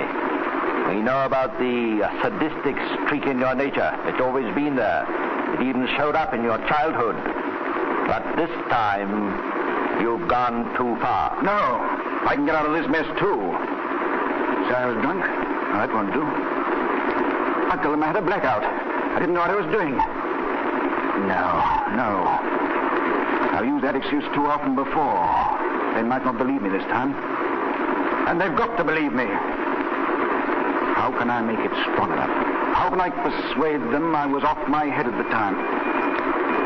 Off my head. Yes, that's my defense. That's it. Out of my mind. Insane. I was insane at the time. I must have been. And I'll prove it to them. I'll do it again. No, you can't do that. It's horrible. Unspeakable. I'll do it. I'll find another girl. And I'll kill her, too. And when they see her body, they'll know only a madman could have done it. They'll know beyond any doubt that the man who killed her is insane.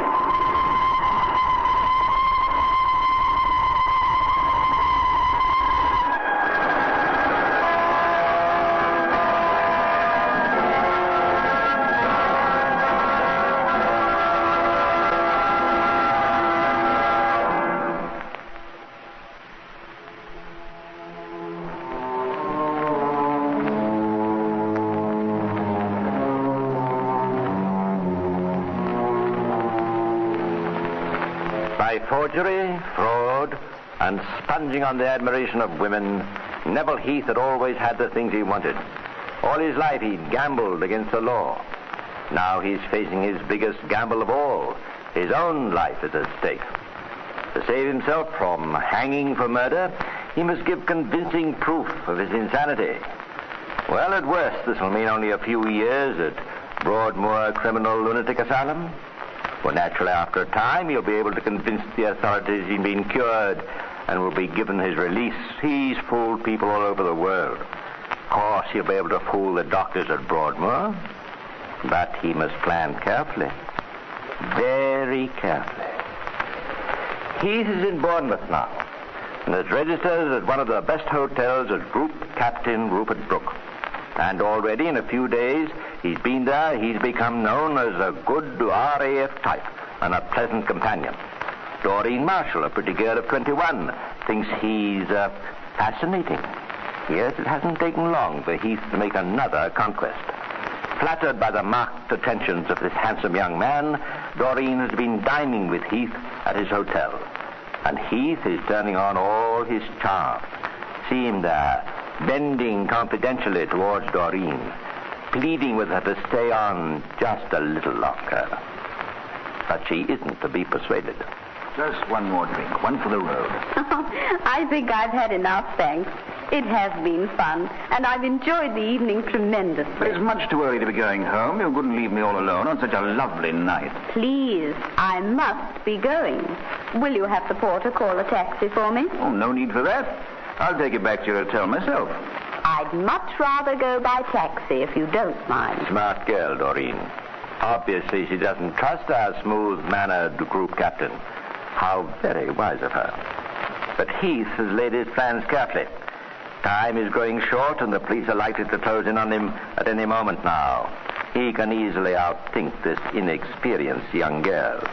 So, as they go out into the hotel lobby, Heath speaks casually to the porter. By the way, Stevens, you can cancel that taxi for Miss Marshall. I'm going to make sure she gets safely home myself. Very good, sir. Oh, but I haven't changed my mind. Oh, come on, darling. The sea breeze will do us both a lot of good. Oh, very well. I'll be back in half an hour, Stevens. No, he'll be back in 15 minutes. All right, have it your own way, darling. You know best. But Neville Heath was not back in 15 minutes. As a matter of fact, nobody saw him come in that night. But when the porter brought up the papers at 8 o'clock in the morning, Heath was in his room asleep. Sorry to wake you, sir. I know you like your papers first thing. Yeah? Oh, that's all right, Stevens. Any interesting news this morning? Just as depressing as usual, sir. Oh, that latest London murder. Have they caught the bloody yet? No, they're still looking for him, sir. Nasty business that was. Hope they get him soon. Yes, sir. By the way, sir, I didn't see you come in last night. Oh, I didn't think you did. In fact, I took good care you shouldn't. I told you I'd fool you some night and get in without that eagle eye of yours spotting me. I'd like to know how you did it, sir. I locked the front door myself at 11:30. Well, I'll tell you sometime, perhaps, but not just yet. I might want to use that same method of entry again. Well, judging from your shoes, sir, last night you spent some time walking on the beach. What's that? Your shoes, sir. See, there's a ridge of sand right around them. Eh? No offense meant, I'm sure. Oh, no, that's all right. Take them along and have them cleaned for me. That's a good job. Yes, sir. Cool customer, isn't he? And in the same unflustered manner, he later answered the hotel manager's worried questions. The lady guest who was missing from one of the other hotels in Bournemouth, could it be the same young lady who had dined here with Group Captain Brooke the previous evening? Perhaps he'd be kind enough to telephone the police? Heath privately decided to let police come for him. They did, in short order. An urgent message from Detective George Suter of the Bournemouth police came for Heath. Hello? Detective Suter speaking. Is that you, Suter? Yes. Well, this is Group Captain Brooke here. I understand from the hotel manager that you want to talk to me. I'm on the seafront. Come down and see me. Well, as you seem to be on holiday, I suggest you come up and see me. Where? At the police station? Yes, naturally. I suppose I'll have to, if I can find the beastly place. I'll be along this afternoon. And so began the battle of wits between the police and Heath. Is Heath clever enough to get away with it? So you can see we're concerned about Miss Marshall's disappearance. Well, when she left after dinner, we walked along to the beach and chatted a while. Her hotel was close by, and she said she'd gone alone from there. So I said goodbye and left her. Had you arranged another meeting with her? No, as a matter of fact, I hadn't. As there was a possibility of her returning to London within the next few days. I see. And she was dressed in evening clothes, you say? Yes. She's a very charming young girl. I should be distressed to hear that anything serious had happened to her. Quite. Excuse me a moment. Detective Suter speaking. Hello, George. This is Spooner in London. I'm in charge of the Marjorie Gardner murder, you know. Oh, yes. We're on the lookout for a fellow called Neville Heath. Pretty certain he did the job. And I personally think he's on the south coast. Might even be in our neighborhood. Yes, that's a distinct possibility. You've got a copy of his picture that we've circulated to all stations across? Yes. Not a very good one, but it'll have to do. I think it's entirely adequate. This group captain book you rang us up about this morning, I'm wondering if there could be any connection... I couldn't agree with you more. You know his present whereabouts? Most certainly. And it couldn't be better. What? Good heavens, man. Don't tell me you've actually got him at the station. We're bosom friends at the moment. You mean he's actually in the room with you? Yes, just as close as two peas in a pod. Well, I'll be blowed. He hasn't caught on to our conversation, has he? Oh, no. No chance of that. Can you hold him there? I haven't got a charge of any kind that'll stick. Well, think fast. Keep him talking. Take him out of tea. Do anything. Only hold on to that man until I get the Bournemouth from London. I'm leaving at once. Right, you are. My apologies, sir. Oh, that's all right. I know they keep you police pretty busy with one thing and another. I've been amusing myself looking at this picture here on your wall. Which one? Oh, yes. Neville Heath. Bad lot. Wanted for murder.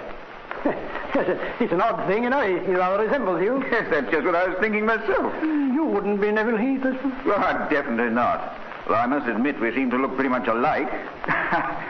Say, you better give me a signed pass or something to prove I'm not the man you're after. Otherwise, I might find it a bit embarrassing. Well, that sounds like a good idea. First, let's have some proof of your own identity. Well, I haven't any of my papers on me, but I can certainly tell you about myself. Now, to begin with, I'm stationed at Dalston Aerodrome in Leicester, and I was flying down and got stranded by bad weather. Now, the really difficult part of Detective Suter's task begins. Heath knows he must not appear too anxious to get away. Suter plays on this. Heath, an abnormal egotist, loves nothing better than to talk about himself. Suter plays on this too. For a solid hour, the two of them sit on the garden wall outside the police station, chatting about their war experiences. Then Heath rises to go. Suter stops him. It's tea time. He suggests Heath join him inside for tea. Who says the British habit of tea in the afternoon introduces? Another hour goes by. Again Heath makes a move. Again Suter stops him, playing for time. Always playing for those few extra minutes that will bring it nearer to the moment when Inspector Spooner, bringing out from London, will arrive. Heath and the detective. Talking. Tell me, Brooke, what sort of plane were you flying when you were strafing the German staff cars? Bullfighters. They were armed with rockets. Heath, that's a bad slip. You're forgetting that Detective Suter was with the 11th Armored Division and knows a thing or two himself. And he knows the planes you were flying were not fitted with rockets. Listen, he's testing you again. Oh, you were in the cab rank? Yes, that's right. I was for a while. And then I went on to other things. That's torn it. Heath, as a group captain, certainly ought to know that bullfighters were not used in what was called a cab rank. That is, planes kept standing by ready for calls from armored divisions needing support. Suter knows this, and he's now convinced beyond the last shred of doubt that the man he's dealing with is Neville Heath. The scarf around Heath's neck has just slipped off, and as he picks it up, he sees the detective watching him intently. How do you get those scratches on your neck, Group Captain Brooke? No? Oh, that's nothing, just an irritation. Sunburn, I suppose. They look to me like the marks left by a girl's fingernails. Marks left by a girl struggling to free herself from a man like you. It isn't true. You're Neville Heath. Come on, you might as well admit it. I am not. I'm Rupert Brooke. I've told you so. But Suter piles on the pressure now, calls his bluff, rips his story to pieces, and again identifies him. He sees that Heath has hypnotized himself with his orgy of lying, and Heath cracks. Oh, right, blast you. Yes, I am Neville Heath, and much good may it do you.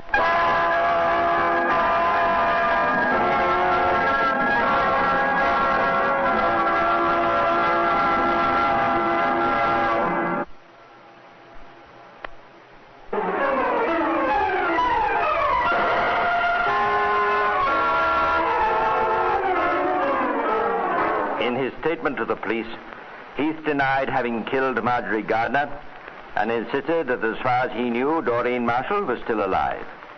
But in the pockets of his sports jacket were found 3 vital pieces of evidence.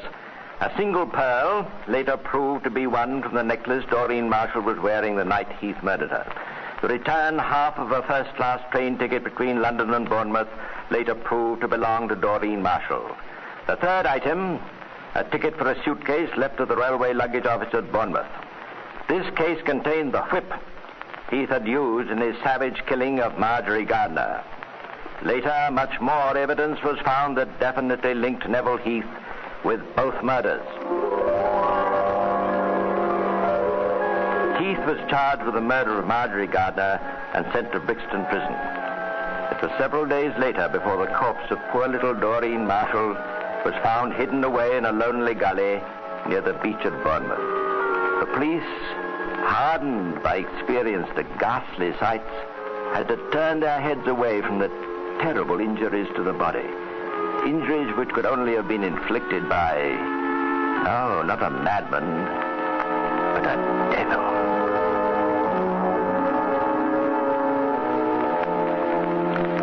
Will you think it strange when I tell you that Heath's friends rallied to his assistance? Oh, yes, he still had friends left who believed him human. They thought he was a schizophrenic, a Jekyll and Hyde personality, only half responsible for his acts. During his trial at the Old Bailey, Heath's legal advisers admitted he had killed both Marjorie Gardner and Doreen Marshall. But gentlemen of the jury, in admitting that, does it not prove this man is not an ordinary sadist, an ordinary dishonest man, but mad as a hatter, absolutely insane, a maniac? Can he have been anything else? Was he? Let me tell you what happened when Heath saw in a newspaper a reconstruction of the way he is supposed to got back into his hotel room that night after his second revolting murder. This isn't how it happened. I want my lawyers called here, and I'll tell them how I really did get back. That ladder was on the left-hand side of the window, not on the right. I insist on seeing my lawyers immediately. Oh, do you, Neville Heath? What for? Aren't you forgetting you're a schizophrenic? Aren't you forgetting this whole affair was a complete blackout to you? How could you possibly remember which side the ladder was on? Or is it all still a very clear picture in your mind?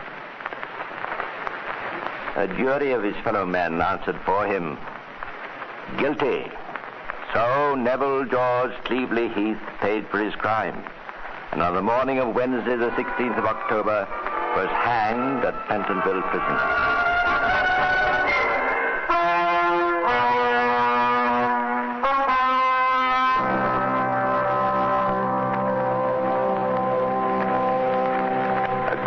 Tale of a twisted life, and a man of many gifts who couldn't use them. And even grimmer is this footnote, but I think it has its bit of humor, too. A foreign journalist, tough, hardened by years of crime reporting, paid a visit to Scotland Yard's Black Museum. He asked to see the photographs of Heath's victims. Somewhat dubiously, the inspector unlocked the drawer and produced the pictures. The journalist took one look, shuddered, and collapsed against the nearest showcase. There was a loud clatter of broken glass. The hard-boiled journalist had fainted.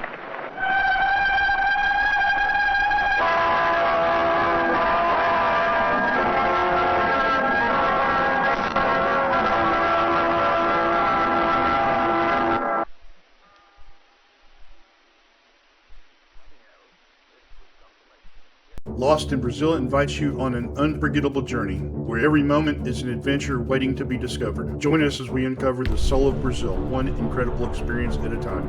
Click on the link in the description and embark on the ultimate Brazilian odyssey. This is Orson Welles, speaking from London.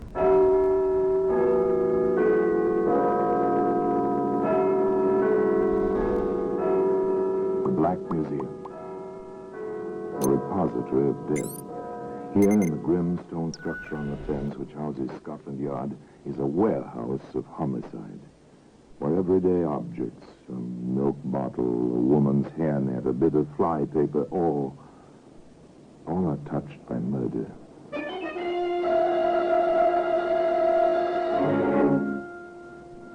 Here's a doctor's prescription.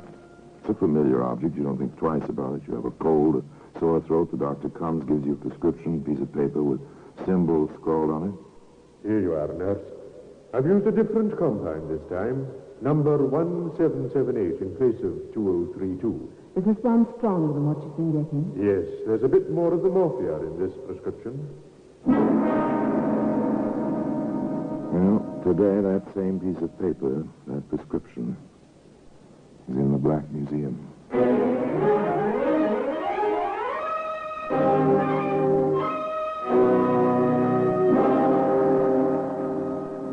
annals of the Criminal Investigation Department of the London Police, we bring you the dramatic stories of the crimes recorded by the objects in Scotland Yard's Gallery of Death, the Black Museum. In just a moment, you will hear The Black Museum, starring Orson Welles.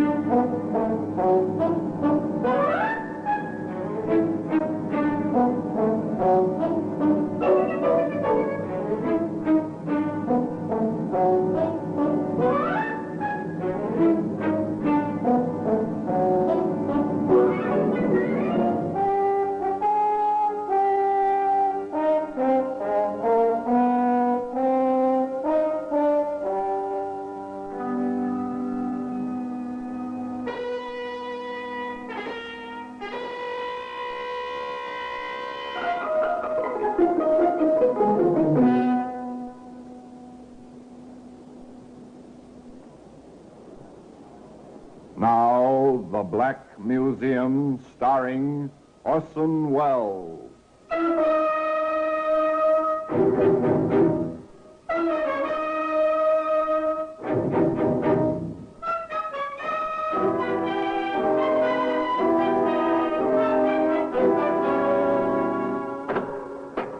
Well, here we are, in the Black Museum, Scotland Yard's Museum of Murder.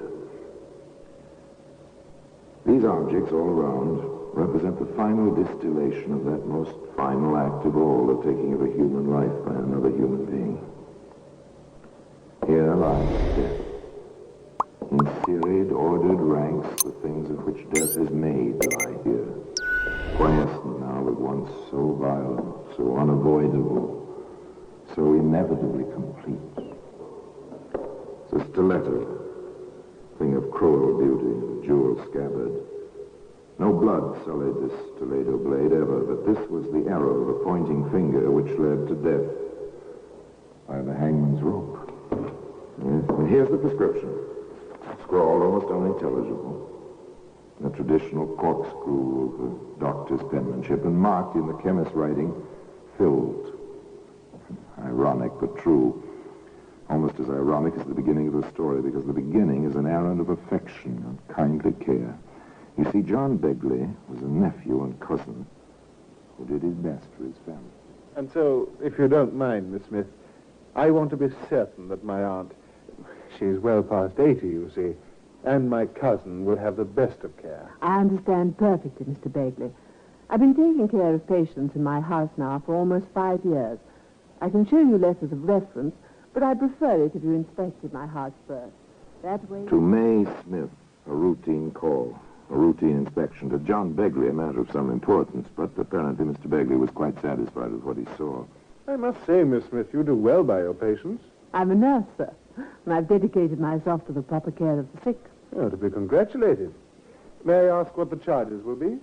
Your aunt is, I take it, a hopeless invalid. And has been for a good many years. My cousin June has a progressive nervous disorder. Sometimes she's quite completely paralyzed. Then she has remissions. Oh, I see. Would it be multiple sclerosis? I think that's the name of it. In any case, she can care for her own needs to a great extent, except when she has these seizures. Would £15 per week for each of them be within their means, with board and so on included? Oh, yes, they have means.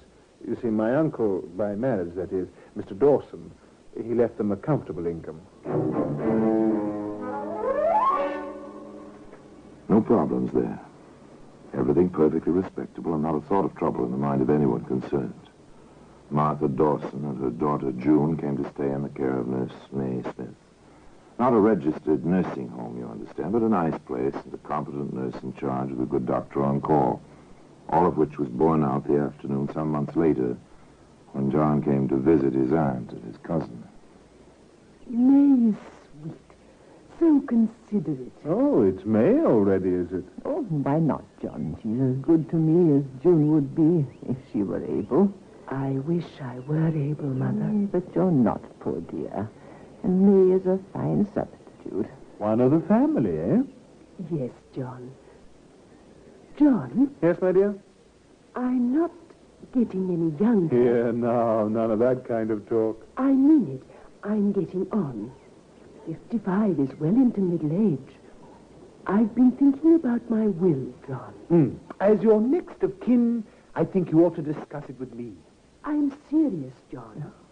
Listen to her, John. In all probability, I shall go first, and June will have everything her father left.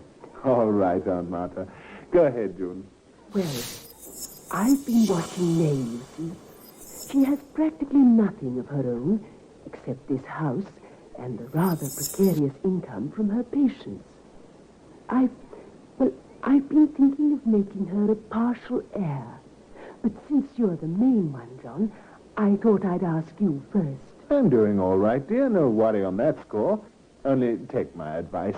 Be sure before you leap. Money is a strange thing, you know. June listened to her cousin John. But what she thought he was advising, well, that was something else again. May, I'd like to talk with you. Of course, my dear. Go right ahead.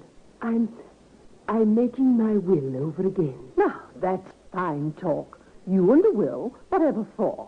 To make you my principal heir. June, really? You mustn't do anything of the kind.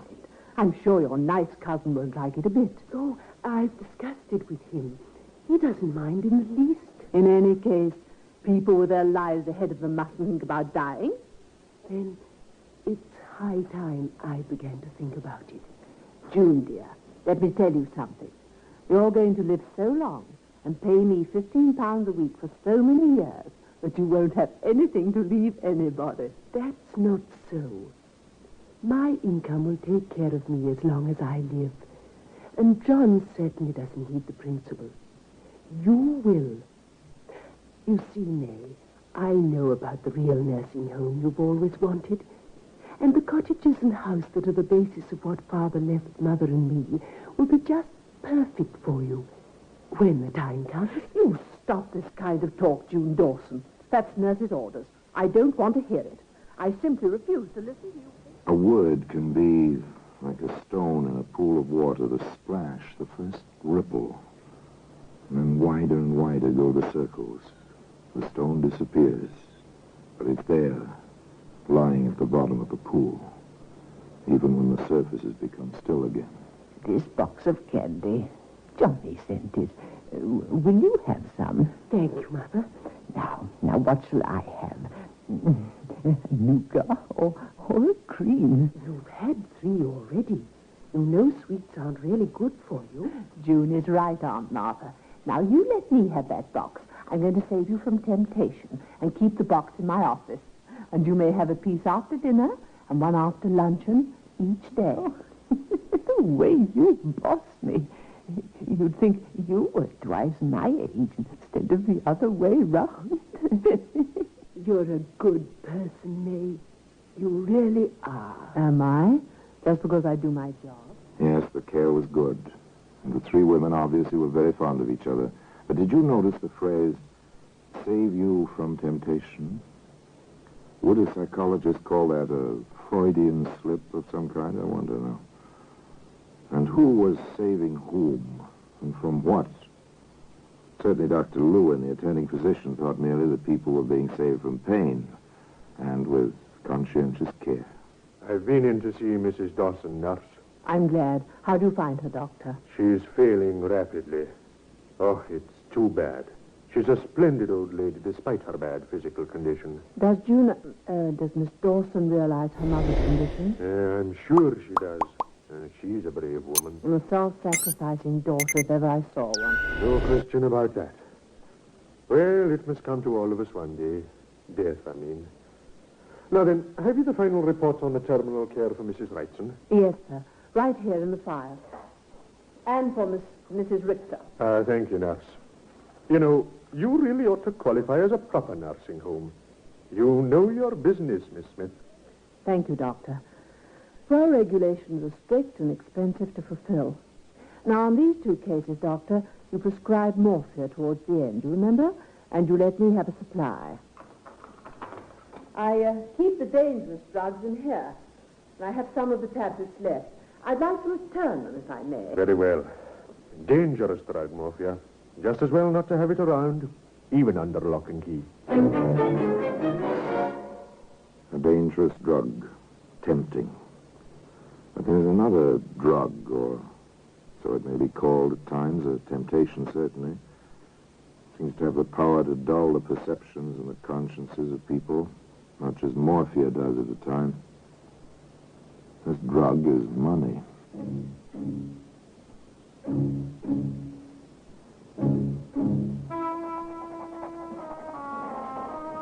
There it is. My will.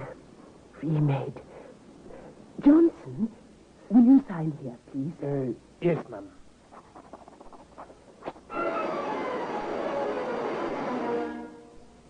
The papers were signed, put away. A will, an inheritance, a gesture from a grateful woman to a friend in need. That was all. An incident over, closed, with a period put to it as the pen stopped its scratching, as in a few weeks a heart stopped beating.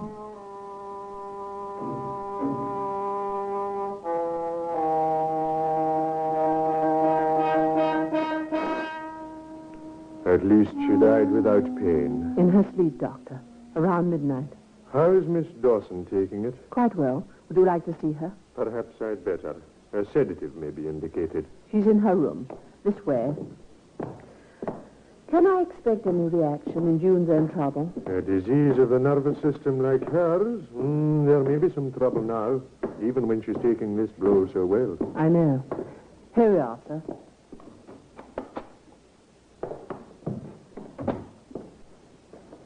Ah, Miss Dawson. May I express my sympathy? Thank you, Doctor. Mother suffered enough in this world.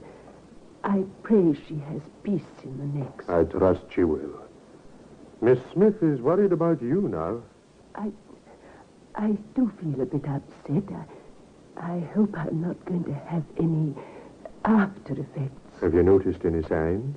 My legs feel so heavy. That's usually a sign.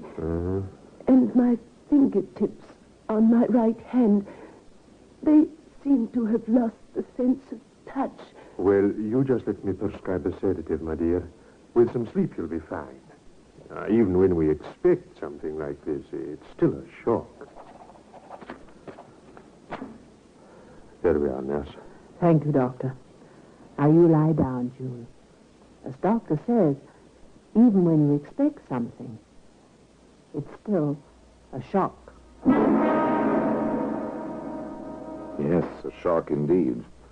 Perhaps not unconnected with a piece of paper, a prescription, which can be seen today in the Black Museum.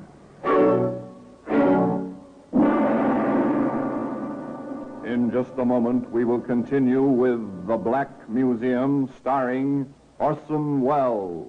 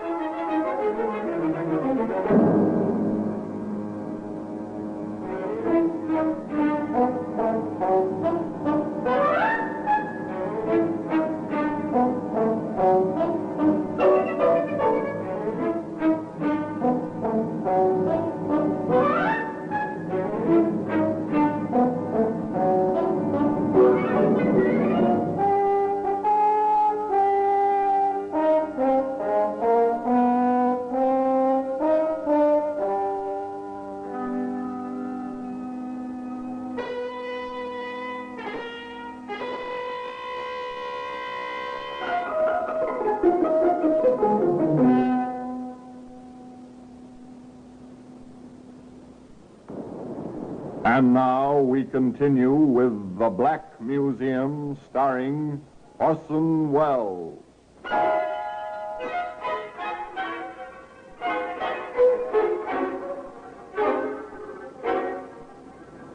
The words they use are polite. Terminal care. They carry many connotations. An end to pain. An easing off from weary illness. A quiet kind of death. However, they do not mean a helping hand to death.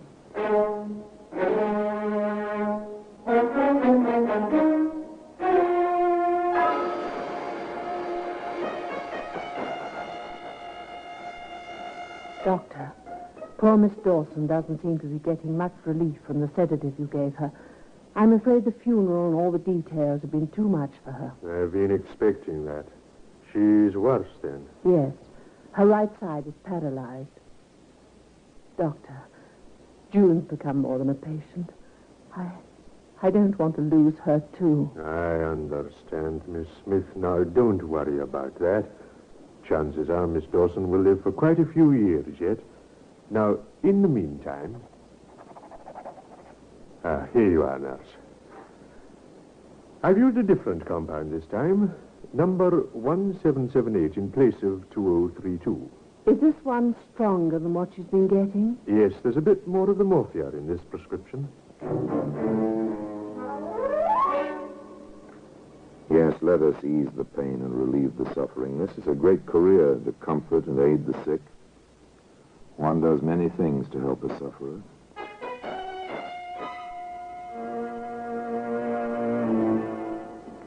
Dr. Lewin, Miss Dawson has asked a peculiar question.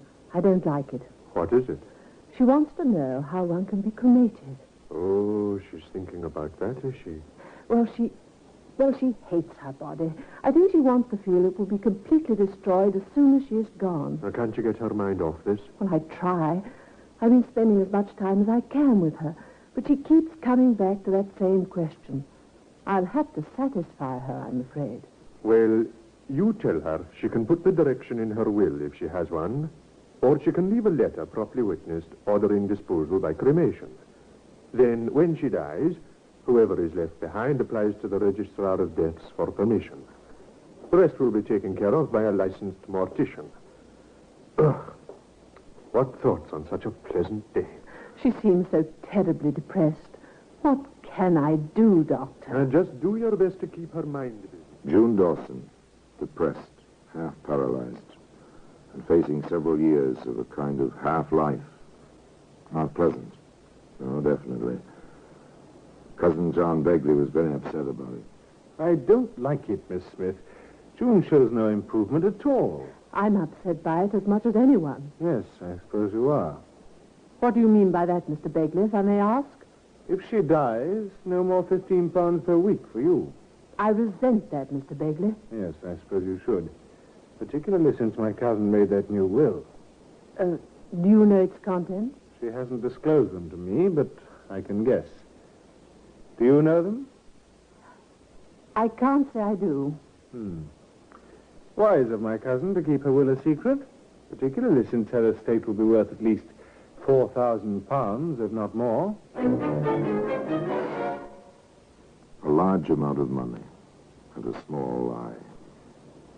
Interesting combination. Of course, one can hardly blame this. It's not Cousin John's business what's in that will if June doesn't care to tell him. In any case, other events impend which will have a bearing on the matter.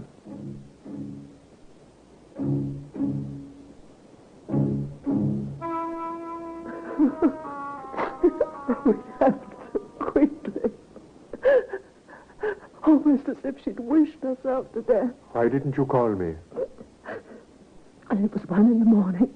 She seemed to be sleeping, except her breathing was peculiar. I tried to rouse her, and she answered me. I left her. 215 Johnson, who was on the night desk this week, called me. She'd rung for help, and I rushed in. She still had the cord in her hand, and she was... Well, it happens that way. Something gives up. This was a cerebral hemorrhage, as far as I can judge, without an autopsy. I'll state so on the death certificate. Very well, Doctor. Oh, I feel so ineffectual at the moment. You see, she was more than a patient.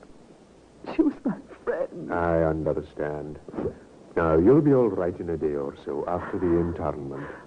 Oh, Doctor, She wrote a letter, insisted on it, after I told her what you said. What I said? About the cremation. Oh, that. Oh, yes, I remember. Yes, very well. You'll need the form request to fill out. I'll send one over. Now, you can make it out, attach the letter, and take it to the registrar. He happens to be the health officer in Nottingham as well. Oh, thank you. Now then, I'll make out the certificate. No problems. Just the grief over a lost friend. Make out the papers. Call in Johnson, the faithful servant. Johnson? Yes, miss? I have an errand for you. Dr. Lewin sent this form over. It's all filled out. Now, I want you to take it to the health officer. You know where, don't you? Yes, of course, miss. And be sure you file this letter with it. Now, you remember witnessing Miss Dawson's signature on this letter, don't you? Oh, yes, of course I do. Johnson did as he was told. This was his job, no questions asked. However, the registrar at the health office did have a question or two. You work at this place for this Smith woman, do you? Yes, sir, I do. The form here says nursing home. Is that what it is?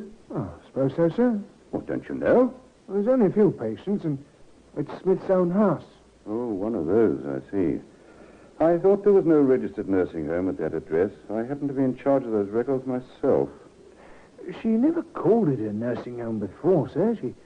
She always wants one, of course. Talks about it a lot. Says it costs a lot of money. Yes, it does. Will it be all right for me to tell her to go ahead with things now, sir? No, not just yet.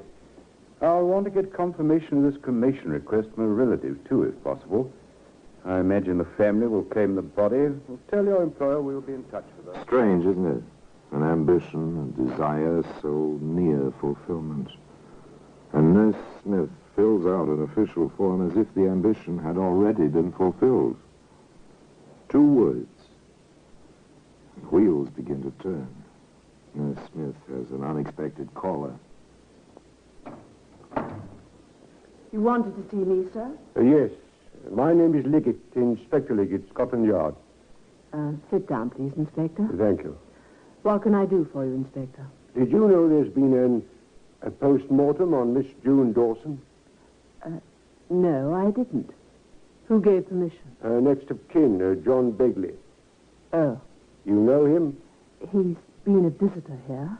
I see. The death certificate said cerebral hemorrhage. Dr. Lewin told me. Would you tell me the type of medication you gave the patient? I have the record book right here. Yes, here it is. Patient in pain in afternoon. Gave 2 tablets as prescribed by Dr. Lewin at 4 p.m. And here's the 8 p.m. entry. Usual dosage of sedative. What was in those tablets? Morphia. Dr. Lewin left them with me. 2 on September the 5th, 4 more on September the 12th. You'll find the entries in my drug book. And in the sedative? There was morphine in that, too. Dr. Lewin had prescribed an additional dose. He'd increased the compound. You seem to have all the facts. I keep careful records. But nevertheless, Miss Dawson died quite unexpectedly of a stroke. So the doctor certified. That is not in my province. No. And the doctor made out the certificate without an autopsy. He's quite a competent physician. No doubt. But the fact remains that Miss Dawson did not die of a stroke, Miss Smith. No? May I ask? She died of an overdose of morphia. Quite a large overdose.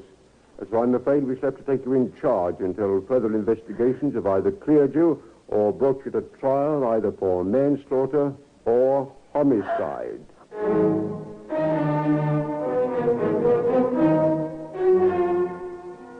When death masquerades as mercy, when murder hides behind friendship, there's little sympathy for the accused. In this case, where one required to heal stood accused of killing, there was only anger. Nonetheless, justice was well ordered, and the evidence was made quite clear. First, the motive. Mr. Begley, what do you know of the occasion of your cousin's drawing up a new will in favor of the prisoner? My cousin discussed it with me. What did she tell you? That she felt so grateful to Miss Smith that she wanted to leave her entire estate to this woman. What is the amount of the estate? Something over £4,000. To the best of your knowledge, did the prisoner know the size of the bequest? I told her myself. On what occasion? When I asked if she knew the contents of my cousin's will. And what did you say to that? That she did not know. At a subsequent visit with my cousin, I learned that she did know. In fact, her own assistant or helper witnessed the document. Thank you very much, sir. And finally, opportunity and access to the drug. Dr. Lewin, a tragic though innocent figure in the case, was the witness. Doctor, it has been alleged that you gave the prisoner 2 tablets of morphia for the deceased on the 5th of September and 4 more on the 12th. Is this true? It is not. I never prescribed morphia in that form for this patient. Did you prescribe it in any other form? In a sedative, yes. I must confess a slight error, however. The patient had been receiving compound 1778. I later prescribed compound 2032, thinking at the moment that it contained more of the drug than 1778. Later, I discovered it contained less. However, as it seemed to be equally easing to the patient, I did not correct the situation. Were you urged to add to the morphia? I was, by Miss Smith. Have you any idea where the prisoner may have acquired the drug which was used? During the past year, I have given her small quantities of the drug for use at her discretion, never more than 8 tablets at a time. She has returned a few from time to time. On checking my records, I find I have given her almost 100 tablets. Is this normal? In the situation where terminal care is the norm, yes. However, it is perfectly possible that some of the unused tablets were not returned to me. Now, returning to your prescription, Doctor, do you remember the occasion of your writing it, and why? I do. It was just after the patient's mother died while under Miss Smith's care. Miss Smith was most anxious for a stronger sedative for the patient and inquired specifically concerning its comparative strength after I wrote the prescription. She also inquired of me concerning cremation. The Crown rested its case. The sentence was death by hanging. Well, today that same piece of paper, that prescription, is in the Black Museum.